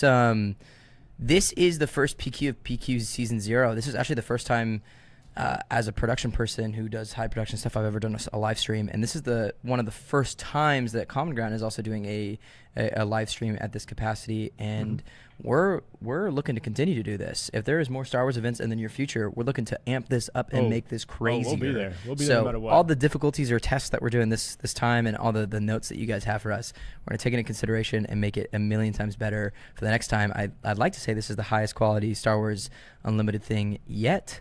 You'll have to let us know. But it'll only get better and only get crazier as we're taking active feedback too, actually. So the truth is that just in the last round, while we had a little break time, we actually are setting up some record counters, right? So we're going to see the score of the players on screen. Yeah, previously, we were just announcing the score. So you're going to see who's up and who's down as the game goes on. We're also potentially going to have a clock there that is not confirmed yet, but it is in the works. It is in the works. So you might see a clock by the end of the day, but we're taking feedback as the day goes on, and we're just making this the best stream it can possibly be. And about those ads, I mean, I feel like the ads, of course they're on loop, so you've seen them a bunch of times now, but I mean, you have to admit, they're gas, right? They're gas. Obi-Wan never told you about the bucket heads. Would You love told it. me you killed them. I see. Sadly, I'm from Austin, but love the SWU community in general, and you guys are doing amazing. Thank you so much. Hey, look, I used to live in Austin. That drive is, I know, brutal, but I'm telling you, if you can make it, a Tuesday Night Twin Sun is worth the drive. It is amazing. Oh, We have decks. We built decks for people. We have pre-cons. We have free beer, free pizza. It's all free. Common Grounds is an amazing We've space. had people drive from Houston to come up and play Twin Suns. We've actually. had Houston It's drivers. awesome. It's been amazing. And When is the next round? The We do have last deck round lists, just actually. ended. We just got our deck list. We just got our deck list. So we're So- actually going to have deck lists come in right now, and we'll get that prepped for the Yeah. next episode or the next game. So give us 1 sec. We're going to go commercial break real quick, and we'll get that prepped for next game. Thank you guys so much.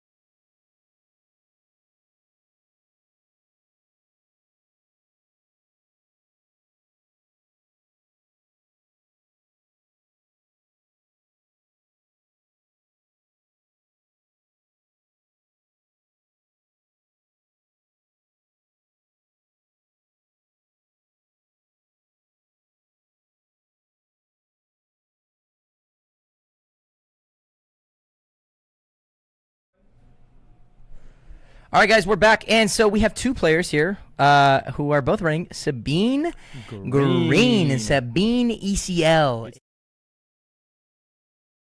Today, double green Sabine. This should be a fast game. I told you, I had a feeling we're going to get aggro matchups. It's like a sixth sense. And we're going to get some really crazy aggro matchup into this. So we have Justin, and I believe our other player is... We're about to find out. They're putting the names on the screen right as we speak. Yes. Justin is on top, I do believe. Yes, that is right. I was just in the stream room, and Justin is playing at the top screen right now. Justin is on top. And this is Swiss pairing round 4. So we are headway into this tournament. And this is about the halfway mark, right? There's 7 rounds of Swiss. Yep. Before that top cut. So these guys, they're seeing their records kind of start to shape up here, right? Big time. Some people are getting really hype.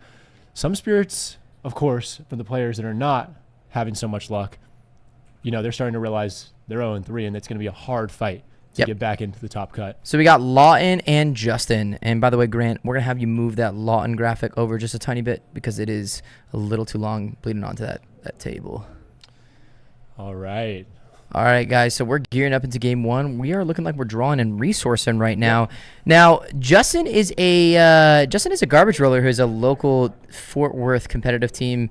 The Garbage Rollers, they're very talented guys, and Justin is a very talented player. He's a top Gen Con player, top 8 at Gen Con, and is a multiple 1K winner. So we have someone who is a very highly competitive player. Now, if I am correct, Lawton is actually someone at the 1K that Justin won, was a Boba Yellow player that went into second place. So we both have very high-end competitive players at this table here, and I think we're going to have a really, really crazy match. Now, so are you telling me that these guys faced off at that showdown, the 1K showdown? Yeah, they did. They did, wow. And here they are at a PQ months later. So I want to say this. What is the differences between this deck that we are seeing right now? Let's take a look and try to compare these side by side here. Absolutely. And Grant, if we don't mind that Justin up on top just needs to be moved over a tiny bit. We do see both Poe and Wrecker, of course, in both decks. What is the count on those? 3s for both. Got it. K2SOs are also sitting at 3s. Nice. You've got your red 3s at 3s. You've got your wing leaders, I think, at 3s on both of these guys. Yep. Yeah, I mean, these are staples of the deck. So these decks are super, super, super similar. Let's start to look at maybe the events. And here's something I was saying earlier is that with Rick's Sabine Green that was on stream earlier is the Sundari Peacekeepers. I feel like that's become a staple of this deck. And wow, we're already in the game. My apologies. We have a Green Squadron A-Wing on Justin's base, and we have a Battlefield Marine and a Fleet Lieutenant on Lawton's. There is 6 damage already on, and we have a Wing Leader onto a Green Squadron A-Wing. That is difficult to deal with. Yeah. And Lawton's going to have to either just completely avoid space or do something to deal with it. So that's swinging a bunch. There's 5 damage straight to base. Both the Fleet Lieutenant and the Wing Leader are plays that feel really, really good, but I'm going to be honest with you. In this situation, when you're split side to side, I want to have the Wing Leader actually, because that's going to be recurring bonuses rather than the one-time effect of the Fleet Lieutenant. Yeah, absolutely. So it looks like we're tied on base 6-6 here, and it looks like we have 2 initiative tokens on the board. So let's just 2 initiative tokens. Hey, let's see, everybody can have one. You get initiative token. You get initiative token. So I do see in Lawton's hand right now we have a Dark Saber sitting in Lawton's hand, which we are on resource 4, which means Sabine Flip can come out this turn. Yeah, there is 3 Dark Sabers in both players' decks here. Yep. So that's something to watch out for. So there's 3 on base from Lawton and 5 on base from Justin. This is a very fast matchup. If you're in the mirror matchup, Brayton, what do you think you're trying to do here? What is the difference in the two decks that you're trying to give? So the truth is, these decks are almost 1-to-1 with each other, all the way down. I haven't found a difference yet. I'm sure one exists somewhere that I haven't noticed. But if I'm playing 1-to-1 mirror matchup with somebody, the truth is, I'm going to try to go a tad bit slower than the other player. You're trying to control them. Yeah, I don't. If I'm Sabine, I don't necessarily. I know that it's going to be really hard to go much faster than a Sabine. Yeah, heard. So I want to be the one with units on the board at the end of the day. I don't want you to have them. Okay, so we have a Dark Saber upgrade onto the Battlefield Marine. Is a crazy play. Wow. Okay, so not even waiting for the Sabine flip because he potentially thinks that Justin has an answer for the Sabine or some sort. But we're just going straight with Dark Saber on Battlefield Marine. It puts Justin in a very awkward spot. what does he want to do here? Because he has to answer this Battlefield Marine. Yeah, and he I think a absolutely lot does. of players wouldn't do something like that. They would ultimately try to get this Darksaber onto the Sabine, but Lawton is forcing tempo on Justin. He's saying, hey, you have to answer this now or the game is going to end because I'm doing more damage than your Green Squadron A-Wing. Yeah. And we'll it's see what out else of we bring. range out of a ECL K2SO. It's two rounds out from a ECL Wrecker. It's definitely going to get a few swings out. You know, really, Lawton's looking to swing fast and swing hard. I don't know what kind of answer would be a good stop for that in the ground right now. There's obviously not a ton of removal in the decks for these guys. There's not even Sentinels in this deck. I wonder if Lawton putting the Darksaber here is trying to go a little bit slower and actually take out the Sabine when the Sabine flips. You think he's just going to maybe hold him steady on this round? I think he could. You know what I mean? I think, you know, if he's going to flip Sabine here. I mean, he definitely is threatening, right? Like, Justin is in a tough position where he can't safely bring out Sabine. No, Sabine would die instantaneously. Now, Justin is full resource up, and Lawton is not. So, Justin's going to take the risk. He's just going to probably lose the Sabine here, but he figures that it's better to lose the Sabine than take a bunch of damage to base from the Darksaber. Yeah, I feel like that has to be the trade-off. Justin has to trade off the Sabine to eliminate having damage on a base. And then if Justin skirts and takes initiative immediately, he could potentially use the ECL at his advantage. Now, in this matchup, the mirror matchup, I feel like the real breaker here is when do you use ECL? How do you use ECL? And what are you ambushing? That's a good point. That's going to be a marginal difference between the two players, right? They're obviously probably not going to get the exact same ECL off. So one person's going to get more value at the end of the day out of that ECL. Yeah, I almost wonder if you're in a more controlling position of using the slower ECL is the better play here, right? Like, I just wonder. This matchup is speed. That's the name of the game. Who's going to go faster? Who's going to do more? And I think that's really important. Yeah, these decks are fast. There's no two ways around it. But as you're seeing there, Lawton's going to control. He's going to swing, make sure there's no units in the ground. And that's going to benefit him because if there's nothing to respond to him, then he might get some turns here in the future where he's swinging with 3 units to base. And because Sabine is a Mandalorian leader unit trait, it's going to get an experience token off that Darksaber play. Which actually I'm starting to like a lot, especially if you know that they have nothing to answer the unit with the Darksaber. If there's no Confiscate, there's no Waylay, there's nothing that's going to make that unit go away with that Darksaber. I like that ability of upgrading your other Mandalorians. I think it's a great play. Justin with 4 resources is going to end up dropping 2 resources and going to a Battlefield Marine. Really wondering what Justin's aim here is in this. Sabine's going to go ahead and hit base. So Justin's at 13 damage. They're both at mirror match 13 right now. Yeah, but again, I'm looking at Lawton's board position and I'm feeling way better about it. He's got the leader out. He's got the Darksaber out. Yeah, and that units in ground are always going to be doing more damage than units in space. So Justin's going to take initiative. If you think about this, though, the Battlefield Marine is swinging for 7 damage on base, and the Green Squadron A-Wing is going to swing for 5. So he's definitely out damaged right now on board. But the crazy thing here is, this is where the volatility of the Sabine Green matchup could be, is I do wonder if Justin can use the advantage of him playing Darksaber and not swinging base to his advantage and become faster. So that means that Justin could swing the Battlefield Marine here, 3 to base, swing the 5 and the 2, and then 4 cause. And he's immediately in lethal range and actually can be faster than the Lawton play of the Darksaber. That would be crazy if he can pull trigger and get there. He's got 12 damage to go. Right now on board, he's swinging with, it looks like, that's a +2/+2 on the A-Wing. So he's swinging with 5 out of that one, 2 from the wing leader. That's 7 right there, 3 from the Battlefield Marine, I think. Justin was going to ECL there, but he's taking a second to think about this. It looks like he has a K2SO in hand, no Poe. So I think what he's trying to do is maybe put a stop to the Battlefield Marine. I'm looking to ECL that Darksaber, right? I feel like that's the best. And you kill it, you pop it, and you put 3 damage to base. You know what I mean? And it's basically you're getting the same exact thing out of what Battlefield Marine would do here, but you're stopping a unit. And I think that is important. Yeah, let's see if he does it here. Actually, does he have enough health? He doesn't have enough health. K2SO ECL does not kill the Battlefield Marine. Oh, no, it does. It does, actually. The Battlefield Marine is probably sitting at just the Darksaber health left. It's sitting one above, so 4 damage. Like, perfectly for K2SO. I think the K2SO might be a great play. Yep. He is going to end up ECLing, and it's going to be Fleet Lieutenant. Yo. Wow, what a play. Controls both sides of the board. Yo. What a great play out of Justin. And now, suddenly, he doesn't look to be taking too much damage this turn.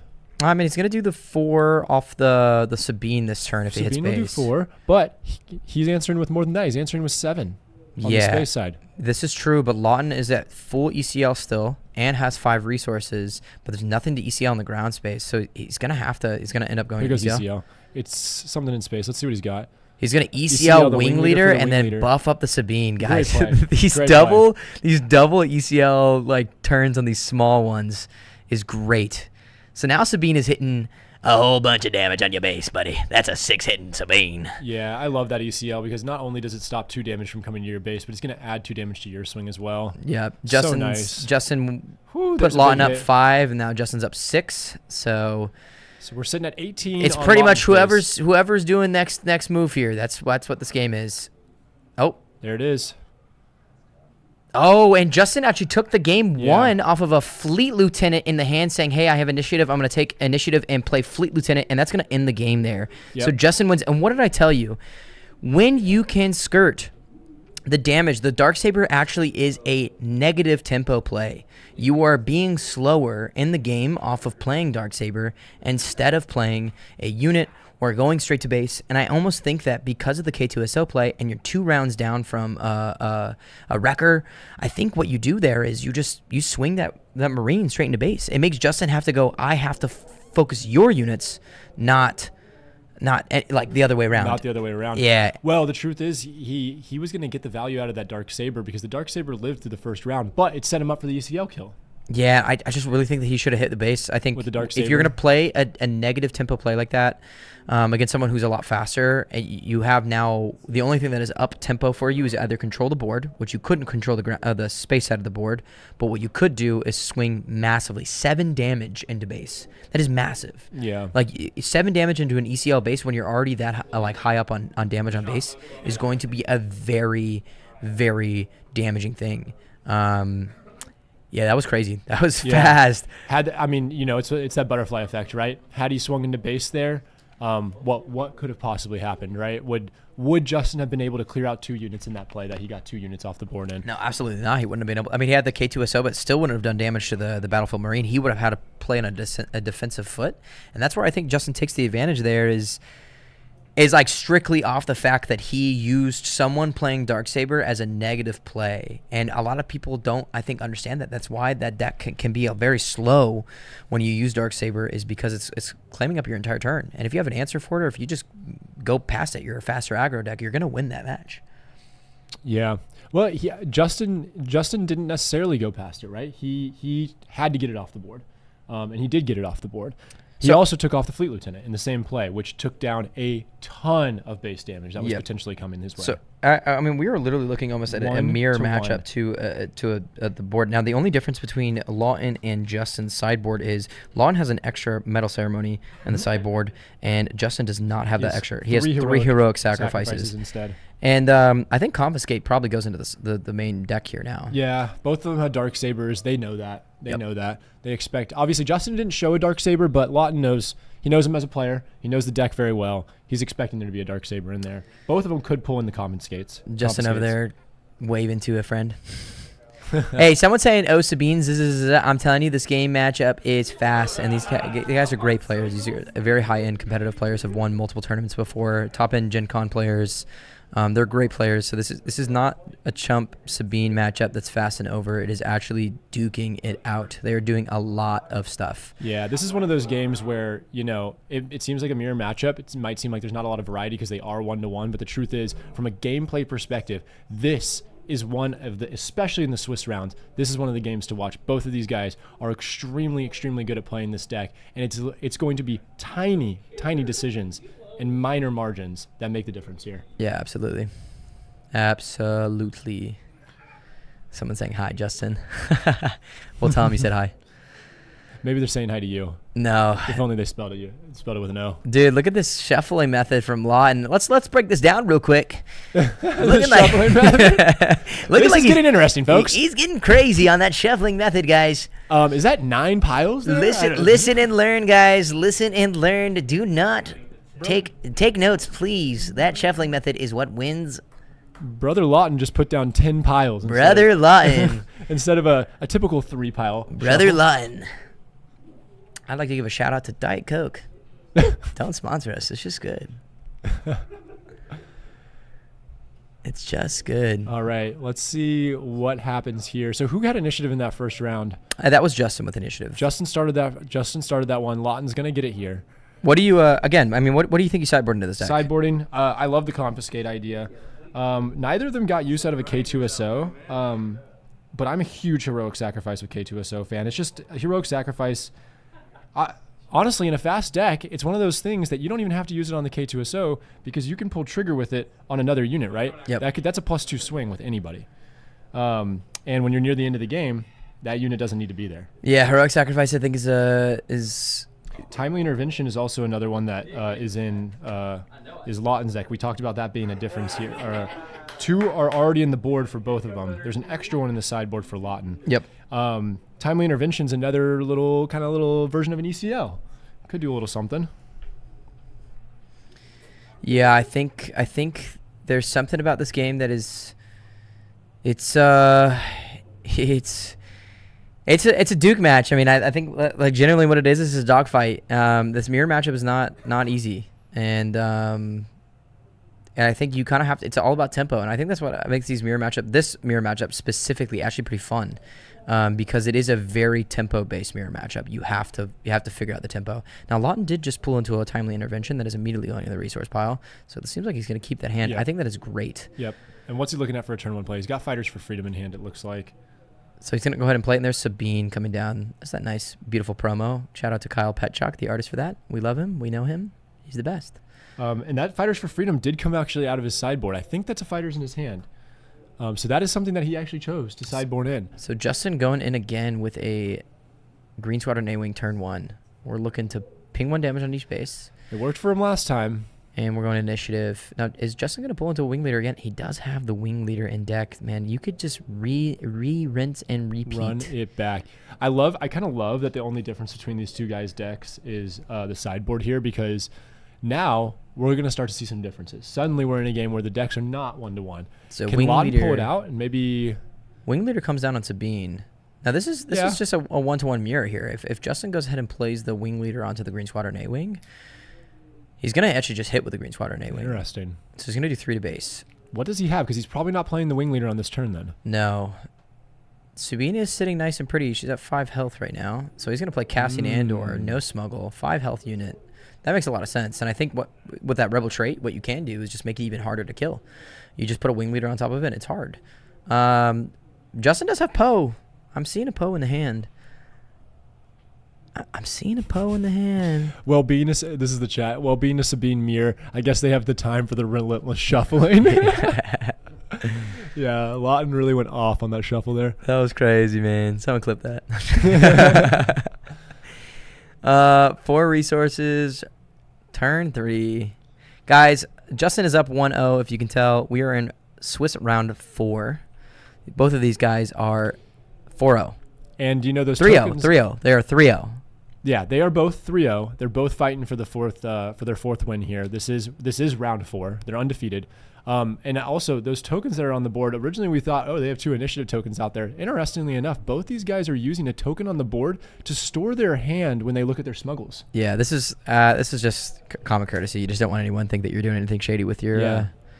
That makes a lot of sense. These guys... I do that with the purple reminder token. There you go. I know some people have made custom playmats with a section specifically for their hand to be set down on the board. Yeah. Lawton has initiative here, and what do we think Lawton wants to do here? He's going to go for the swing he is. It's going to make it a lot harder for Justin to be like, hey, I need to answer that Sabine, because you have another threat you're going to do on the board. This is all what this deck is about. It's just tempo, outswing. Does he try to take down that Sabine? I mean, obviously Sabine doesn't even want to trade with Cassian, so does Cassian feel forced to here, or does he also feel like he can just go to base? So at 4 resources, what is he ECLing here? That's the biggest thing, is what is he ECLing in if he has a positive play here? Can he even get to the 5 resources? Justin's already at 11 health on base. Or 11 damage on base. Yeah, it's 11 damage to 4. Does Justin have to play the slower route here? You know, you got to think he did have the Wing Leader looking to play. And Rebel Assault. That is a Rebel Assault. And he's maybe going straight to base. He thinks he's faster. All right, these guys are both trying to run straight to base. Wow. I mean, obviously Wing Leader is also going to swing to base. So not gonna trade with Lawton any with wing. 12 damage on base. Justin at 11. Yeah, just swing the wing Yeah, just hit leader. the base. So now it's 13 to 12. Yep. Justin's going to be the first one to deploy Sabine. That's awesome for him. Last turn, he brought out that Sabine into a Darksaber, which was... I mean, he won the game, but that one moment felt devastating to him. I hate having to bring out a leader into something that's going to immediately one-shot it. You're just using it as a negative. Yeah, Like it's a block. Yeah, I have It's to block. It's a meat shield. It's a meat shield. If you don't block it, I'm going to do more things with it. And it'll be really interesting to see who has the cards in hand to actually win this race, because they seem to be racing. Lawton is going to deploy Sabine. All right, Sabines are out. So it could be Wing Leader. It could be Darksaber. Could be ECL K2SO. So Justin's going to just Straight take to base. 3 to base. And if Lawton also swings with Sabine to base, that is going to be really interesting, But because that means both players are trying to call the other's bluff. Yeah, both players are trying to call each other's bluff, and the scary thing here is Lawton could just go Darksaber into Sabine, and that that'd puts be him nasty. extremely Does he have close it in to hand? lethal. Did you already see it? I did not see it. I couldn't see the hand, the way Okay. he's holding his hand, but... Okay, well, we don't know then, but it's very possible and very scary. Yeah, this is this is tough. I wonder if we're going to see any like non-staples getting ECL'd out. So something, again, like the Wing Leader ECL, the Fleet Lieutenant ECL, things like that that are not so common on the ECL play. I mean, the Sabine leader target is a good target for the ECL. I feel like the A-Wing is also a decent target So for the ECL. it looks like Justin passed. Or no, Lawton took initiative. No Took swing on the initiative Sabine. with the Took initiative, and Justin just played the Battlefield Marine. That means he wants this first action. He's got something for this first action that's important to him. Yeah, but... what is it? You are up statistically against Justin. You have a 5-hitting Sabine and a normal Sabine there too. You are a higher damage play. I don't know if that's the play there. Do you really want the one? Even if he Sabine taps, even if he Rebel assaults, I guess that, I mean, you need the play there, but you have so much damage more on base. You would be way more closer to lethal off of just what Lawton could do. I wonder if Justin kind of won out of that race battle, and Lawton's now reassessing the situation, going, maybe I don't just keep swinging into base. Maybe I take initiative and play something that I need all my resources for. Yeah, heard. It'll be very interesting to see what he plays here. He does have the initiative, so we're waiting on his action.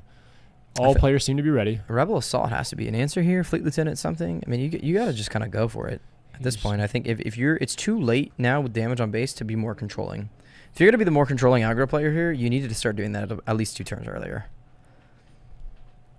And this is where playing Darksaber doesn't make sense. I think if you check those resource piles, I bet you there's at least 1 or 2 Darksabers in that. Timely intervention. So not using the ECL. He wanted to ambush here. He needed 5 total to be able to do that. Not using the ECL. He's going to Fleet Lieutenant. Wow. So he's going to take a play out of Justin's last turn. What a great play. That puts Justin, I believe, very close to lethal. Damage on board, he is lethal. Justin's going to end up ECLing. He's going to ECL Poe. And that's the game. That's game. Justin takes it 2-0. 2-0 in the Sabine matchup with nearly 1-to-1 decks, only difference being the sideboard. Crazy game right there. That was fast as can be. And that is something that I think everybody kind of expected at some point to see a Sabine game today. I know I did. At least it was going to happen a lot out in the main hall, if not on the stream desk as well. And we got to see that Sabine versus Sabine race to the finish line. Justin winning it out in both games.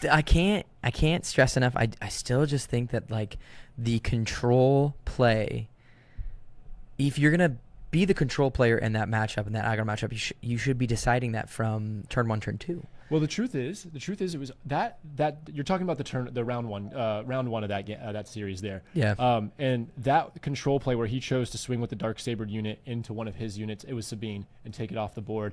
You know, honestly, it seems like the right play from a high level, but counterintuitively, it set up the unit with the Darksaber to then be immediately taken down by Justin. And so he was trying to control, but he ended up getting his own units controlled, and he lost right after he swung with that, he lost 2 units of his own. So something I'll make a comment on, someone that I actually just put in chat. So this is the thing that I know as Justin as a player is really, really good at, and I think this is like what the next level of Star Wars Unlimited is.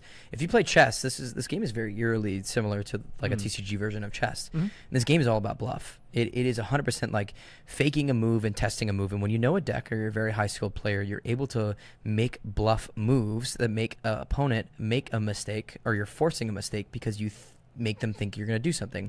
That's as simple as like checking your resources in between games. That is as simple as like holding resources and maximizing your absolute maximum output on something to then get a read and then bluff that you're going to do something like an ECL play or something. And that's what I think Sabine players this meta at a very high level, because they adapted and have a very fast aggro sense and a nice top mid-range that really gets the game over the edge. What the number one thing that is getting Sabine players into top cuts, what's winning tournaments with Sabine now, which it really wasn't ever, it was getting to top 4, getting top 8, what couldn't make it to the winning slot. What's getting it there is actually people getting really masterful at bluffing the game. You're bluffing your opponent. Scaring them. You're scaring them without playing it. You're scaring them without playing it, and you're making them think you're going to do something that they should be afraid of, and you go a completely different direction, and you move the tempo. And the comparisons to chess in this game are obviously very very apt.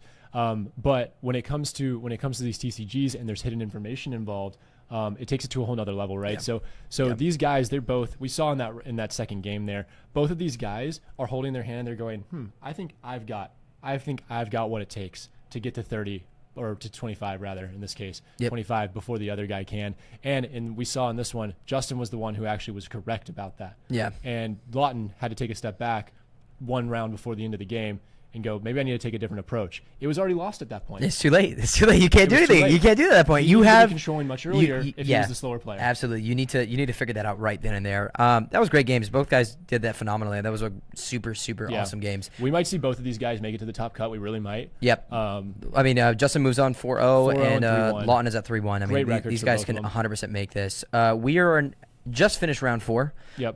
We are going to go to a quick commercial break and see if we're going to get an interview for this or not. And we'll be right back. We'll try to get the winner on the desk here. Thanks, guys.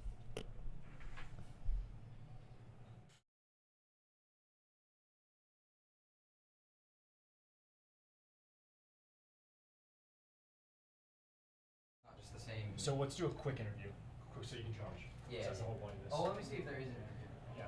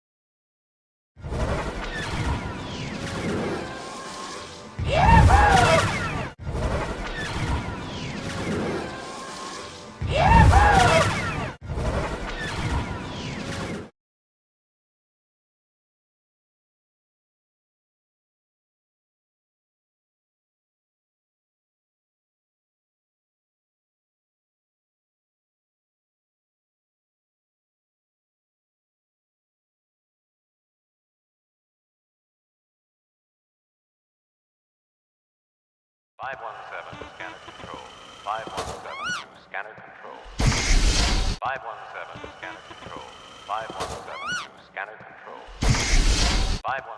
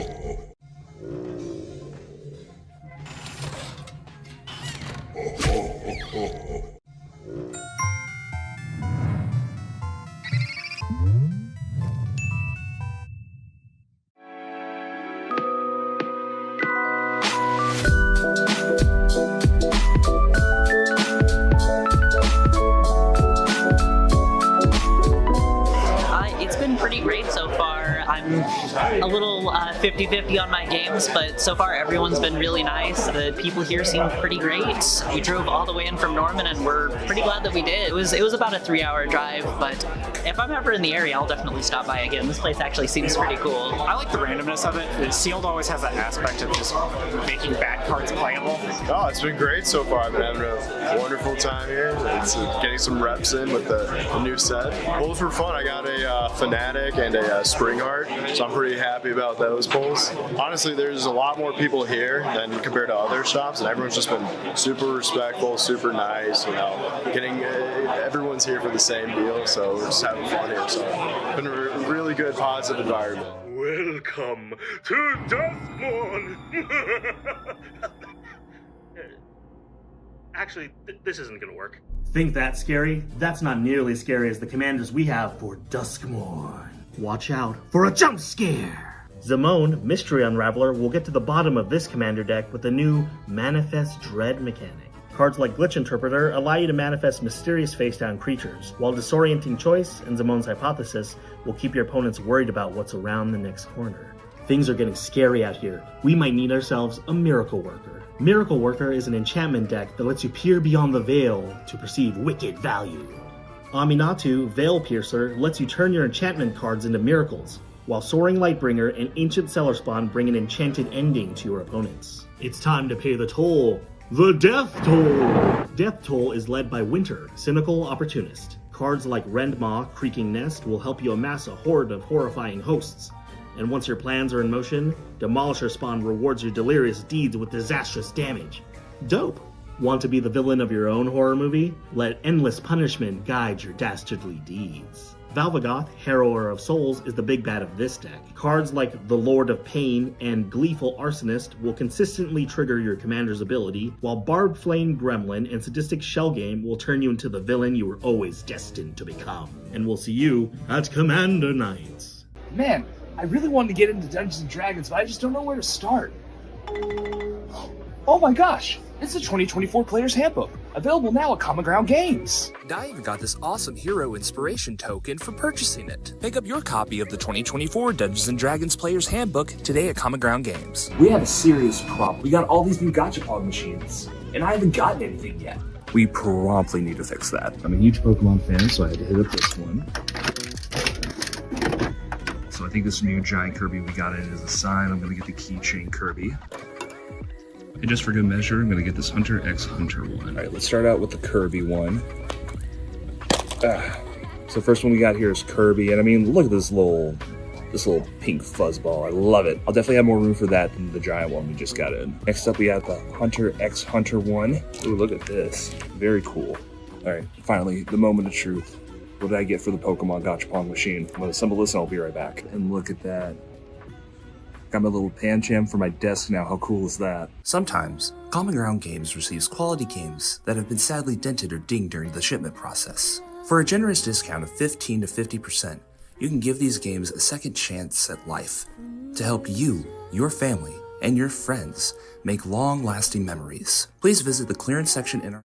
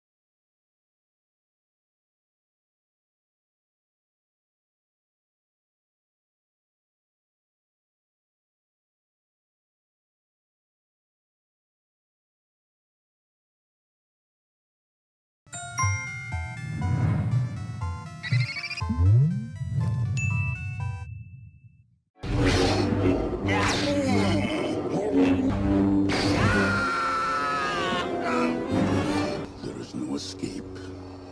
Don't make me destroy you. Join me.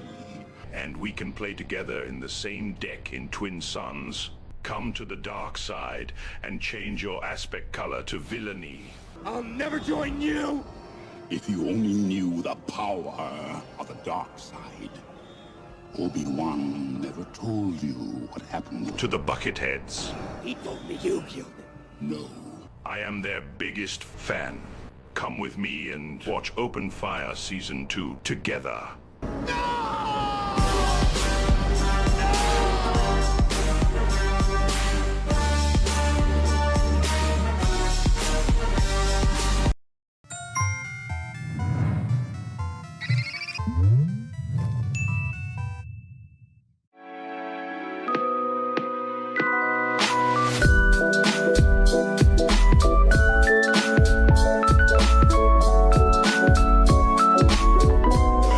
It's been pretty great so far. I'm a little 50-50 on my games, but so far everyone's been really nice. The people here seem pretty great.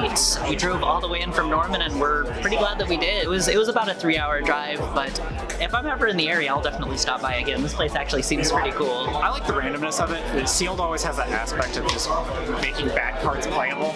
Oh, it's been great so far. I've been having a wonderful time here. It's getting some reps in with the new set. Pulls were fun. I got a Fanatic and a Spring Art, so I'm pretty happy about those pulls. Honestly, there's a lot more people here than compared to other shops, and everyone's just been super respectful, super nice. You know, everyone's here for the same deal, so we're just having fun here. So it's been a really good, positive environment. Welcome to Duskmourn!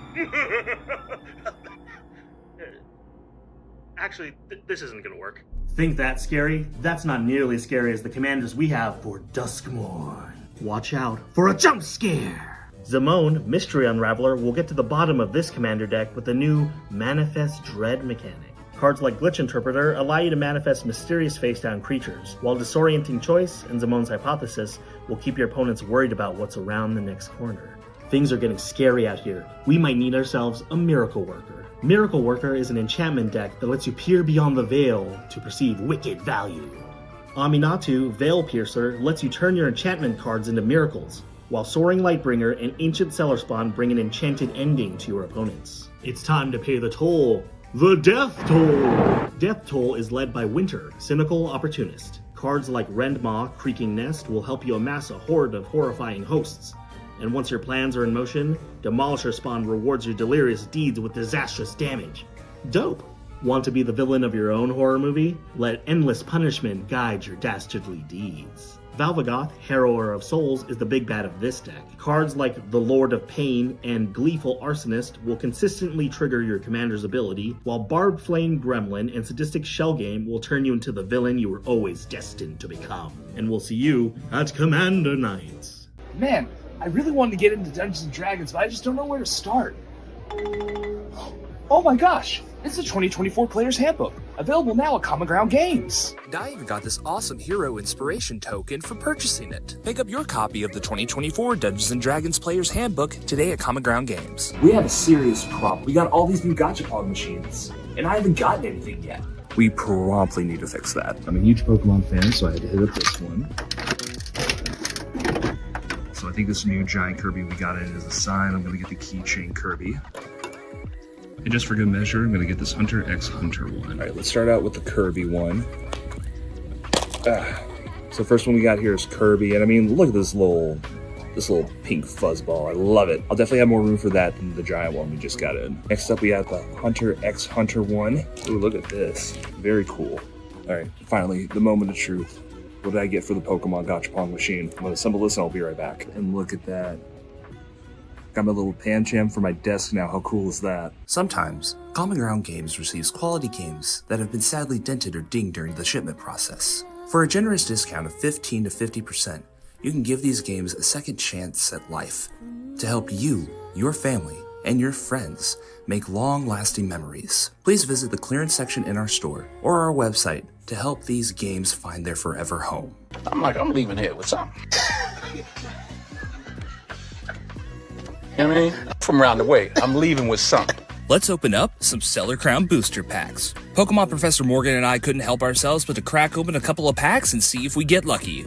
Morgan pulled herself a good-looking Craydilly. Now look, I honestly thought I wasn't going to get anything, and then I pulled this full art Archlodon. Come by Common Ground Games today for everything Pokemon Stellar Crown. Y'all, I was so nervous. I've never been to a pre-release, so I hopped in my car and went to Common Ground Games to see what it was like. It was a very casual and welcoming atmosphere since no one has had a chance to play with these cards yet in the US from the new set Stellar Crown. When you get there, you're given one of these really cool build and battle kits that make up a 40 card deck compared to a 60 card deck with standard play. I even got some really awesome pulls with some of the booster packs that come in the deck, like this full art Kofu and this Zero Aura. After about a 40-minute deck building process, we finally had time to battle.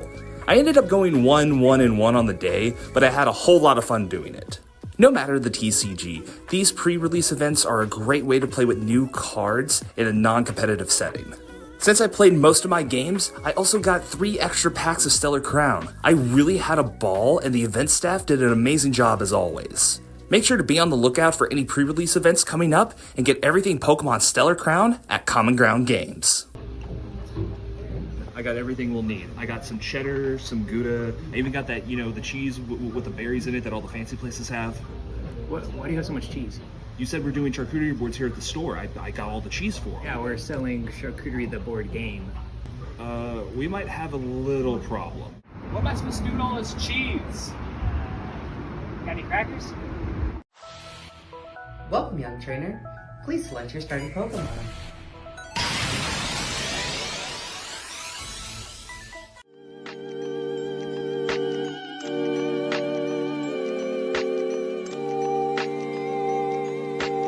Good afternoon, Magic players.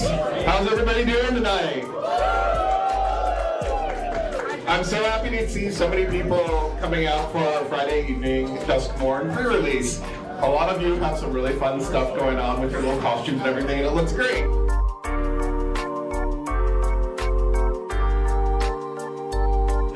Just a heads up, I'm looking out for you. Thank you.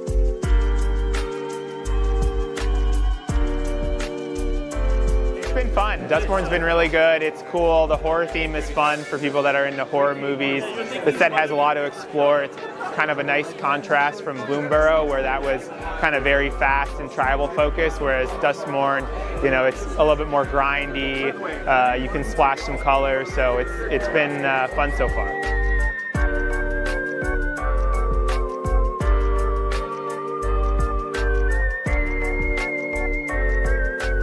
I come to pretty much every pre-release because it's honestly my favorite type of event. I really like doing the sealed kind of games because I live right down the street. It's really convenient, and honestly, even if I didn't, I'd probably drive to come here because it's the best game store, in my opinion.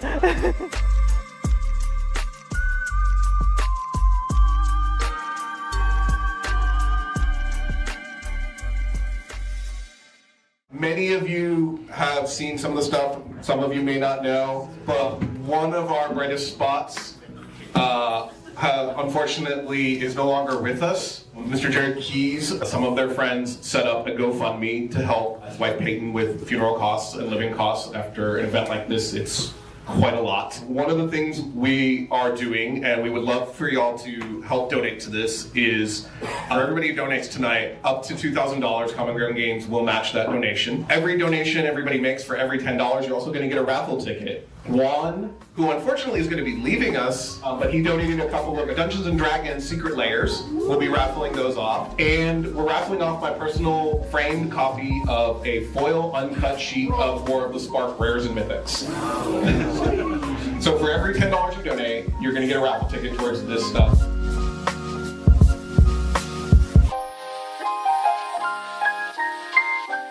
So this is Lake Hill Preparatory School's 23rd year to the Magic Club, and here we go at Common Ground Games. Well, this is, I think, my 10th year judging at Common Ground. Started somewhere around the time of Cons of Tarkir, and it's my absolute favorite place to judge. It feels like my judging home. I definitely judge more here than anywhere else. It's a pre-release I would never want to miss out on for sure.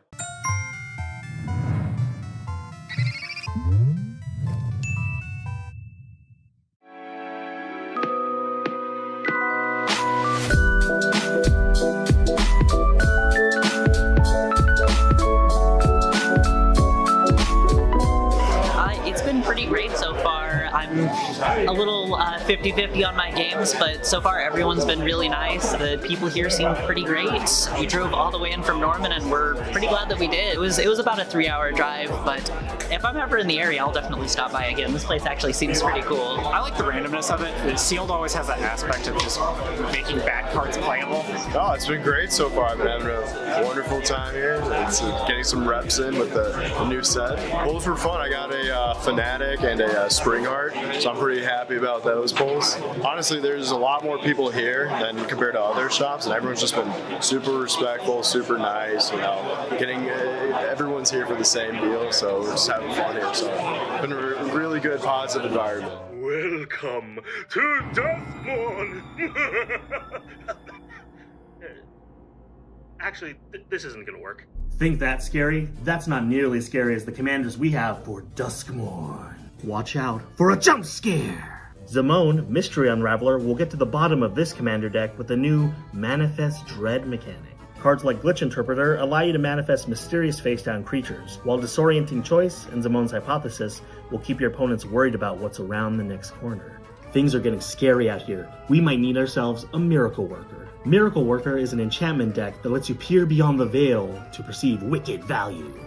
Aminatu, Veil Piercer, lets you turn your enchantment cards into miracles, while Soaring Lightbringer and Ancient Cellar-Spawn bring an enchanted ending to your opponents. It's time to pay the toll. The Death Toll! Death Toll is led by Winter, Cynical Opportunist. Cards like Rendmaw, Creaking Nest will help you amass a horde of horrifying hosts. And once your plans are in motion, Demolisher Spawn rewards your delirious deeds with disastrous damage. Dope!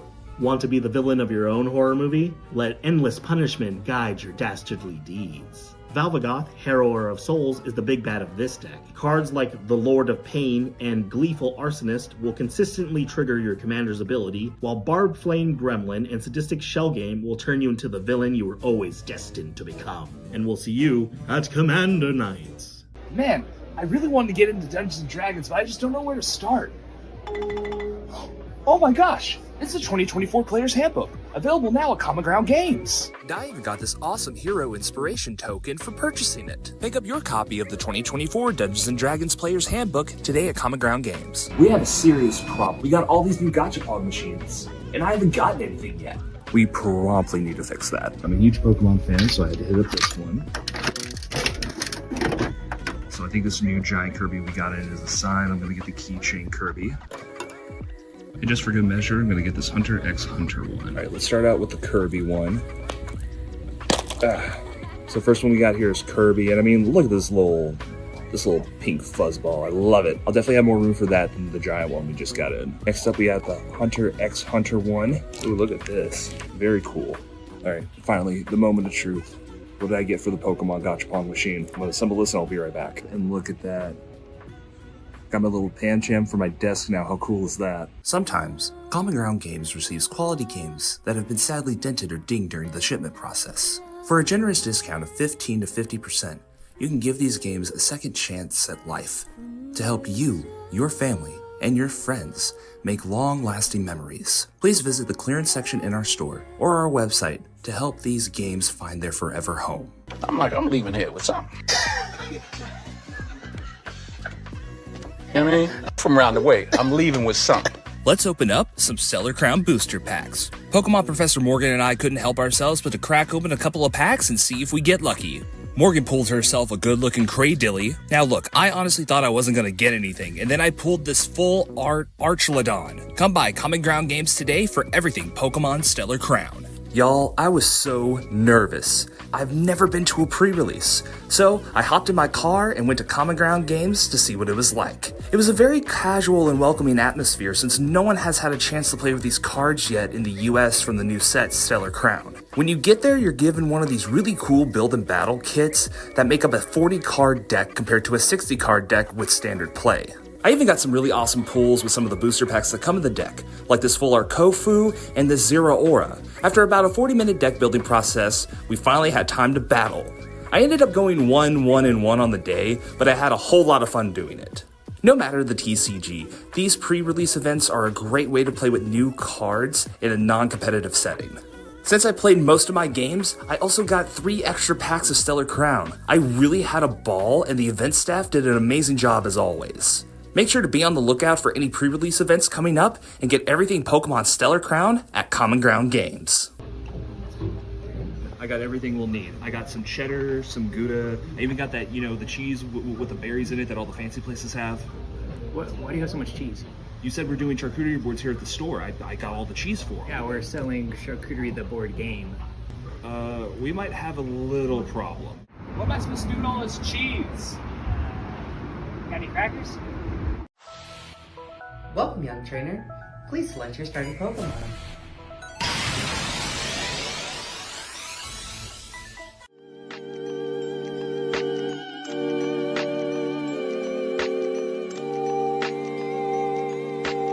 Good afternoon, Magic players. How's everybody doing tonight? I'm so happy to see so many people coming out for our Friday evening Duskmorn pre-release. A lot of you have some really fun stuff going on with your little costumes and everything, and it looks great.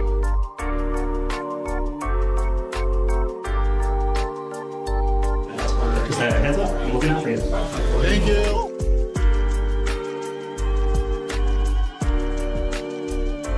It's been fun. Duskmorn's been really good. It's cool. The horror theme is fun for people that are into horror movies. The set has a lot to explore. It's kind of a nice contrast from Bloomborough, where that was kind of very fast and tribal focused, whereas Duskmorn, it's a little bit more grindy. You can splash some colors, so it's been fun so far.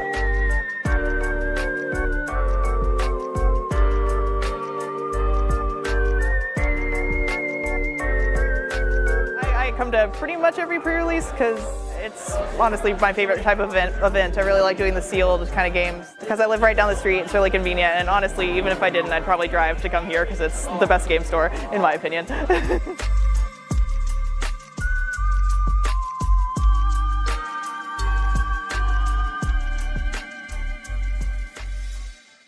Many of you have seen some of the stuff, some of you may not know, but one of our brightest spots unfortunately is no longer with us. Mr. Jared Keys, some of their friends set up a GoFundMe to help White Peyton with funeral costs and living costs after an event like this. It's quite a lot. One of the things we are doing, and we would love for y'all to help donate to this, is for everybody who donates tonight, up to $2,000, Common Ground Games will match that donation. Every donation everybody makes for every $10, you're also going to get a raffle ticket. Juan, who unfortunately is going to be leaving us, but he donated a couple of Dungeons & Dragons Secret Layers. We'll be raffling those off. And we're raffling off my personal framed copy of a foil uncut sheet of War of the Spark Rares and Mythics.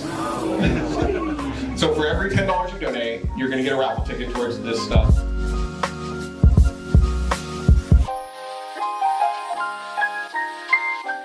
So this is Lake Hill Preparatory School's 23rd year to the Magic Club, and here we go at Common Ground Games. Well, this is, I think, my 10th year judging at Common Ground. Started somewhere around the time of Cons of Tarkir, and it's my absolute favorite place to judge. It feels like my judging home.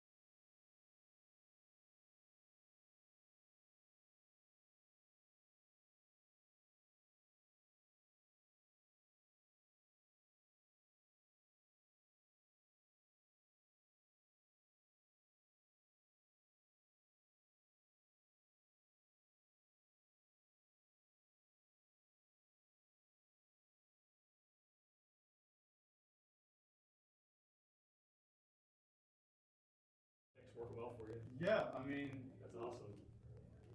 There's a lot of cool cards in yellow. there are a lot of People don't play around the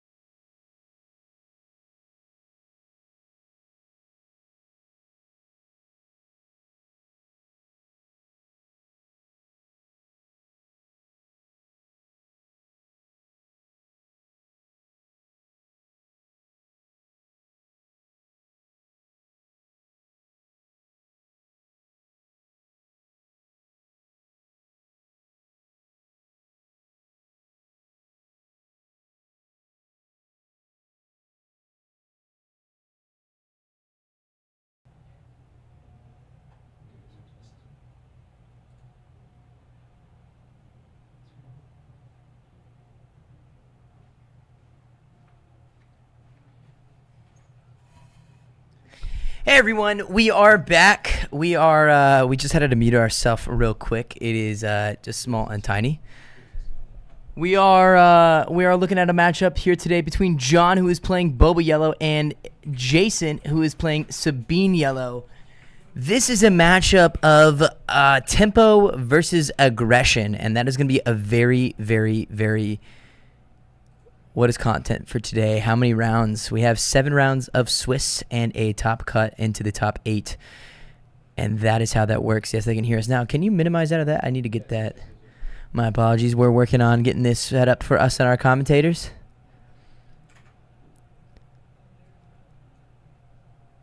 Maybe just drag. No, bring it back up again there, Britton, and drag that out. Yeah, thank you, bro. All right, well, we are on resource 4, and Jason is 4 wide. We have a R2-D2, 2 cartel spacers, and an Alliance X-Wing.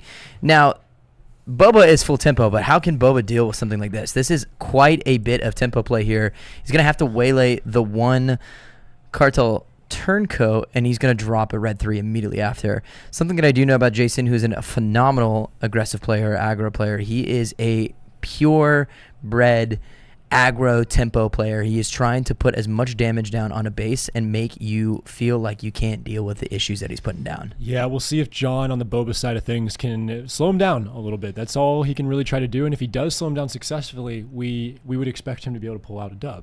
Yeah, we're trying to put trades there in space. That's always interesting to see from a Sabine. Trading one of his units to get another unit off the board, but hey, I bet it was a high value trade. 10 damage on both players' bases now. Which, look at the 13 now on Boba. Look at the width of that play right there. I do think, was 10 damage on the Jabba's Palace? It was. I was going to say that there's a miscalculation there. There's damage off. The red 3 is actually going to be doing 4 damage, and it looks like Jason's going to make that call right then and there. There it is. Look at that. Yeah, this is a bread and butter deck. If you guys don't know, our buddy Rebel Resource, Ryan up in Wisconsin, actually has made a lot of, we made a shout out earlier today, made a lot of work on making this deck come back into favor. Really a champion of the deck, to say the least. Yeah, and when we flew Ryan down here for our show, Jason and actually Ryan faced off, and it was a super close mirror matchup in the same deck. This deck can do really crazy things. If you're able to go very wide like this, it is extremely hard to deal with it unless you have things like Overwhelming Barrage or anything to sustain damage in this matchup. Yeah, John is holding a waylay, but that's just not enough in a matchup like this. No, what are you going to waylay? You can waylay the red 3, but you're still taking 4 damage from Cartel Spacer. Yeah. This is just there. Look at that. He's going to waylay the red 3. It's the best he can do. He's going to pop the Boba trigger off that. Now, Boba does come out this turn, and this is where Boba is going to shine because he's going to be able to kind of stall some of the damage down. It's almost like you need a cunning in this play. It's a really hard matchup. We're looking at these sideboards. The problem is looking at these deck lists is that the game is so fast that you just don't even know what to put. There's 3 Lurking TIE Phantoms in John's deck, and normally that'd be great, but I mean, what are you trying to use for the Lurking TIE Phantom here? You're not trying to put the damage on their base. You are trying to stop what Jason is putting down on this board right now. It is unruly. Sabine's doing 3 more to base. And I see over here on Jason's Blonde Sabine deck over here, he does have 2 Wreckers in there. Yep. But notably, and this is common in a lot of Sabine players, a lot of Blonde Sabine players, no Poe Dameron. Yeah, so I want to put this out here. Looking at his deck, I see a card that I think is unreal this set that people are not using enough, and it shines so highly in this Sabine yellow, which is a Valiant Assault Ship. If you guys don't know what that is, it is a 4-drop ship. That stat line is 3-4, 3-5, I believe. We'll look it up. We'll get confirmation on that. And it is a Saboteur spaceship that if you are down a resource, which pairs so well into Wrecker or just even being an aggro deck, it's a 3-4. On attack, if the defending player controls more resources than you, this unit gets +2 more for the attack. That is a 5 swinging unit. We got a Surprise Strike with Cartel Spacer. John is... So do you think he actually starts to, because he's got a Valiant Assault Ship out on the board, do you think he starts dropping There's resources? no Valiant Assault Ship. It's 2 Cartel Turncoats, 1 red 3. Oh, that's a red 3 in the middle. Okay. Yep. There is 24 damage onto John's base. This is a tempo deck. This is the deck that should be winning this matchup. This is the deck that wants to win this matchup. So we have a Zuckuss down on the board. Yep. I mean, right now, it's overwhelming for Jason in space, and it's overwhelming for John on the ground side of things. So 2 to base. But that's a lot of damage already on base. Or 3 to base. Oh. That's 17. Oh, no, 27. I'm sorry. I didn't even notice the other 10 token. 27 damage. John has to take initiative, and he just scoops. So Jason is up 1-0 in this series. Now, both of these players are undefeated into this round 5 of the Swiss pairing. This was a very fast match. If you're John, I think you have to take out Boba Fett's armor. I think you have to get rid of anything that's in the super high end of the deck. You got to take out that stuff, and you got to go heavy. And you know right now that Jason is going very heavy into space. So at this point, I think you got to start going space. Get rid of the Lurking TIE Phantoms. Figure something out on how to control that deck. There's just a lot going on.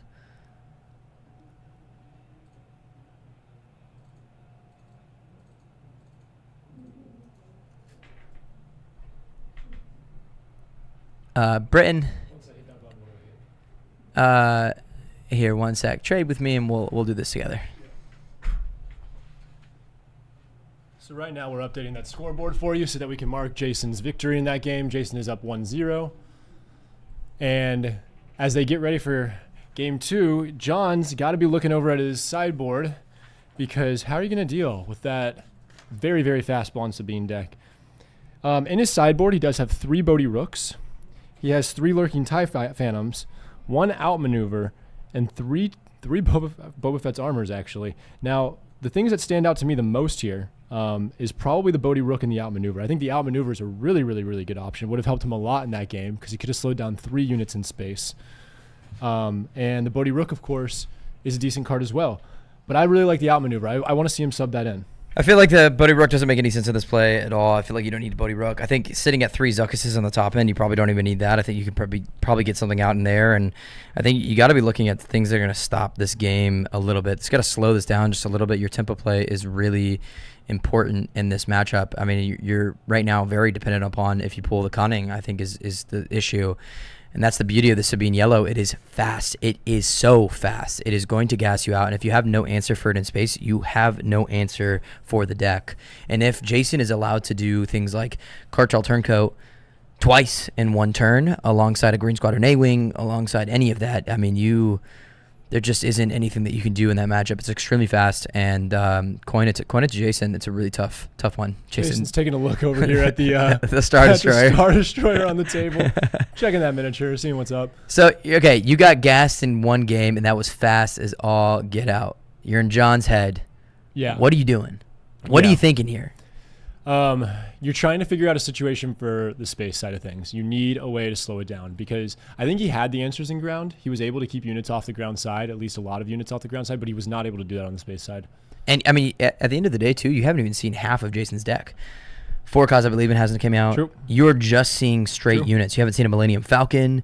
You haven't seen a Wing Leader. That was just straight width. There was no tempo play. There was no Bamboozle that sits in Jason's deck. There's no Kiera that sits in. Like, you didn't see any of that. You just purely went against full aggro, units on units, doing an insane amount of damage. Cheap units was all Jason needed to win that game. Yep. So from Jason's side, obviously he had a very successful game 1. Does he even touch his sideboard? I don't know if we saw him actually making some sideboard plays, but I don't even know if he needs to. I am seeing a heroic sacrifice in his sideboard, which does help him go faster. Would help him get even crazier. Yeah, and this is... Here they go as a resource for the beginning of game 2. Yep, I'm seeing John resource the Fet's Fire Spray, which I think you just have to. You're almost probably not going to touch that resource range right now, and it just is what it is. I'm seeing a Mercenary Gunship. There is a Zuckuss in hand, which I don't know if you want to keep that, but I think he's feeling confident that maybe he can get to that 6 resource range. He does have initiative. Crafty Smuggler. And Jason doing what Jason does best. He's a confident player, baby. There he goes, tossing the Sabine out on the table. He's a confident player. He's willing to play cocky, not because he is cocky, but because he is just filling himself in this game, and we love it. Yes. Love to see it. We love It's to a see little bit people of with style. character Some and style style. plays. Yeah, that is Jason's style. That's the first time I've ever met Jason was at a 1K showdown, and he's playing Leia Red. And he won the game by throwing 4 cards on the table, and he knew he had it. Just started scooping up his cards. Yeah, that's epic. I'm glad we got to see it here. So we got Surprise Strike, Crafty Smuggler. He's going to trade into the Sabine. Okay. And he's going to just ping off the shield. And I think that trade makes sense. You have to take units off the board right now. And the crazy line for the Sabine Yellow here, if you guys don't know, that Sabine turn 1 play is going to do things like Sabine turn 1, next turn Green Squadron A-Wing, and then a Cartel Turncoat. And now that Sabine ability is activated where it is non-targetable. And that is strictly off the fact that space width you can't target. So, getting rid of a Sabine Yellow, or like a Sabine Yellow Sabine turn 1 is something that you have to touch, you have to deal with. So I think John is going to have to play a lot more defensive here, not even just tempo, but he's going to have to start doing units into units. Yeah, he absolutely needs to swing units into units. He's not going to be faster than this. How much health is on his spaceship there? It's a 3/2 Mercenary Gunship, and it's a 2/3 Alliance X-Wing. I wonder if he trades. I don't think he does, because it is a healthier space unit, or it's actually a more damaged space unit than the X-Wing. Alliance X-Wing. Yeah. You think he swung it to base just now? So Jason's going to be on the back foot here and go for a tempo control play here. Jason goes for the control. So in Jason's hand, there's an R2-D2, a Bamboozle, and a Wing Leader. So I feel like we're obviously going to see a Wing Leader here, either on the R2-D2 or on the Alliance X-Wing. But I think Jason is just trying to waste out resources like this for Lom, just so he knows he has no bounce play here. So we should see... Now, Jason is going to make a trade here. I wonder if he's got the Zuckuss around. So it is resource 4, so maybe Wing Leader is just definitely going to 100% go onto the Sabine. So there's an R2-D2. There is no... Oh, that was a Millennium Falcon on top. That is a great top. I think John is holding the Cunning. He is holding the Cunning, 100%. But he's not going to be able to play that until next turn. So it's going to be Wing Leader on top of the Sabine. And you can't bounce that Sabine. And she is going to be doing 5 damage to base. That is a... Or he's going to kill the 4 Lom. Well, does you think he's killing the Forlom because he believes there might be a Zuckuss coming out, or do you actually think he really just cares about controlling now? No, I think he really cares about the Zuckuss play. I think the Zuckuss being in hand, and look, he called the play immediately. John has the Zuckuss in hand, and Zuckuss being on board with no other unit on board will shut this game down. That was a big call from Jason there. That was a really big call. He read the line, and I think usually in the aggro matchup, you probably wouldn't care about that. You'd be like, hey, I'm gonna kind of go toward what I think is I'm a faster deck, and I think I'm going to win this deck race. But he called the bluff on the Zuckuss, and I think that was a right call. Yeah, and Jason, one thing I want to give him props for is that wing leader play. The truth is, a lot of times you'll get a wing leader early in the game, and you'll want to play it because it's a cheap unit. You can play it really early. You can give 2 experience tokens to something, but the most optimal time to play a wing leader is when your leader comes out onto the board. Yeah. And so if he did get that early, he held on to it for the very appropriate moment of bringing out Sabine. Yeah, just to update you guys here, we are in round 5 of Swiss. These both players are 4-0 right now. Jason is taking the series 1-0 right now, and the first game was fast. It ended very fast. John's dropping a 4 resource and he's playing Cunning. So he's going to exhaust 2 and going to make him discard randomly. Interesting. The discard play, he uses the chance die to do the discard. Love that. So he discards the Sabine, which means that there should be a Bamboozle sitting in Jason's hand. Jason's going to do 2 to base. So with the 4 play there, Boba's, and there's a Millennium Falcon. I forgot about that. He did discard. Oh, and Boba Fett has no answer to that. That was exactly what Jason wanted to have discarded was the Leia. So he's going to swing Boba. He's going to just end up taking out the Sabine, which makes sense. You got to control this board. And Jason's more likely going to do 3 to base. They are tied 6-6, so now it's going to be 9-6. 9 damage being on top of John's base. John's going to play the 7th Fleet Defender with a shield, and Jason's going to take initiative. So we saw him force that discard on the Cunning. It's a really interesting choice. I mean, the first thought is probably just another bounce, right? Well, you get the bounce, and you get the immediate ready up 2 resources. He does end up killing the Sabine anyway, so it does work out for him. I think the discard makes sense. I think it does. He's holding only 2 cards. Yeah. Jason's holding only 2 cards now. Unfortunately, he discarded the Leia, but discarding an aggro deck, if you give the aggro deck no options, it can't do anything. I think the 2 cards in his hand are both for a cause I believe in. So I think we know what he's playing next. Well, I think Jason maybe just maximizes damage on base right now and just sees where he can get it. It is a 30 health base on the Boba Yellow, so you can't only one Jeddah City Boba Fett that I know. And we've got 11 damage on John's base, only 6 on Jason's base. This is not nearly looking like a runaway as round 1 was, but 7th Fleet's going to trade the shield out and trade into the wing leader. Now Jason does see a Green Squadron A-Wing on top of the deck. He's going to keep it on top of the deck. It's 3 resources ready. John's going to smuggle out Hotshot DL-44 Blaster, which is going to make Boba Fett swing for 6 to base. And he is going to get ready up 2 resources off of that Boba Fett. Oliver, there is 2 more rounds of Swiss and then a top cut. Jason's going to play for a cause after swinging with Millennium Falcon. And it's going to be 1, 2, 3. Oh. No, not 3. 3. 3 exactly. So it'll be 3 damage to base. Yep. And I'd be interested in seeing what Jason's going to keep. So he's going to get rid of the hot shot. Oh, he's thinking about it. It isn't on attack. You get an immediate attack out of the Hotshot DL-44. And then he's going to keep all 3.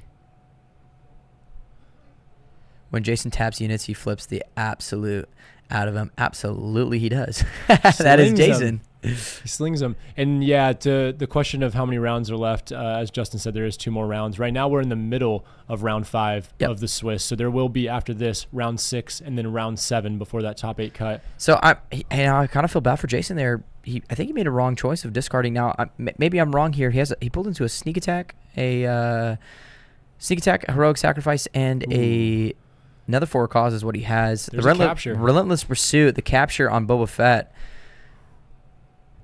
And there we go. We go heroic sacrifice with R2-D2. Where's he putting that? Straight to base? He's going to draw a card. Oh, he's going to look at the top card. And then go to base. Yep. He's definitely going to go to base. And then he is going to draw a card. All right. They're evening out their chips here. We'll see where he lands. So he pulls another heroic sacrifice. 22 damage now. That's 8 damage left until Jason takes this series. He's up 1-0 right now. I will say I will make a questionable call about that because the event has to trigger first in the game, meaning that Jason should not have been able to able to scry the first top and look what he has on top and then change that. I see. Well, it's actually it's an on attack, which actually will come before the damage is dealt, not when this unit completes an attack. This is true. But I think that they're actually potentially getting a judge questionnaire on this, and this is why gameplay is stopped, because the event has to trigger first. Yeah. So in comprehensive rules, the event will trigger before the on-attack ability. So the heroic sacrifice has to go through. The full attack has to follow through of the event card. And we're getting double checks on that with the judge. If you see the exposure go up, yep, should have drawn first. That's what I believe. Look, I'm not going to say that I am in the judge Discord. I am the judge Discord. I am a judge apprentice. I'm a judge apprentice. Do believe that call is correct. Yeah, so how do they reset the table here if that is an incorrect So call, right? you think you make the card that is on the top of the that is actually a really tough call. I think that is a judge call for sure, because Jason does know now the two cards. He knows the two cards that are on top of the deck. So he would then draw into Alliance X-Wing. You can't make him remove a card off the top of his deck necessarily as a pun. It's not like you can punish somebody for making a mistake like that. You just have to try to reset it as fairly as possible. Absolutely. Renee, by the way, there is 128 players in this event. And this is round 5 of a 7-round Swiss, and we are going to a top 8 cut. So these both players are 4-0. Yep. Jason is up 1-0 in the event, 1-0 in this round, and they will be. And with 128 players in a top 8 cut after 7 rounds, it does seem that everybody that makes top 8 will only have one loss. One loss at most. There'll be 1-7-0. Yes. There'll be one person that is completely undefeated, and then the rest of them. That's the caliber of these tournaments. You have to take one loss to get to the top 8 cut. Yeah. Yeah, and they are still trying to work this one out, because this is a very, very. It's not just a rules question. It's the rules question, and then how do we go back in time and change the fact that Jason knows what card is coming when he made that decision? Yep. And it looks like Jason is prepping for whatever decision is. He has the card that he drew, which is a heroic sacrifice. And then he has a card that's on the bottom of the deck, which is Alliance X-Wing. And so it's either, do you take the heroic sacrifice that you already know exists in your next draw and put that at the bottom of the deck? Do you cut it? Do you discard it? Do you do something? Whatever it is, it's definitely a judge decision that has to be made there. And as they're talking through this, we'll talk through it as well, just to get everybody caught up here. So he played a heroic sacrifice on the R2D2, and he looked at the top card of his deck before allocating damage. So that is what is up for debate right now. Now, if you just had an R2 on the board, no heroic sacrifice involved, you are allowed to look at the top card of your deck because it's an on-attack ability before you choose where that damage is applied.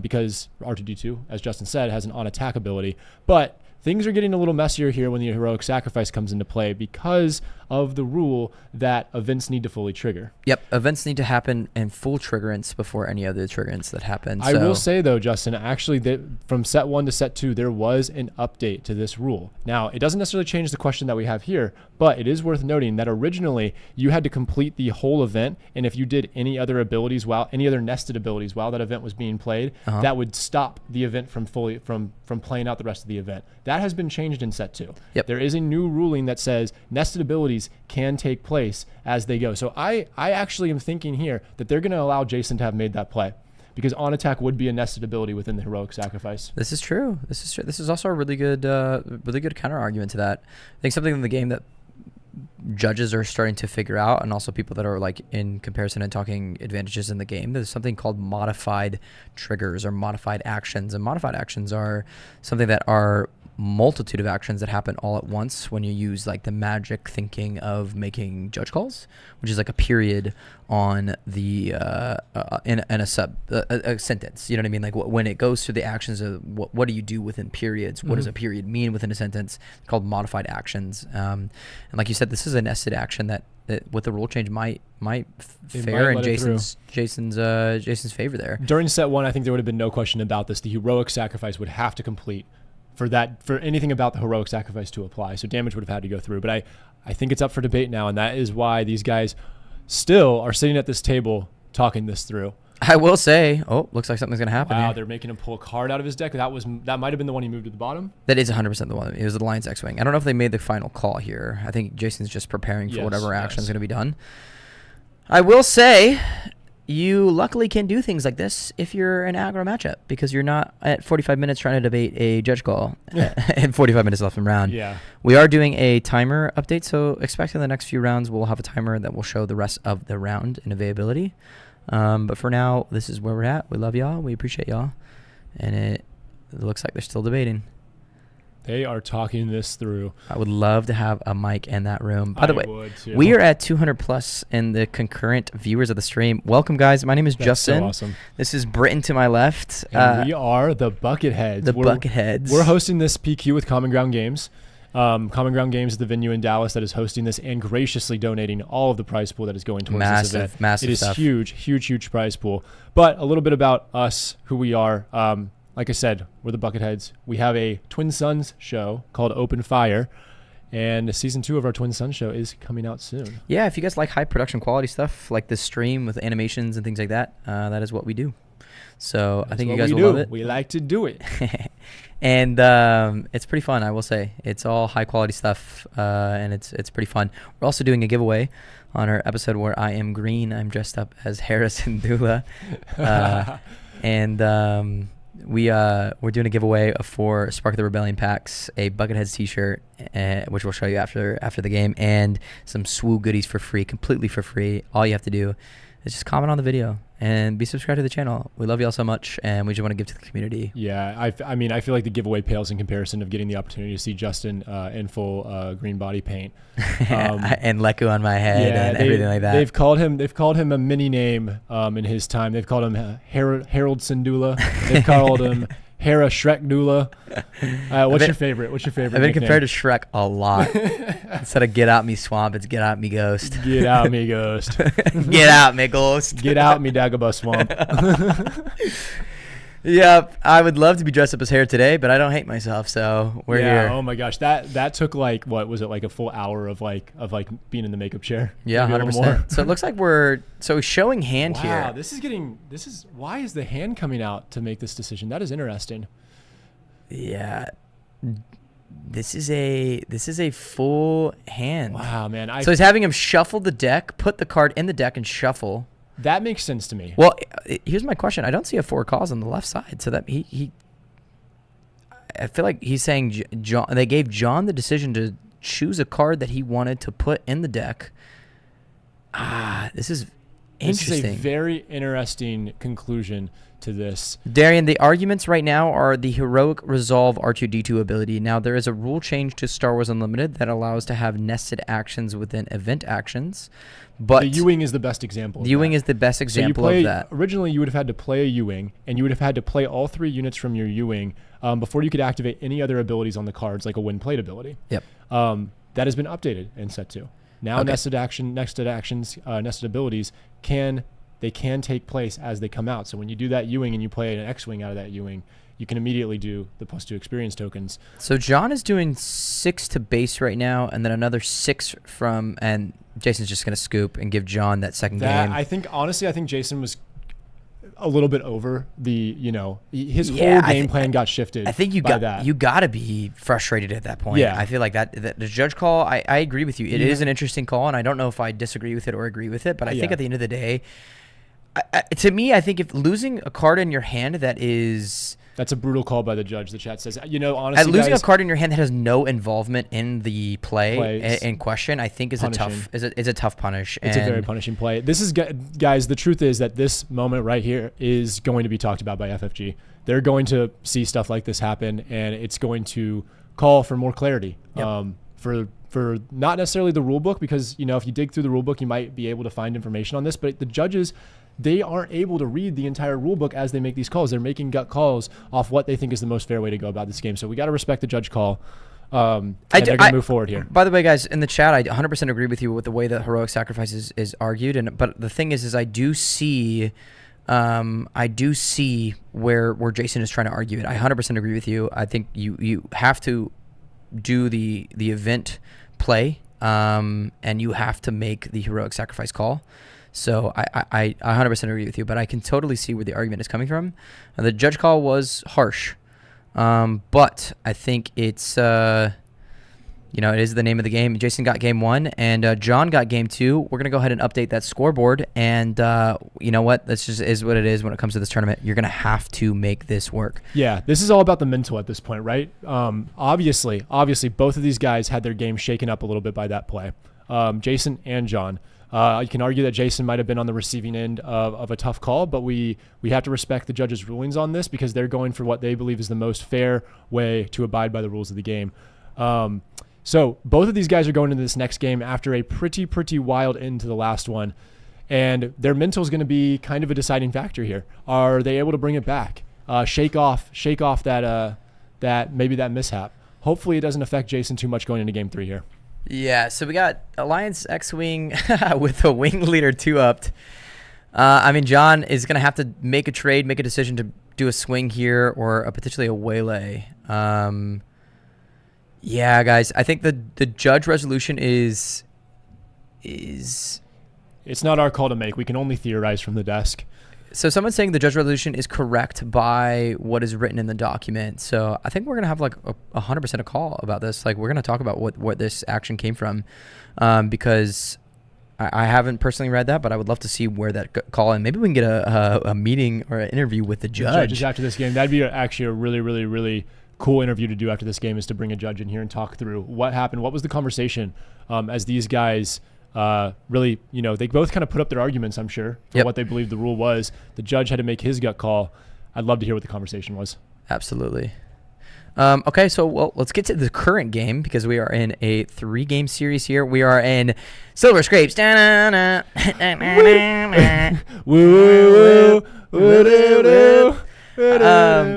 has a Viper probe droid and a Greedo on the ground side. Jason is rocking an Alliance X-Wing and a wing leader. I think it's said it's really important to see where Jason's going to take this. Jason's going to do 2 to base off the wing leader. Greedo's going to do another 3. They're keeping up in aggro right now. I think John is feeling a lot more confident after that game that he can take. See, sometimes when the game gets this fast, guys, it can get a little sloppy, and I think sometimes these guys got to slow it down just a tiny bit more because there's plenty of time on the clock. There's plenty of time on the clock, and this is where these plays can get sloppy. All right, so here we go. A classic split between space and ground. Who do you feel like is in a better position after this early? I know it's early, but who do you feel like is in a better position here? The person who's dominating ground or the person who's dominating space? So Toro's going to come out. Sabine's going to flip and initiative, and he's going to double wing leader on the board. He's going to wing leader up the Sabine. Yep, and then he's going to get a swing out of Sabine. Probably to base, but we'll see. I mean, I assume so. I feel like if Jason's going to try to control here, be a little hard. So he's going to do 5, and he's going to end up doing 5 to base. I do see a comment about how it might be a little irking for somebody to shuffle your deck when you go for a cut, but I do think that is fully allowed. You are allowed to shuffle somebody's deck if you. You should be respectful about it, though. I will say you should actually ask if you can shuffle their deck. Yeah. Don't just start touching people's cards. Just that's my personal preference there. But sometimes etiquette is important, even though if it's not in the rules. Yeah, 110%. So Cunning is played, and that's brutal for Jason. Alliance X-Wing is going to get brought back to hand. Cunning is the stopper on this play. Boba Yellow, this is where the correction on, this is where the meta on Boba Yellow is so disgusting, is the deck can be so fast and so tempo-based.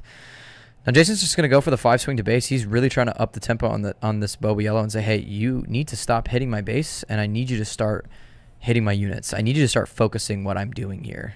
Jason's already halfway there. He's got 15 damage on John's base, but John has plenty of units to swing within ground. So Greedo's going to do 3 to base. That's surprising to me, I'll be honest. I would have thought that was going into one of the units. Yep. It's looking like... Feels like he has something. Looking like John is trying to up this. I mean, Boba is out this turn, which is already very difficult to deal with.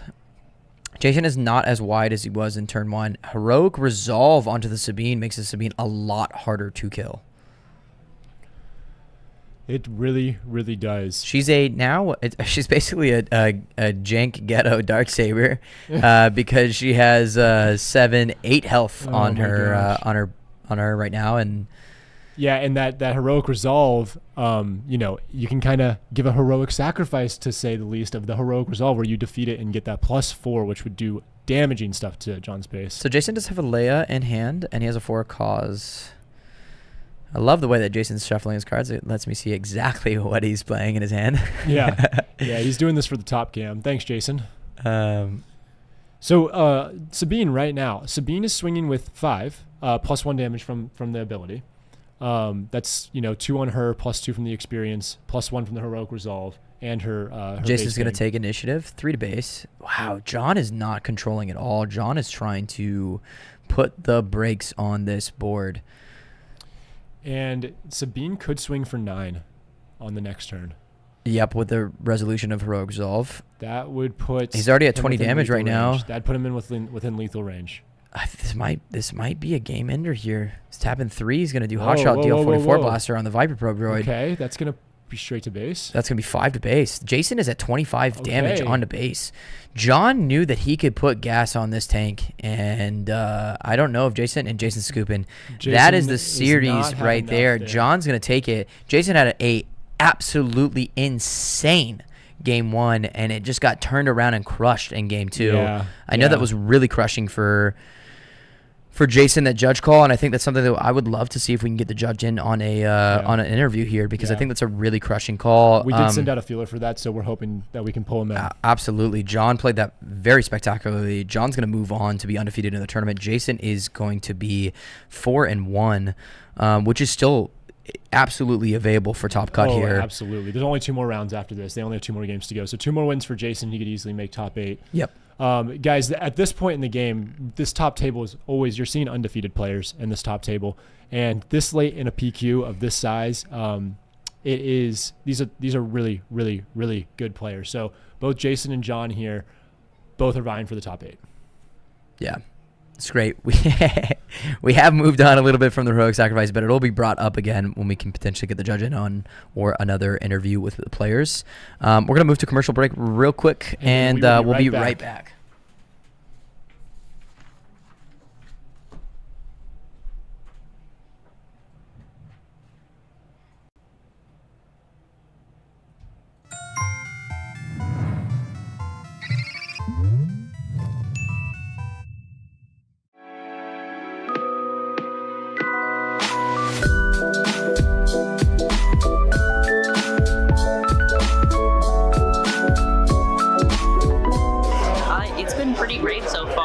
I'm a little 50-50 on my games, but so far everyone's been really nice. The people here seem pretty great.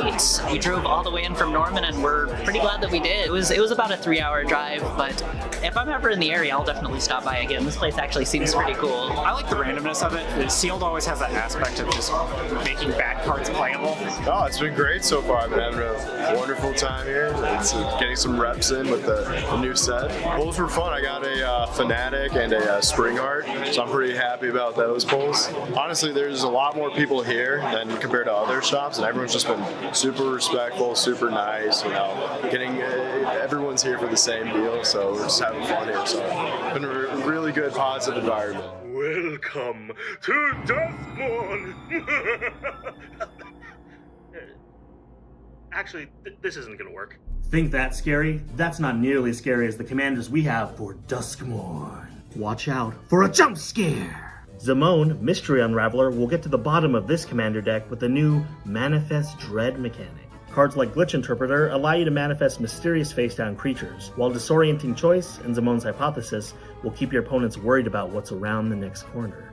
Things are getting scary out here. We might need ourselves a Miracle Worker. Miracle Worker is an enchantment deck that lets you peer beyond the veil to perceive wicked value. Aminatu, Veil Piercer, lets you turn your enchantment cards into miracles, while Soaring Lightbringer and Ancient Cellar bring an enchanted ending to your opponents. It's time to pay the toll. The Death Toll! Death Toll is led by Winter, Cynical Opportunist. Cards like Rendmaw, Creaking Nest will help you amass a horde of horrifying hosts. And once your plans are in motion, Demolisher Spawn rewards your delirious deeds with disastrous damage. Dope!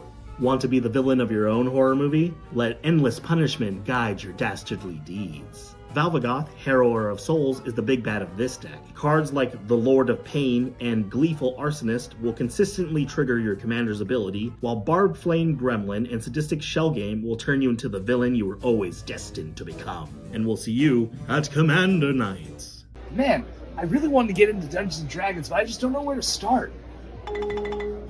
Oh my gosh! It's the 2024 Player's Handbook, available now at Common Ground Games. And I even got this awesome hero inspiration token for purchasing it. Pick up your copy of the 2024 Dungeons & Dragons Player's Handbook today at Common Ground Games. We have a serious problem. We got all these new gachapon machines, and I haven't gotten anything yet. We promptly need to fix that. I'm a huge Pokemon fan, so I had to hit up this one. So I think this new giant Kirby we got in is a sign. I'm gonna get the keychain Kirby. And just for good measure, I'm gonna get this Hunter X Hunter one. All right, let's start out with the Kirby one.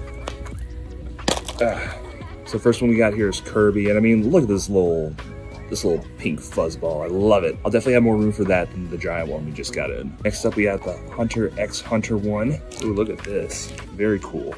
All right, finally, the moment of truth. What did I get for the Pokemon Gachapon machine? Hello everyone, it is Julian again. I'm here with Daniel, who made the official ruling on what happened in round 5 on the top cut table. Just to clarify, it was a pretty confusing little mess that happened. Just to run through what actually happened, the Jason, aka Dudeness, he had R2, D2 ready to a swing, and he played a heroic sacrifice onto the R2, and actually drew or did the on attack effect of R2, looking at the top card and then putting it at the bottom and then resolving heroic sacrifice to draw a card, which is not what's supposed to happen. Correct, yeah. So heroic sacrifice itself is the first line of it is draw a card, so before you even do the attack itself. So that's giving us an inaccurate gameplay, right? Which is causing an issue because at that point you need to draw the card before you look at the top. So gaining that additional information from looking at top and then bottoming it to draw a new card is not the correct way of the thing, because in general you're not wanting to interrupt an event as it's going. Any triggers are going to happen after that. Exactly, and the on attack of R2 actually scrying the deck before you draw the card is also very considered advantageous, right? Exactly. It's kind of like the whole Emperor Palpatine leader in Inferno 4 kind of thing, where you're sacrificing it to draw a card. You can't do the when defeated in Inferno 4 before you draw the card, so you can't curate your draw, essentially. Curate it, yes, exactly. Yeah. So on that topic, we discovered it was not the correct play, it was a misplay. How did you correct this misplay after it happened? So because that card he saw from the R2, he's going to need to draw that card because he's already seen it. So the way we can kind of rewind it is kind of go back, but he now has that extra card in his hand. Right. So the correct way to do that is to let the opponent pick, unfortunately. So you're going to show your hand of that. He's going to pick one card. That'll get shuffled into the deck.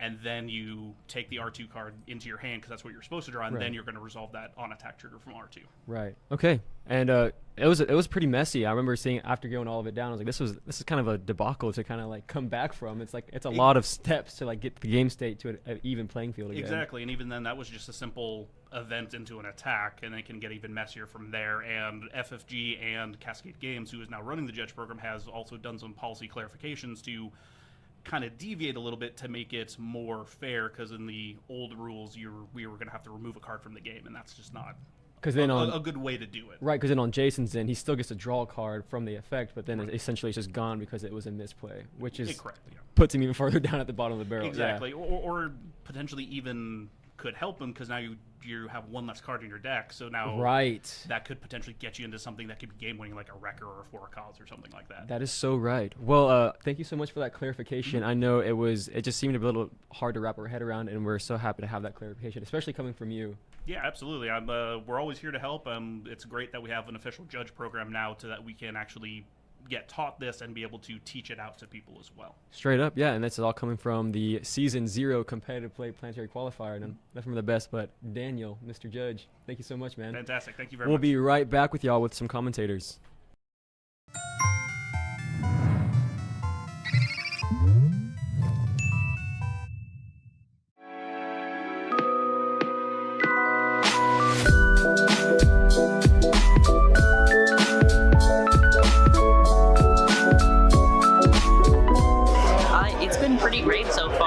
I'm a little 50-50 on my games, but so far everyone's been really nice. The people here seem pretty great. We drove all the way in from Norman, and we're pretty glad that we did. It was about a 3-hour drive, but if I'm ever in the area, I'll definitely stop by again. This place actually seems pretty cool. I like the randomness of it. Sealed always has that aspect of just making bad cards playable.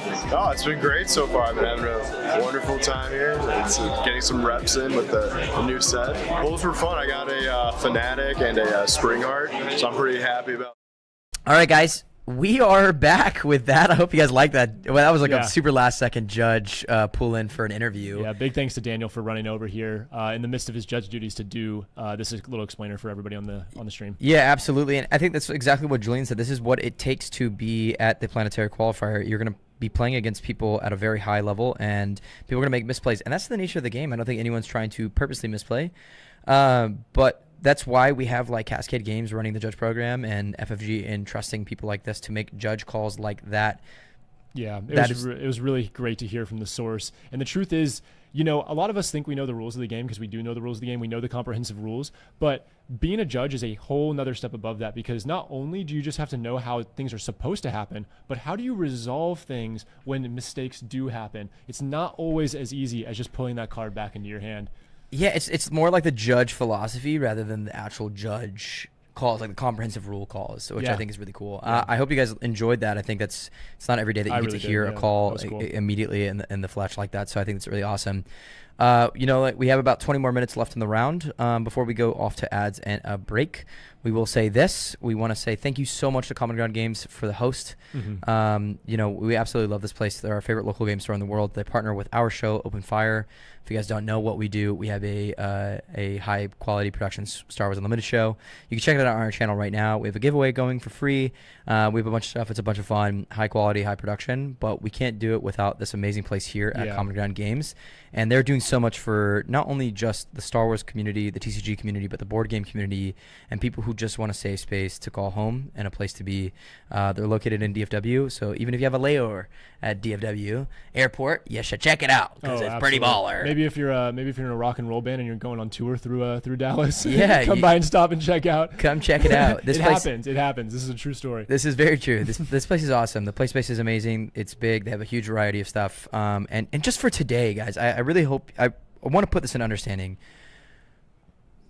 FFG gave prize support and did what they needed to do for Planetary Qualifiers, and they did not put any pressure on any store to do anything with prize supporting. And FFG is nice about that. There's no expectation of you have to put up your own money. We're going to give you the prizes for this. And but Common Ground decided to just go above and beyond and put thousands of dollars of prize support into this game and supporting this game competitively at a season 0 competitive level. We're talking about thousands of dollars, boxes, and it makes this feel more worth stepping up to the plate and doing something like this, more than just a Worlds qualification slot. It's you are walking home with product, with money, with an experience in line, and they've helped us graciously try to set this place up. You know, maybe we'll get a store cam. We have a bunch of cutouts. We have our cantina bar that we built. And it all comes from Common Ground Games and us. And so we just want to say thank you so much, and they're an amazing space. So if you guys get the chance to check out Common Ground, you absolutely should. Yep. Do you have any thoughts about that last game now that we've heard from the judges? We know how the ruling went down. I think we all have a little bit of a different perspective now that we're not in the heat of the moment. Yep. We feel for Jason because it was a simple mistake, but mistakes happen. And this one happened to really punish him because he had to really shuffle up his deck. He had to lose a card from his hand. It was a random card. It wasn't just the card he drew. Yep. And it was a card that he needed. Yeah. Actually, the opponent gets to choose. The opponent gets to choose. So that is the way the rules work out. But Jason had a hard-fought match. They went to Game 3, and John was able to pull it out in the end. Yeah, and it was a really crazy Game 1. Now, this is our first Boba Yellow on the stream table today, and I'm going to say we're probably going to see a lot more in the top cut. Boba Yellow is a menace. It's a deck that is feared, and it is a really good deck. And a meta version of that deck is very hard to take care of. And Jason really shut it out in Game 1, stomped in Game 1. But then you can see where that tempo aggro counterplay can come in. And to Game 2 and 3, it was fast, it was menacing. And even in the judge call in Game 2, and you can obviously tell that Jason was rattled about it. It didn't matter. It doesn't even matter if the call doesn't happen. John had control of that game too, and Jason was not drawing the cards that he needed. And it just is a really hard deck to deal with. So I think we're going to start seeing that more and more into Top Cut. I want to see more interesting options and ways to kind of counter-react that Boba Yellow. There is ways to beat it, and people have the decks to do it. So I'm excited to see kind of where that deck will rise up in the marks. And then that's Blonde Sabine. It is a white horse, a dark horse. It's a dark horse. It's a white horse. It's a dark horse, baby. It's a dark horse. You don't see it often right now. And like I said, it's been coined by Ryan, Rebel Resource, and it is a deck to be feared as well. And I think it literally faced a deck that it just beats it on a lot of levels. So I'm excited to see where Jason ends up through this cut, and I'm almost positive we'll see him on the table again. Yeah, I think we will, because he was definitely very, very close in that one, going all the way to game 3, running the distance, having a dominating game 1. Absolutely. Well, yeah. With that, we will take a short break so that we can stretch our legs a little bit, grab some water, but we will be right back with round 6 of the Swiss group stage. Yeah, buddy.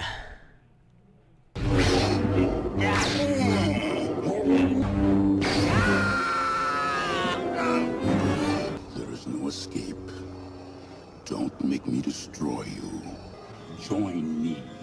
And we can play together in the same deck in Twin Suns. Come to the dark side and change your aspect color to villainy.